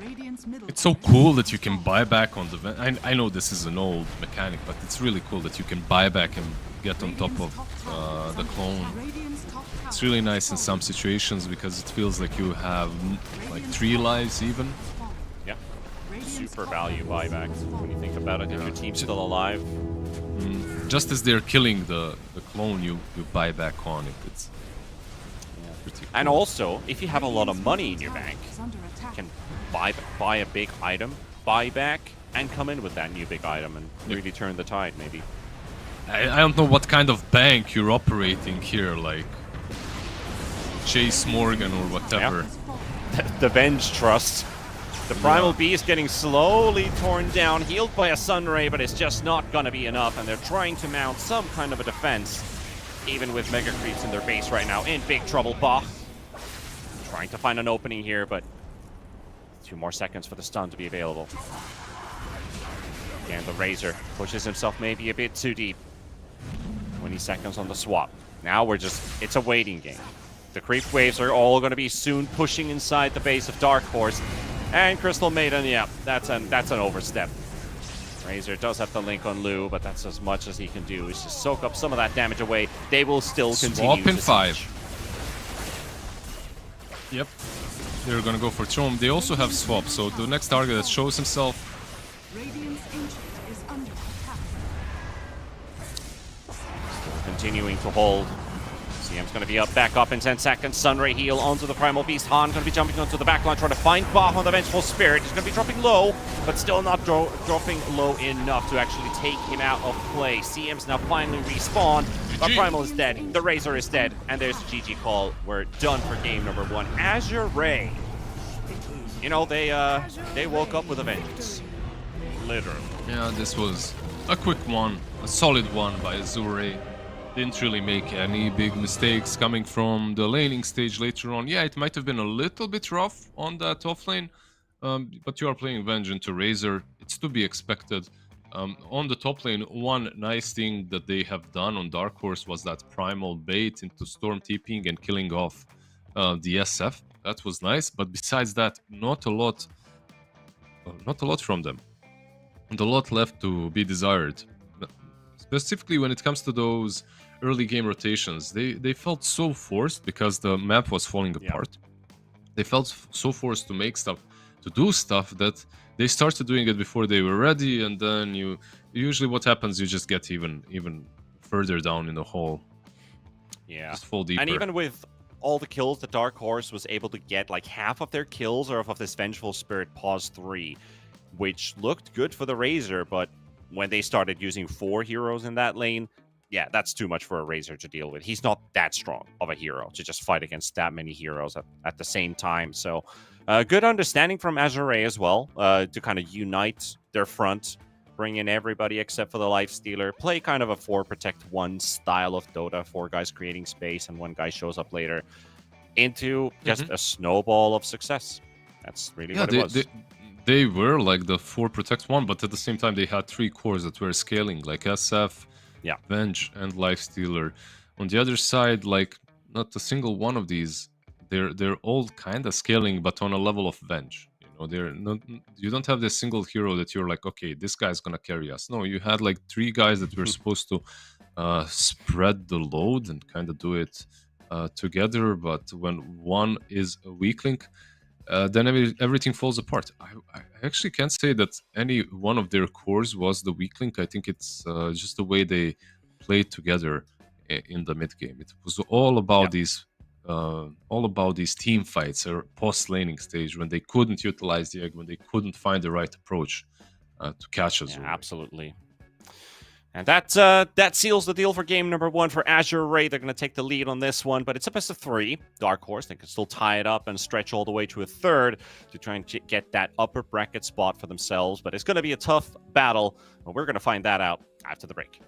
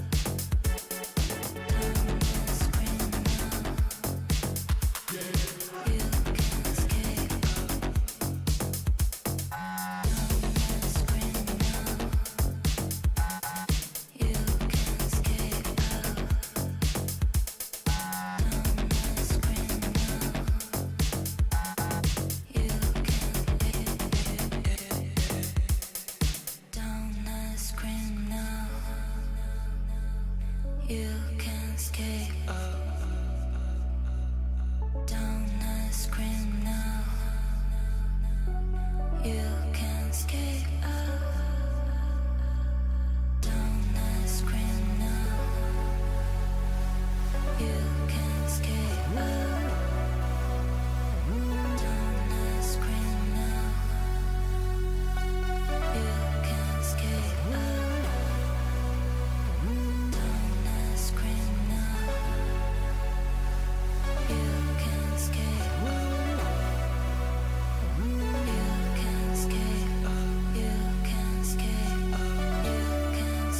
now. You can skate.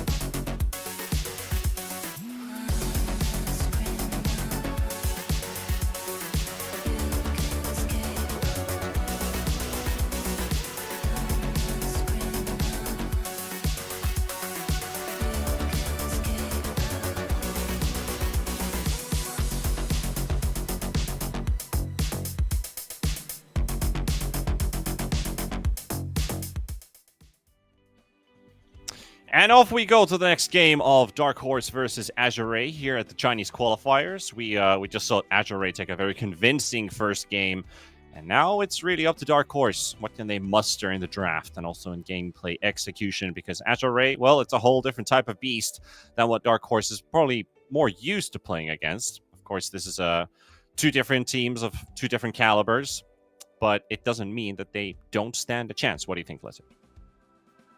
I think it's gonna be a very difficult fight for Dark Horse. Like you said, it's not like they don't stand a chance, but at the same time, it's the chances aren't that high. The chances after watching game one, like maybe before watching game one, I would think, let's see what's gonna happen, because Chinese region, you know, Azure played some LANs, they played some online events in Europe. Let's see how much they can do back in Chinese region. Maybe these teams have prepared for them a little bit better, but it doesn't look that way. It still looks like Azure are a mountain to climb, and I don't think Dark Horse can do it, but it's, you know, they can always surprise us. They can always surprise me. I was surprised in game one quite a lot with how the team fights were going, so maybe I can be surprised by Dark Horse in general in this series too. Yeah. I think like one of the big things that actually happened in this game was Azure getting the Chen and Dark Horse still picking the Storm Spirit into that. I think Chen, honestly, I think it needs to be banned if you want to pick yourself a Storm Spirit, because that Mind Stealer, it might not feel like it's doing a lot, but it definitely was. It was slowly but surely winning that lane for the Shadow Fiend. We kind of talked about that in the last game. It won the lane for sure. It made it look like a 2 versus 1, but the other partner is not soaking up any experience or any assist gold if you manage to actually kill the Storm Spirit in the lane. So very, very value Chen pick there, and made that matchup so much easier. Yeah, I wouldn't say it almost made it. It made it. Like it definitely. Like SF was gonna do well regardless, but there are some intricacies in that matchup in which Storm, right now at least, can at least get his farm and be on par with SF. Maybe even get a level 6 earlier. Maybe with the rotation kill him. But when there's a Mind Stealer against you, there is no way.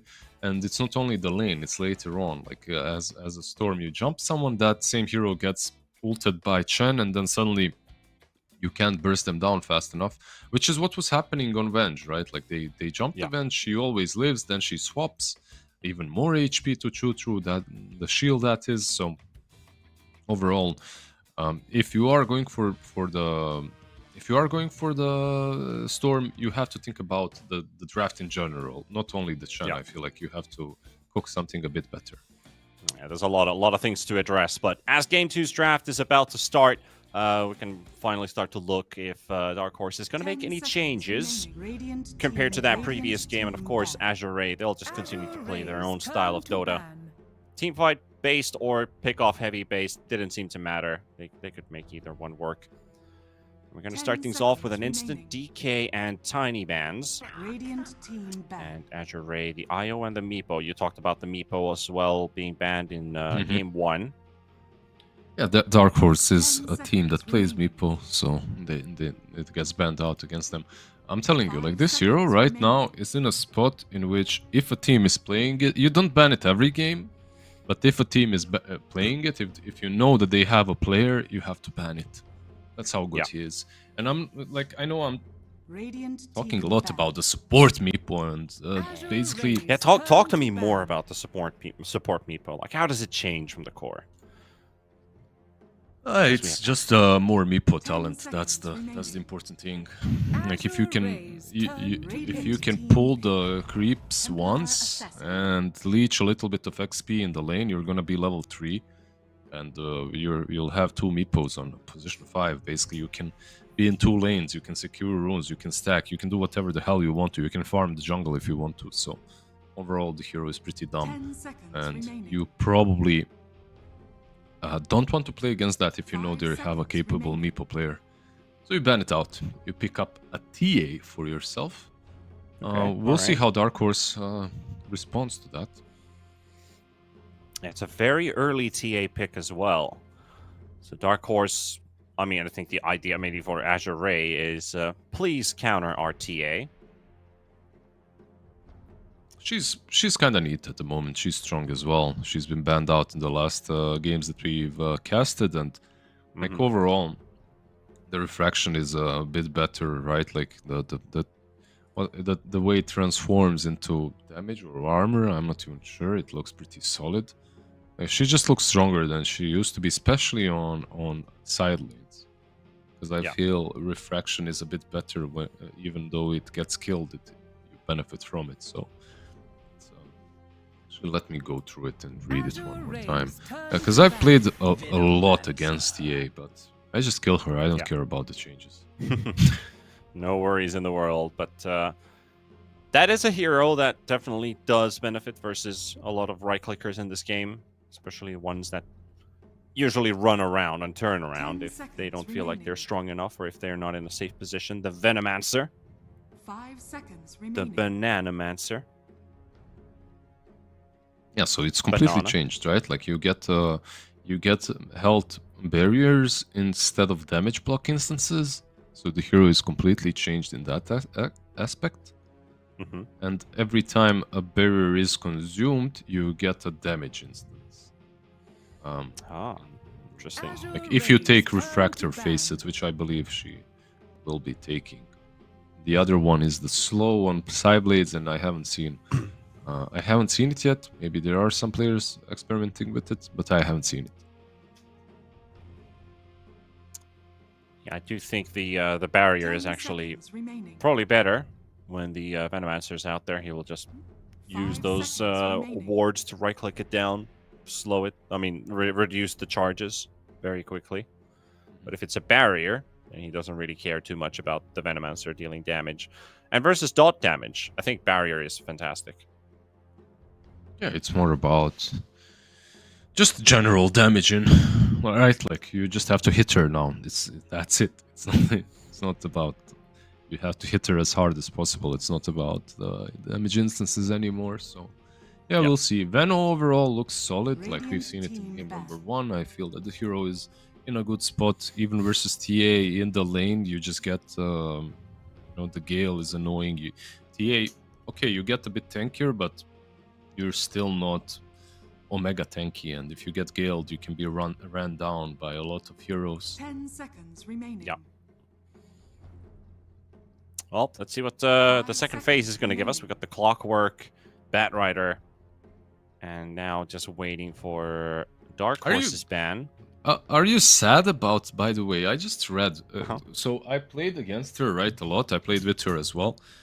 But this is the first time that I'm reading properly that the damage instances are gone. Radiant team I'm kind of sad about that. It was like a unique hero, not the only one, of course, with that, but yeah, I do feel like the way that you're painting the picture, like refraction being a very unique ability in itself, and now with the arise of different sources of barriers 10 since its seconds introduction, Mhm. it does feel like they want to push it to everything now.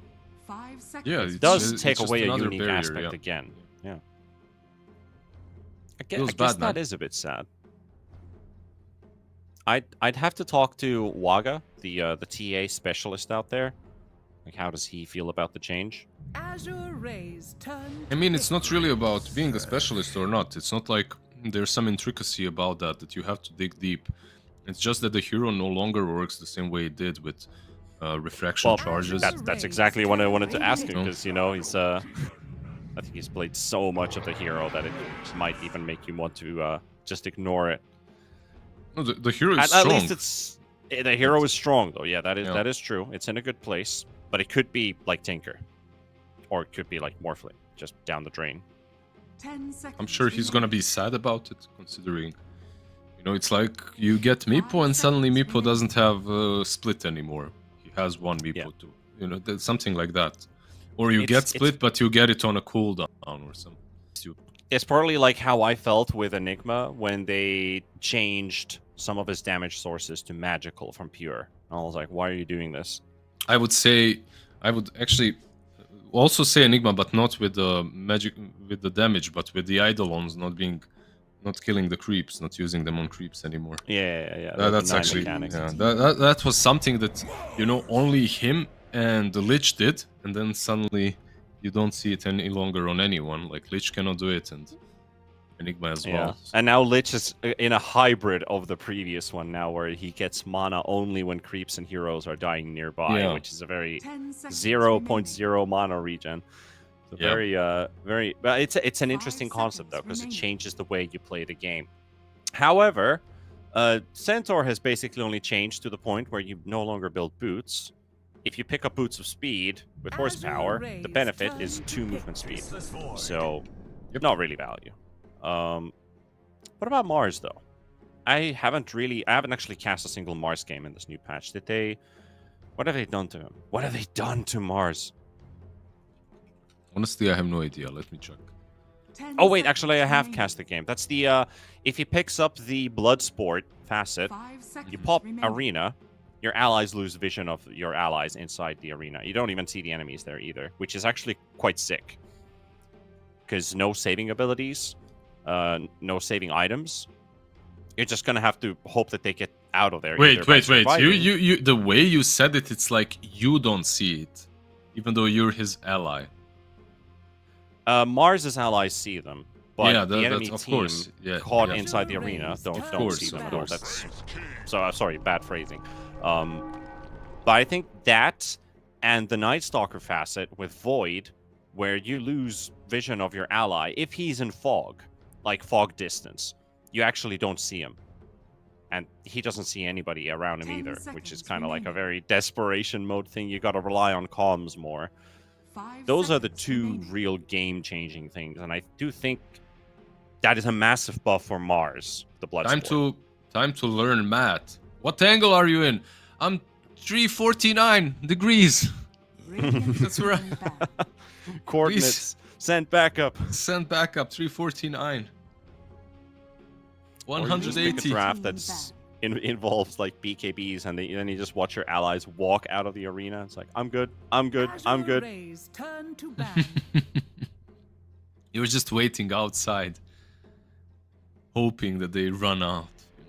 Yeah. No, I had one of those games where I was outside the arena on a core, and I was just hoping that my guys survive inside, and I see the arena disappears, and they're like 10% HP. I was like, oh, do I fight this or not? Can you put obs in the arena? You have no vision in the arena. If you put observer inside of it. I have no idea if it works. It just says it obstructs vision, or obscures vision. Yeah, but I think that also works on ops boards. If you're inside with the hero, then you see it, right? Yeah. So you see everybody who's inside if you're inside. So if you put an observer ward, I guess it should all. I don't know. It's kind of weird. I'll try it. I'll test it. Anyways, we have a full draft here. They picked the Viper into the Faceless Void. They picked the Wraith King into the Faceless Void. This is one Omega sad Faceless Void. Not only because you can't chrono anyone, you even have Shadow Demon against you. Now this Centaur is a support, and this is a Viper. That will be very annoying in the lane. Maybe even some Viper. Yeah, it's gonna be a Viper, of course. Basically, why you pick Viper here is like throughout the ages of Dota, this has been one of the worst matchups for the Void. So you put the Viper there, you get the Centaur on 4, which isn't really my favorite support. That's the downside. The downside is you get the Centaur as a support, but I'm sure they can make it work. What are the nice things for Dark Horse? Yes, I don't know. I guess the lane should still be strong. Like there is potential. There's potential with Veno and Faceless Void to do well. There's a potential for Grimstroke and Mars to do extremely well because it's just a very strong lane. Pretty interesting facets coming out here with FY going for the counter strike above horsepower. Then we also have he takes horsepower. Never mind, we'll take that back.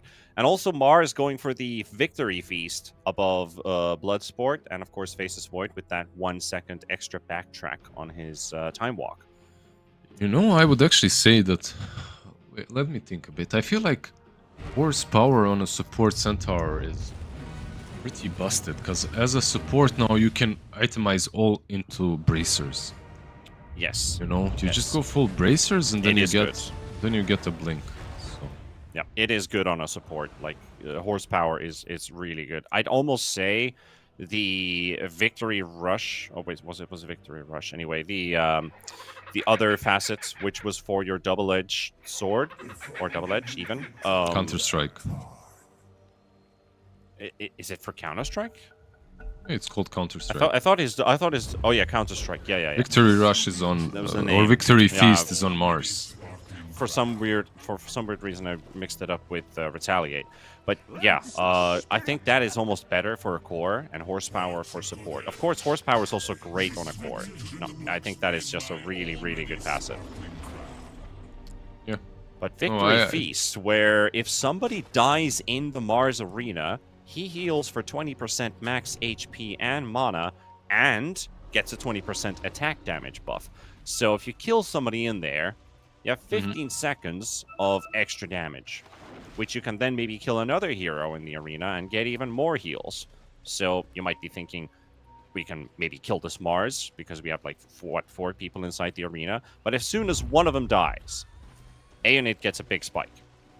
Yeah, it feels like a good thing to have, like very late on when you have something like a refresher on Mars. But the way I see it in these early game engagements, you jump the arena and you have to kill someone in that one spear. So usually you get one kill. You just don't have the speed to kill another hero in general. Yeah. But what it does allow you to do, it allows you to not be that one-trick pony where you jump in, you cast everything and then you die after. Yep. Well, somebody's gonna die here. It might just be Sheep. It's Bach just spitting poison from the high ground, and they leave Ori for the first blood. And again, it does look like this is either the second or the third game out of the 4 that we've cast today where a mid laner gets first blood.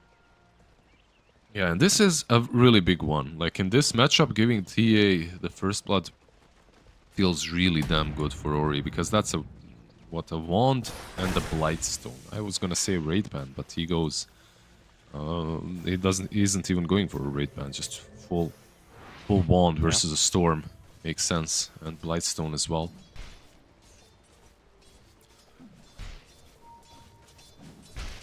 You can get the refractor, the refraction facet versus the walking remnants. Or sliding remnants, as it's supposed to be, static slide. It looks so dumb, by the way, that the remnant walking towards you. It definitely does look a bit dumb. And I actually talked with a friend of mine who was a Storm Spirit player, and he thought at first that, dude, this is bad. But I think there are some good uses for it, because especially if you're playing in a matchup where you can actually harass your opponent by sending in the remnants. Because normally it's like you only use overload to damage a range hero. But now these remnants, when they move, they change the whole game. Yeah, you just have to adjust to them. I feel like it is an improvement for the hero, definitely, but it can also be, it can also grief you. So you have to, you have to adjust to the way you're playing around it. Like it can grief you in some situations where you'd rather have the remnant just standing in spot, or not moving at least. Well, FY getting poked a bit by a support Veno and a support Centaur. Note that this is still level 1. All he has is a stun, and Venomaster actually looking like the better in this Dire's trade. middle tower is under attack. Like he's always gonna be like in this, like Centaur versus Van It feels weird to say that, because I've always felt Veno so weak. He always needs a friend. He's the strongest trader. If you get like a melee against you, like what can you actually do to the Venom? You get Galed and you can't even get on top of him. But let's see. FY rocking 1000 HP almost. Yeah, pretty solid. Also in the top lane, just been looking at Aeonit with the Mars.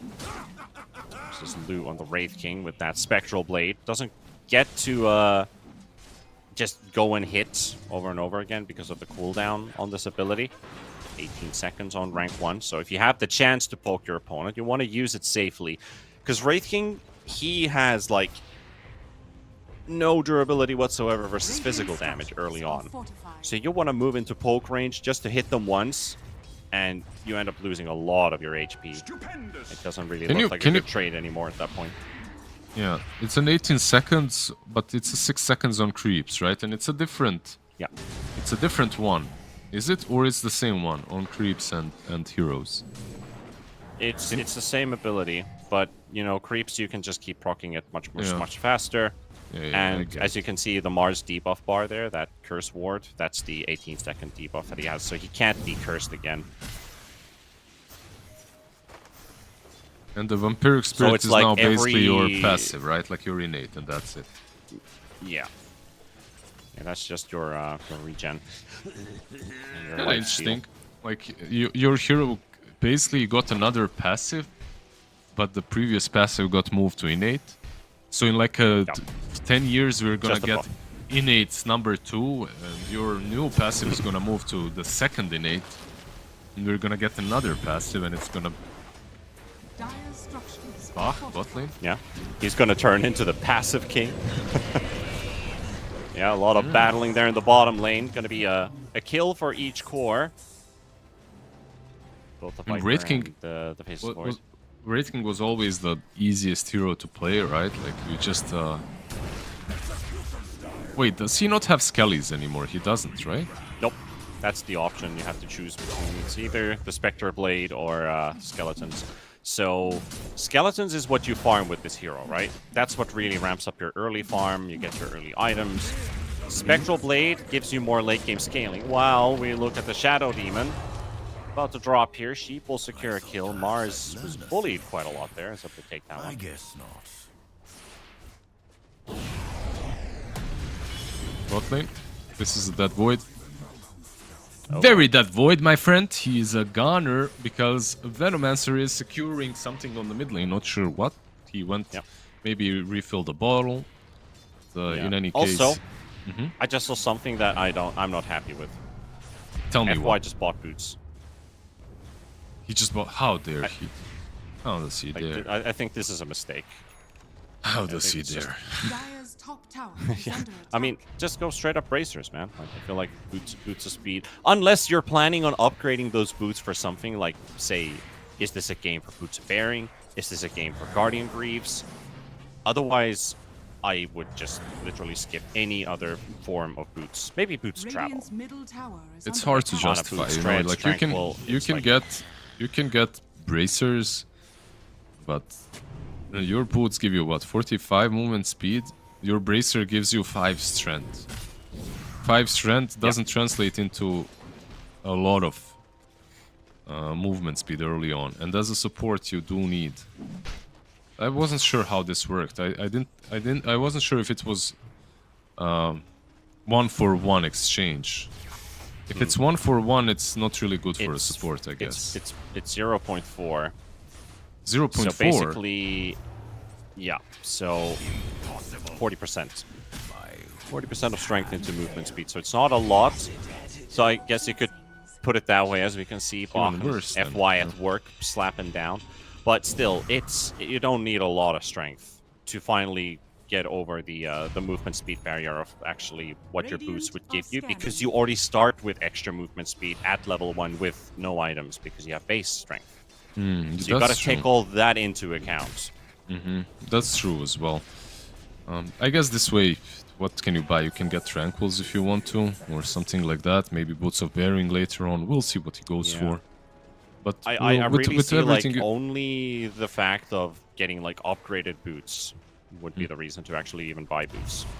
Yeah, just that's economy-wise. That's true. And sometimes you can buy 2 magic sticks like he did right now as well, you see. That also works. Like 2 magic sticks are only for big-brained gamers. Yeah.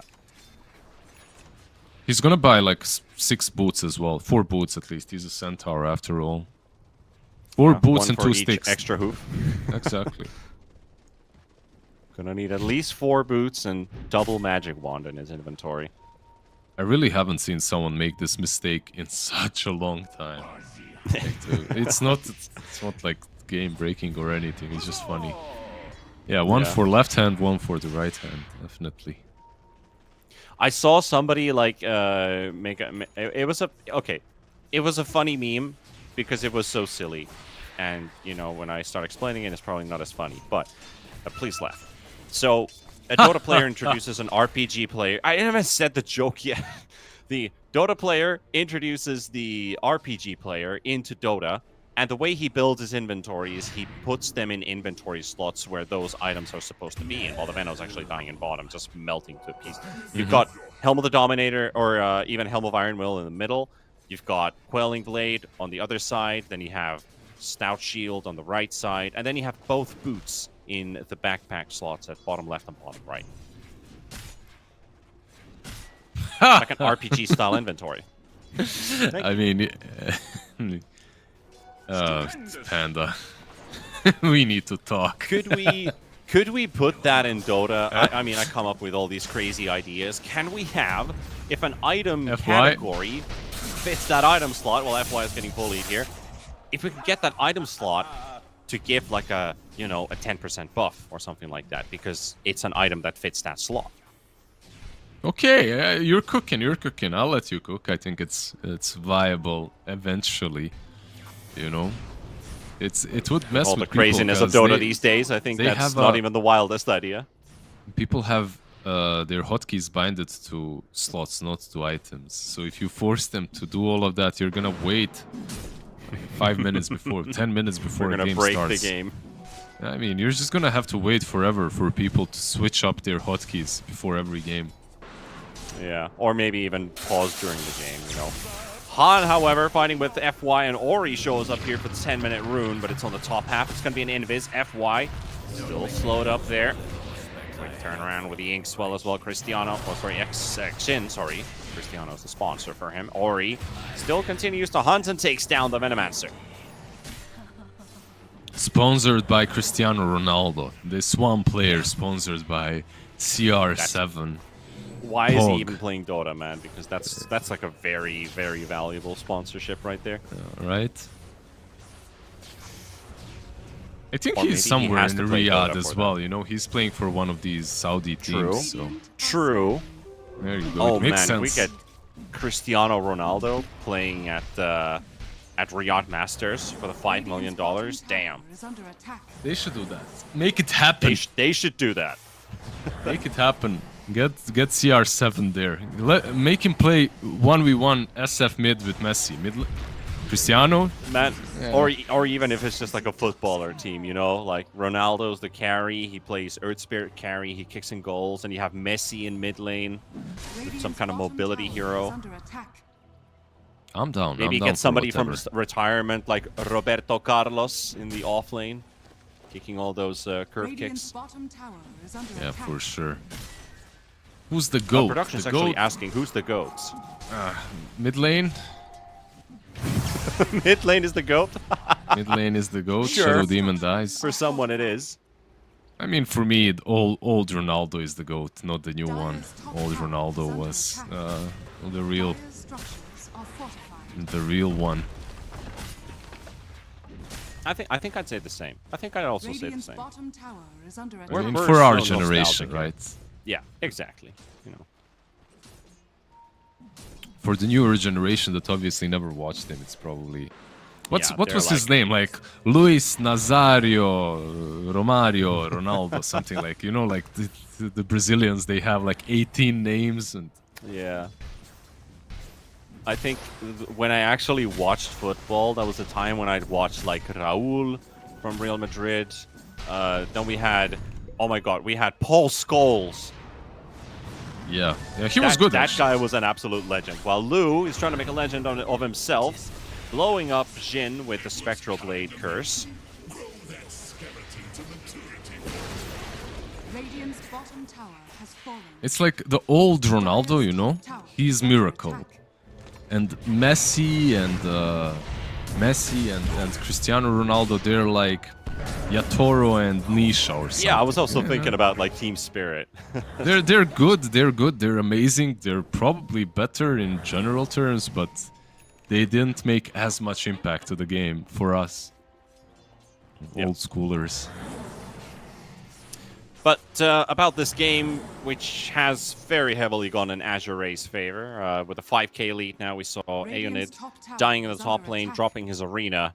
And unfortunately, that is an ulti on cooldown. We're going to have to wait quite some time until we get the Faces Void online. Straight up Mjolnir queued up into a Manta style.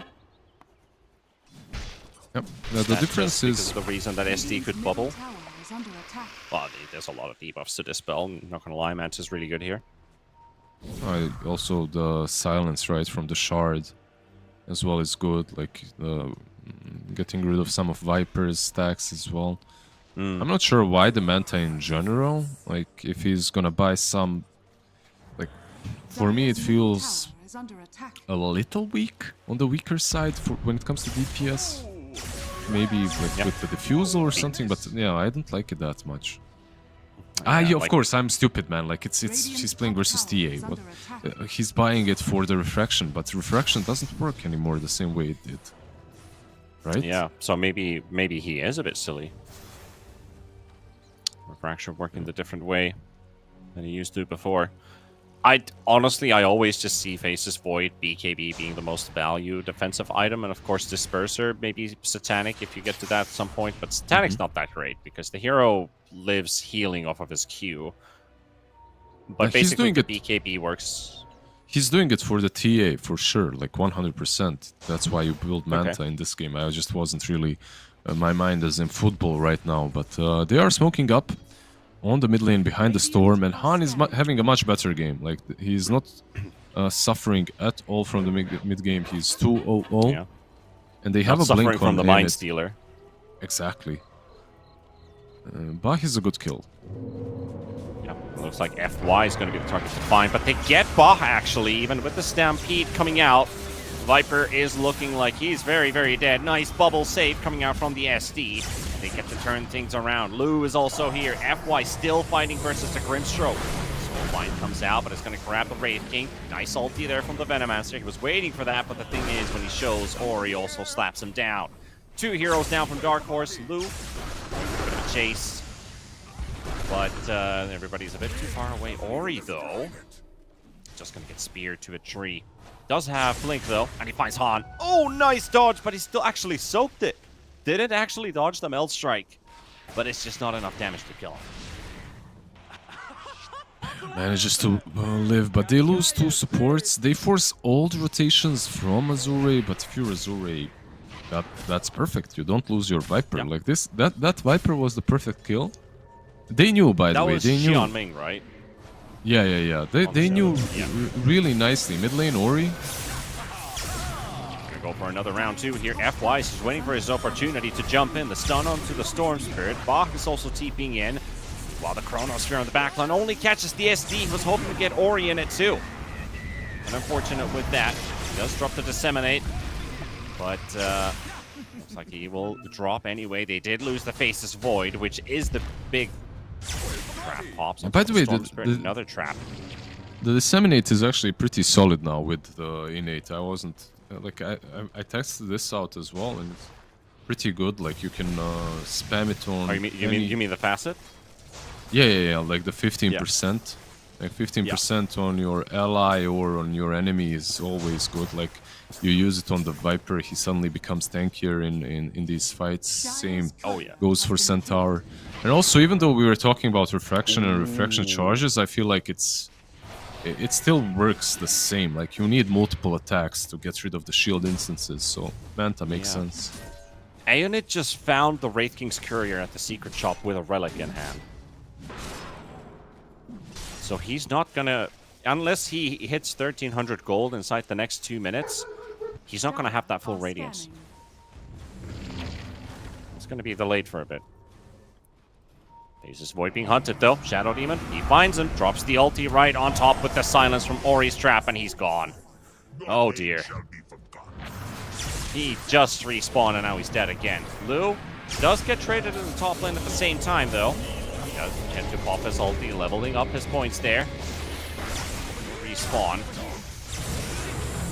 He actually put 2 points in reincarnation as he died. Maybe another one now. He only hit level 1 though. FY. He's gone now. FY also dropping low. Aeonid right next to him. Bonks him to death. Ori has to be careful here. Even if they have low mana, it's still the superior amount of heroes in the area. So good fight for Dark Horse. Despite losing their Faceless Void in the bottom lane, they get something in return. But yeah, what happened for the Wraith King was he had no points in his ulti. And as he was about to die... It's normal, it's normal. Like, he was, it's not that normal saving it for this long, but usually players save it to get level 2. Once you get level 2, you skill it. What I was saying was he died while he leveled it, and he only got 1 point in it, so he has a 30-second longer cooldown, despite having 2 points in reincarnation. Oh, not so that it's a huge thing. He didn't skill it twice immediately, or what? No, he only got to level it once, and then he died, and he got the second point in after. I mean, it's like these small inefficiencies, you know? It's like not great, but it's like a small inefficiency. Yeah, that's what I wanted to say. FY, though, gets the blink on Sheep, and Ori just deletes him. Good night.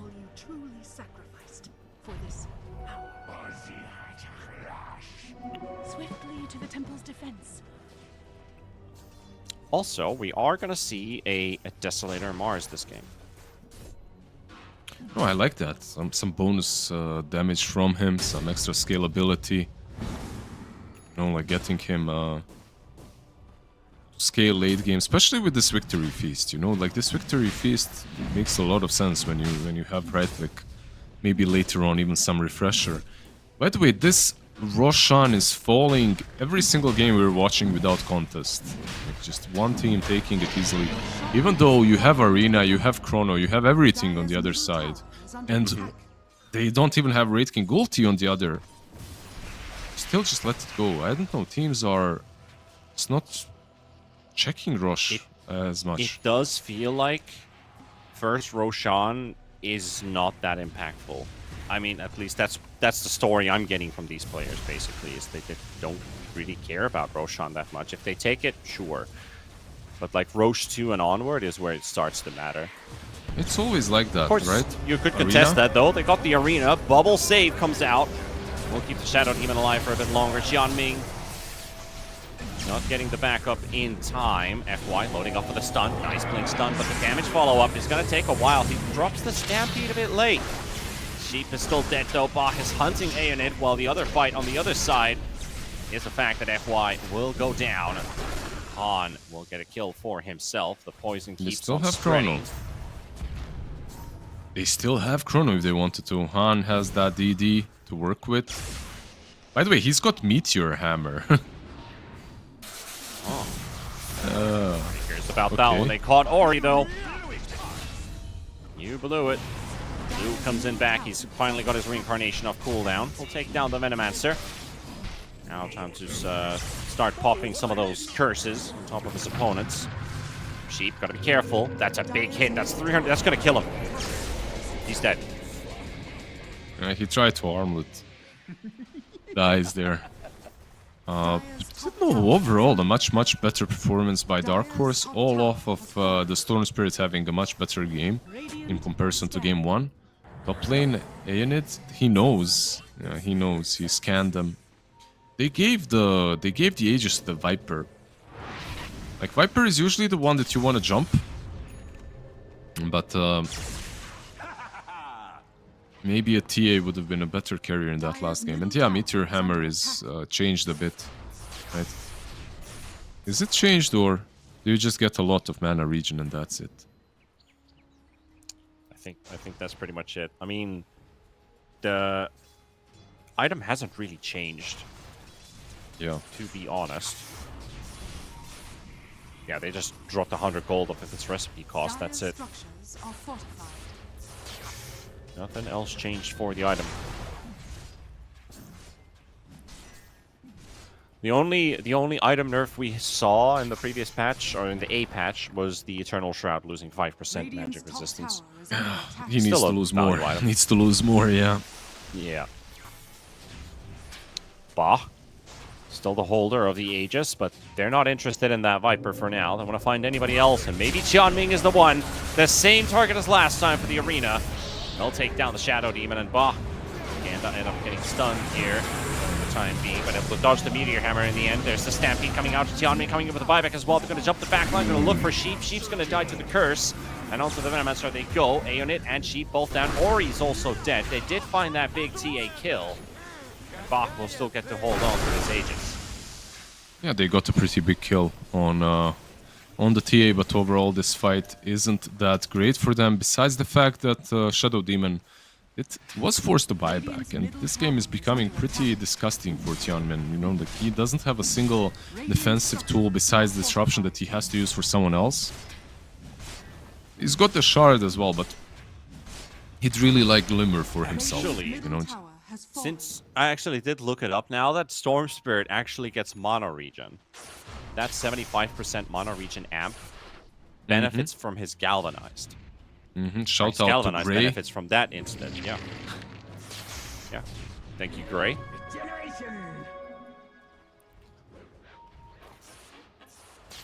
That's a pretty important thing to note out, because yeah, it's like, I don't play mid-heroes, really. I just cast It's just them. that... Just that using it is kinda, you know, like using the Meteor Hammer in these fights feels like a grief. Besides that, unless it's really good, nicely set up by some chrono or... Radiant's top tower is under attack. You can get some benefit out of the item in general, but I do feel like it's just a stat item, and he'll use that extra. Maybe if there's a, say, Chronosphere going on. Can't hit the target he intends to. There's a bit of a push in the top lane. We've already got the Viper shards, so the poison attack corroding that tower. Slowly but surely. Minus 98% magic resist, by the way. Dire's middle tower is under attack.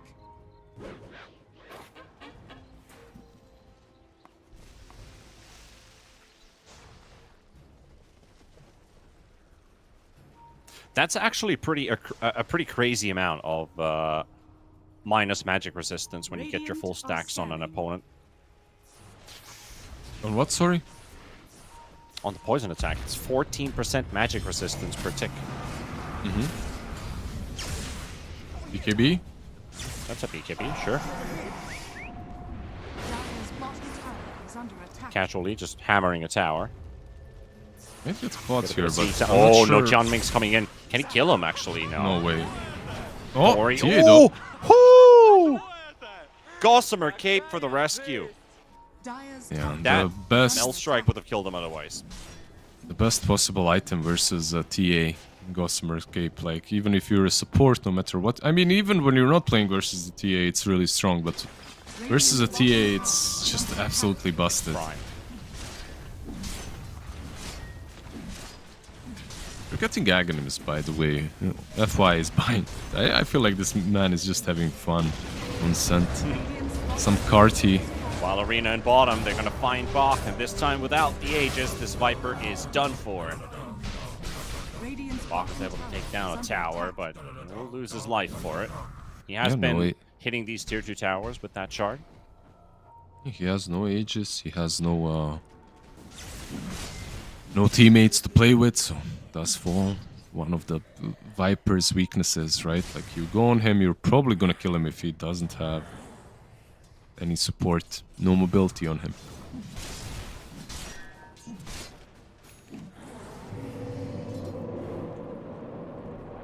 Let's see how Dark Horse can potentially turn this game in their favor, because they've been holding on very well. It's been a bit of back and forth fighting. Their Faceless Void is still their big scaling hero in this game. But we do have to remind ourselves that this Wraith King hasn't been part of too much action so far. Han, just a quick jump away from Qianming. My biggest problem, my biggest issue... Oh, Stampede. Sheep. About the blink. Oh, they found Sheep. Yep. That's a good one. So, my problem isn't really the Wraith King or the Void, it's the Storm. This man is sitting on 802, and they're not... The problem that I see about it is they're not itemizing for him. A unit? Oh, does get clipped. He's caught. Uh-oh. Yeah, at least he bought his BKB out. But it's still going to mean that a unit's going to go down. So a lot of damage for the SD to deal. Especially with the Menace in it. Mid lane. He's fine. Oh, he's not fine. He's caught, no mana. And silenced up as well. Might have to use another BKB charge for it. He will. Regenerating quite a lot from that Galvanized, though. Lost a couple bottle charges, whatever he had remaining. And he's able to zap himself away. FY blinks in, but he can't find him. That's a bit too deep. Even if he finds him, he probably gets counterplayed. Has to be careful. There's a Chrono still. And you gotta keep in mind. Oh dear. Bye. Oh dear. That's a Lotus Sphere.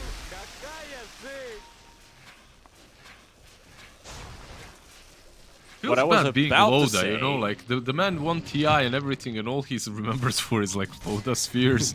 And like 15 years after, you see a sphere, a Loda sphere. I mean, you earned the honors. I mean, it's good. No. What I was saying about the Storm Spirit, you gotta keep in mind the moment he dies, he's gonna lose a lot of Galvanized stacks. So if he goes on a death spree, it's like the old Bloodstone. You will lose benefit out of it very, very quick. He's at 26 now, but those charges, they could diminish very fast. Also, now that they knew that his BKB was on cooldown and the Chrono was used like that, that was just an instant call for Azure Ray to take Roshan. Instant.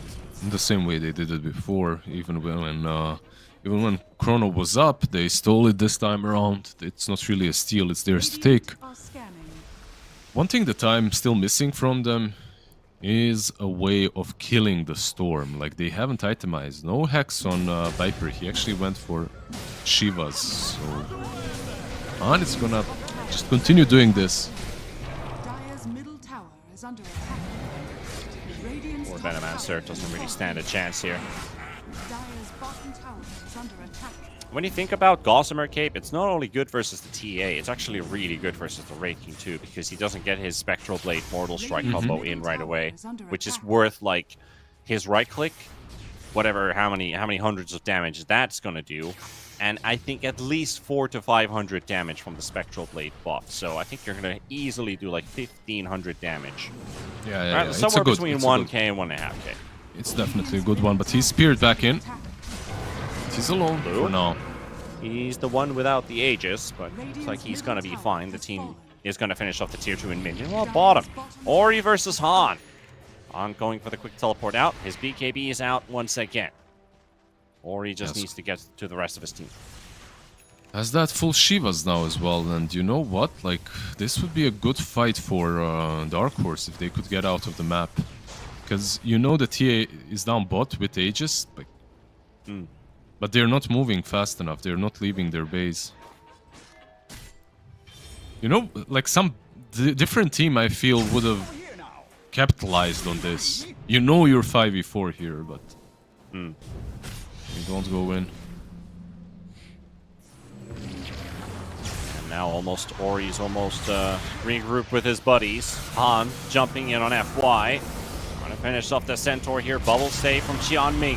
Chrono will land on 2. Takes spot. Takes down Qianming as well. Ori walks into it as well.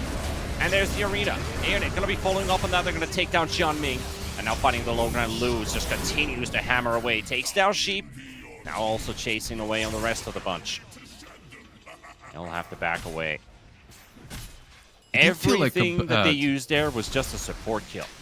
Yeah, it didn't really feel like the worst Chrono. He caught the Shadow Demon +1, but still just not enough damage. It's like they have all the control, but it's a bit of a worrying sign in terms of damage. At least the Mars is trying to fight versus FY and Bach. They got the reincarnation out of the way, and Aeonit just, in the end, he melts to Bach. Still, the Aegis and the cheese on the side of Azure Ray. The extra sustain is still there. Honestly, I just see one thing. I just see one thing, and that's this. Well, Storm first and foremost. Han. Now Han is in the front, and Aeonit coming in with a buyback. He needs to land a good spear here. Is it going to be on Ori? Ori's popping his BKB already, so he is invulnerable, but Lu is the one getting pushed away. Faces Void in the front, trying to deal as much damage as possible. Bah, he's the target right now. Ori, they're ignoring the TA for now, the holder of the Aegis, but now finally they can take Ori out of play. Maybe again. And they follow up on this. All they need is just a bit more, and the TA is history. Bubble save once again. Can he blink out? No, he can't. I think that's going to be done for Ori. And Qianming's going to drop as well, and FY couldn't actually help from the back. Yeah, he tried to jump in, blink in, stomp, but he couldn't. The snake ward cancelled his blink. It hit him. He might die again here. He probably will. Yeah. Oh, Glimmer Cape to the left. Everybody went right, but they weren't right. Nice jukes, but overall a really good high ground hold by Dark Horse. This was very, very good. This was really that was nicely done. 12k lead. Oh. It's I'm honestly not sure why they didn't itemize. Like I see that they're just trying to brute force it, and I respect that. At the same time, they just aren't able to kill the Storm. And now, finally, the Faceless Void is actually going to do stuff too. Let's see. Well, the moment you say that... He's dead. He did something. He died. He did something. Just not in a very positive manner. Shin trying to run away from Lu. Some of these plague wards doing just enough damage, and actually the poison sting preventing him from blinking in. And there's the Yules coming out just in time from FY, canceling out Shin's TP. In lane. But there is Han fighting versus Qianming under the tower. Ori is also here. Man is but literally Han's already unkillable. zapped away far, far away. You need a Hex, man. Like, you're not killing this guy without a Hex on their side. And now TA is the one, Ori is the one queuing it up. Like, Hex is a good pickup for TA. I just feel that they needed it earlier. It's not that it's a bad item. How many scans are that? What the hell was that? I saw 4 scans. That's a plenty. Yeah.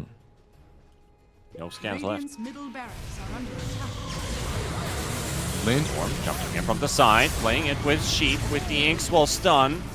Double save comes out at the same time though, and they can protect Ori for a bit longer. Faceless Void bought back Chrono time, and he's caught Ori. Also has Qianming inside, and they're going to take down Ori. They maybe can find even more. Aeonit dropping low on the high ground, has to pop his BKB, but he will still die. He's unable to dispel everything. Now Faceless Void just kind of getting kited around here a bit. Bah, dropping the poison. Yeah, gem stolen. The push. By the way, TA bought back. They want to end this. Why do they want to end this? Because they know there's no Chrono. But can you do this versus a Storm? That's my only question. Isn't he going to benefit from the fountain? Just zipping in and out? I think it's doable, but The amount of structural damage they're dealing right now, Azure Wraith feels like they are unstoppable. Chrono down for 100 seconds, and Arena is going to be up 5 seconds after the Mars has spawned. Make it 40 seconds from this moment on. Won't be able to land the hammer on top of the Wraith King here, and now they're just going straight for the Mega Creeps here. Already focusing the tier 3, Ba in the front line. Sheep and Jin, they're in position. Han goes in for the jump. They cast the vibe, but the Stampede comes up at the same time. They're going to be jumping onto the Faceless Void. He's going to zap himself away, just like Han. Blue is still battling in the front, though. While the rest are just focusing on buildings, it's really just Lou and the rest. And now we're going on a real slideshow here. We've got a bit of packet loss on server end, but the game's still rolling. Han, FY trying to look for the stun, doesn't quite get the connection. Bach is still at it. And with Ori also joining in, got the minus damage to, or the minus armor to actually work through these buildings. It's going to be Mega Creeps. Bach goes down, and now onto Tianming. Now it's just down to heroes. Can they get them all out of the way? Viper also bought back. Bach is returning to the battle. Blue, that's his life number 1. Still has BKB, also has a refresher. He can die as many times as he wants to. They can just win this fight right now and end the series. Dark Horse, though, they're in trouble. They're already down to 3 heroes, and the Faceless Void, 20 seconds for the Chrono. Ori is down. That is something, but they gotta get more. Faceless Void able to TP out. The 7 poison stacks on him, not enough to kill him. And we're down to a 3v3. Yeah, they don't really have to get more. They have Megas. They can chill out, right? Like, go back as Chrono is up. But let's see what they do. I feel like they should back out. This is... Blue is the one left remaining, and okay, he's gonna run in the end as well. Dude, this game is absolutely nuts. In old patch, there is no way you do what they just did. In old patch, there is no way. Even though you know they don't have Chrono, you still don't buy back and force it the way they have. But Azure, they're just... These guys are 2 Giga Chad. That's what the problem is, like. Absolute Giga Chads, every single one of them. They just buy back. That was a real confidence play. I totally agree on you with that. Like, if we saw something happen in the last patch, we'd be thinking, like, are these guys mad? But in here, it just feels like it just works. Radiant are scanning. Absolutely insane. Well played by them. They have the Megas now. They have to prove to us that this patch is different. It's in the old patch. Even at this stage, the game wouldn't be over. Han? Here, gonna get stunned up, and Han's gone. Oh dear, the Chrono's a bit late, but is the damage sufficient? No, it's not. FY is just there to throw into the Yules. He had BKB though. And I'll just use that BKB to run out. He saved the jump. Didn't save the storm, but he saved the jump. Yeah. Look, I just feel bad for the storm. That's all I'm gonna say. This man has done so much. He didn't even deserve to die once. Like, he just had a perfect game. He truly did. He was making so much space, but the Faceless Void, I don't know how you justify this. Like, your lane wasn't that bad. Like, your lane was bad, but it wasn't that bad for you to never come online. I feel like the Manta was a huge debate. Like, he went for Manta, and then he just needed the BKB. If you're going Mjolnir, you just needed Mjolnir BKB so you can hit targets. Like, none of his chronos were impactful. Maybe one. Yeah, he was cooking with his item build, but it's just not gonna work here. I don't think Manta almost ever works, but it's what we're seeing. Got Satanic lined up next. Blue has Axe Refresher. I mean, even if you manage to kill someone. Dark Portrait is dead. His net worth is just crazy. Like, this guy's almost 16,000 gold ahead of the Faceless Void, and only being 2 levels ahead.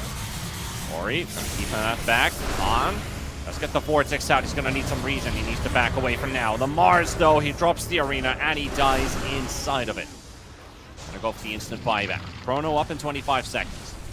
That's really their last play. is the Chronosphere. Radiant's middle tower is under Yep, attack. he went out They're going to lose deep. this tier 4 in a moment. They're going to jump off. He pops a nice little heal there for himself with the cheese. Radiant's middle tower And sieging towards towards the Ancient right now. Faces Void. He's broken for the time being by that Viper Strike. Jumping away once again. Lu is here. Here comes Han. He's trying to make an opening with the Vortex. They're all clumped up for a moment. But Void also has to clean out creep, so he can't just leave the base for a big Chronosphere. Radiant's ancient is under attack. There we go. Oh, he caught Storm. And he doesn't actually catch any real hero. He only caught Ba. FY misses to stun Ori and Lu. They're just about to end the game here. Wraith King will come out from that reincarnation. He'll get a couple slices onto the Ancient, and it's going to be enough. As a Wraith, he'll be able to finish the game.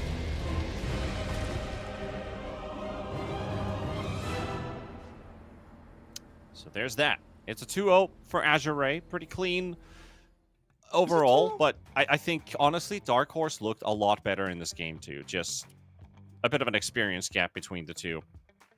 No matter what you can do. Hell, I just time traveled, dude. I'm like, because my camera is covering the score bar, you know? And I'm like, yeah, game 1 is over. Let's go see game 2, how it's gonna go. What, 2 games over already? What the? Look, 5 a.m. start time, so I guess I'm a bit crazy, but holy shit. The second game, the game 1 was better for Dark Horse than game 2. Like this game 2, Han, even though game 1 was faster, game 2, Han, he played out of his mind. Like this Storm Spirit with the Meteor Hammer build. Thank you, Gray, once again for notifying us how, just teaching us how it works exactly. But overall, this Storm did so much. It sometimes I have the same, you know, sometimes when you play core, like you play offlane, mid, safe lane, whatever, and you have some dude just balling out of control on the other lane and you lose the game and you look at him and you're like, I'm sorry, man. It's like you feel bad for him losing. You don't feel bad about yourself losing. You feel bad about him losing after so much effort. This Storm Spirit was an absolute menace, a beast, and he just didn't have enough from his allies, unfortunately. Yeah, that also means that Dark Horse is going to have to play from the lower bracket, and Azure Ray will get to play their next series being the upper bracket round 2 game, and that could already lock in an invite to the event. So they're going to be very happy to be in that position. That also means, quick recap on the score lines for the time being. Actually, you could just look at the bracket and see what's unfolded during this time that we've been casting this series. LGD took a 2-0 versus Spiky Gaming. You were hyping up Spiky Gaming, asking me, like, who are these guys? But LGD, they ran over that series. It was already over. And also, we know our upper bracket teams and our lower bracket teams as we finish off the first 4 series of the day. And what is coming up still today is actually the G2 IG versus Kev series. We'll find out the first team that gets invited to the Riyadh Masters. It's a pretty hyped series coming up, right? Like a lot of good matches behind us. Unfortunately for the 2 of us, it's done for today, and unfortunately for 2 of us, well, it depends. If you like fast Dota, fortunate. If you hate fast Dota, unfortunate. I'm not sure which place I'm in right now. I'm kind of sick and tired of the throne being defended for 70-80 minutes, so I'm happy with this. But overall, a very quick series. 2-0s, kind of expected, right? Like on both sides. On one side, you had Azure. On the other, maybe not as expected. The first series maybe could have gone the stretch. Unfortunately, it didn't. But you know, like it's a new patch, and every game is a new experience. It's a new learning phase. And what's so crazy is, I believe Dota has had the highest amount of players right now since the free Arcana giveaways. So I'm gonna go and use the rest of the day to spam some pubs with all these new players, get some free MMR. Yep. And you should also probably do the same, or if you want to tune in for some more dotes here with the Chinese qualifier, I would recommend you to jump over to EWC_Dota2_EN6. So this is stream 7. just change the 7 to a 6, and you'll find yourselves at the G2 IG versus Kev series, which I most likely am going to watch because I'm hyped for Kev, but I'm also hyped for, the Jack Chen squad, the G2 IG squad, if they can get that first locked-in slot for the Chinese qualifier for Riyadh Masters at the Esports World Cup. But I just love how it's Jack Chen squad, I just love that. That's all I'm going to say. Yep, I just love how everyone... Yeah. KBBQ, baby. Let's go. That's the one to look at. We are going to be taking a bit of a break. We'll be back on Tuesday morning on the 7 stream. But the stream 6 will be covering China today, tomorrow, and I think also on the Tuesday date. So until then, folks, take care of yourselves. We'll see you next time, and bye-bye.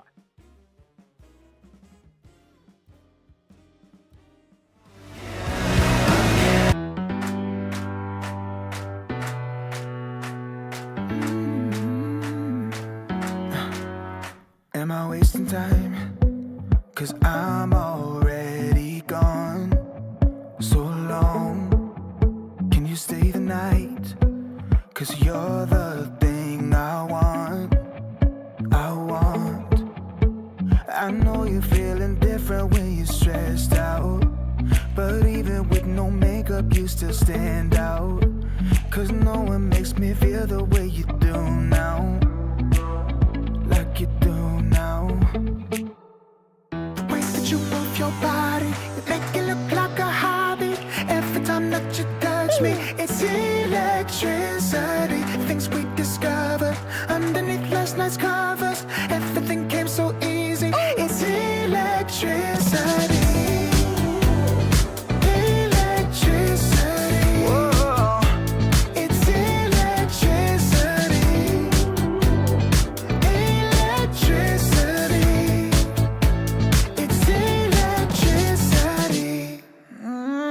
Late at night, I feel you on my skin. You're all that's on my mind. It's finally sinking in. You're it. I know you're feeling different when you're stressed out. But even with no makeup, you still stand out. 'Cause no one makes me feel the way you do now. Like you do now. The way that you move your body, you make it look like a hobby. Every time that you touch me, it's electricity. Things we discovered underneath last night's covers. Everything came so easy. It's electricity.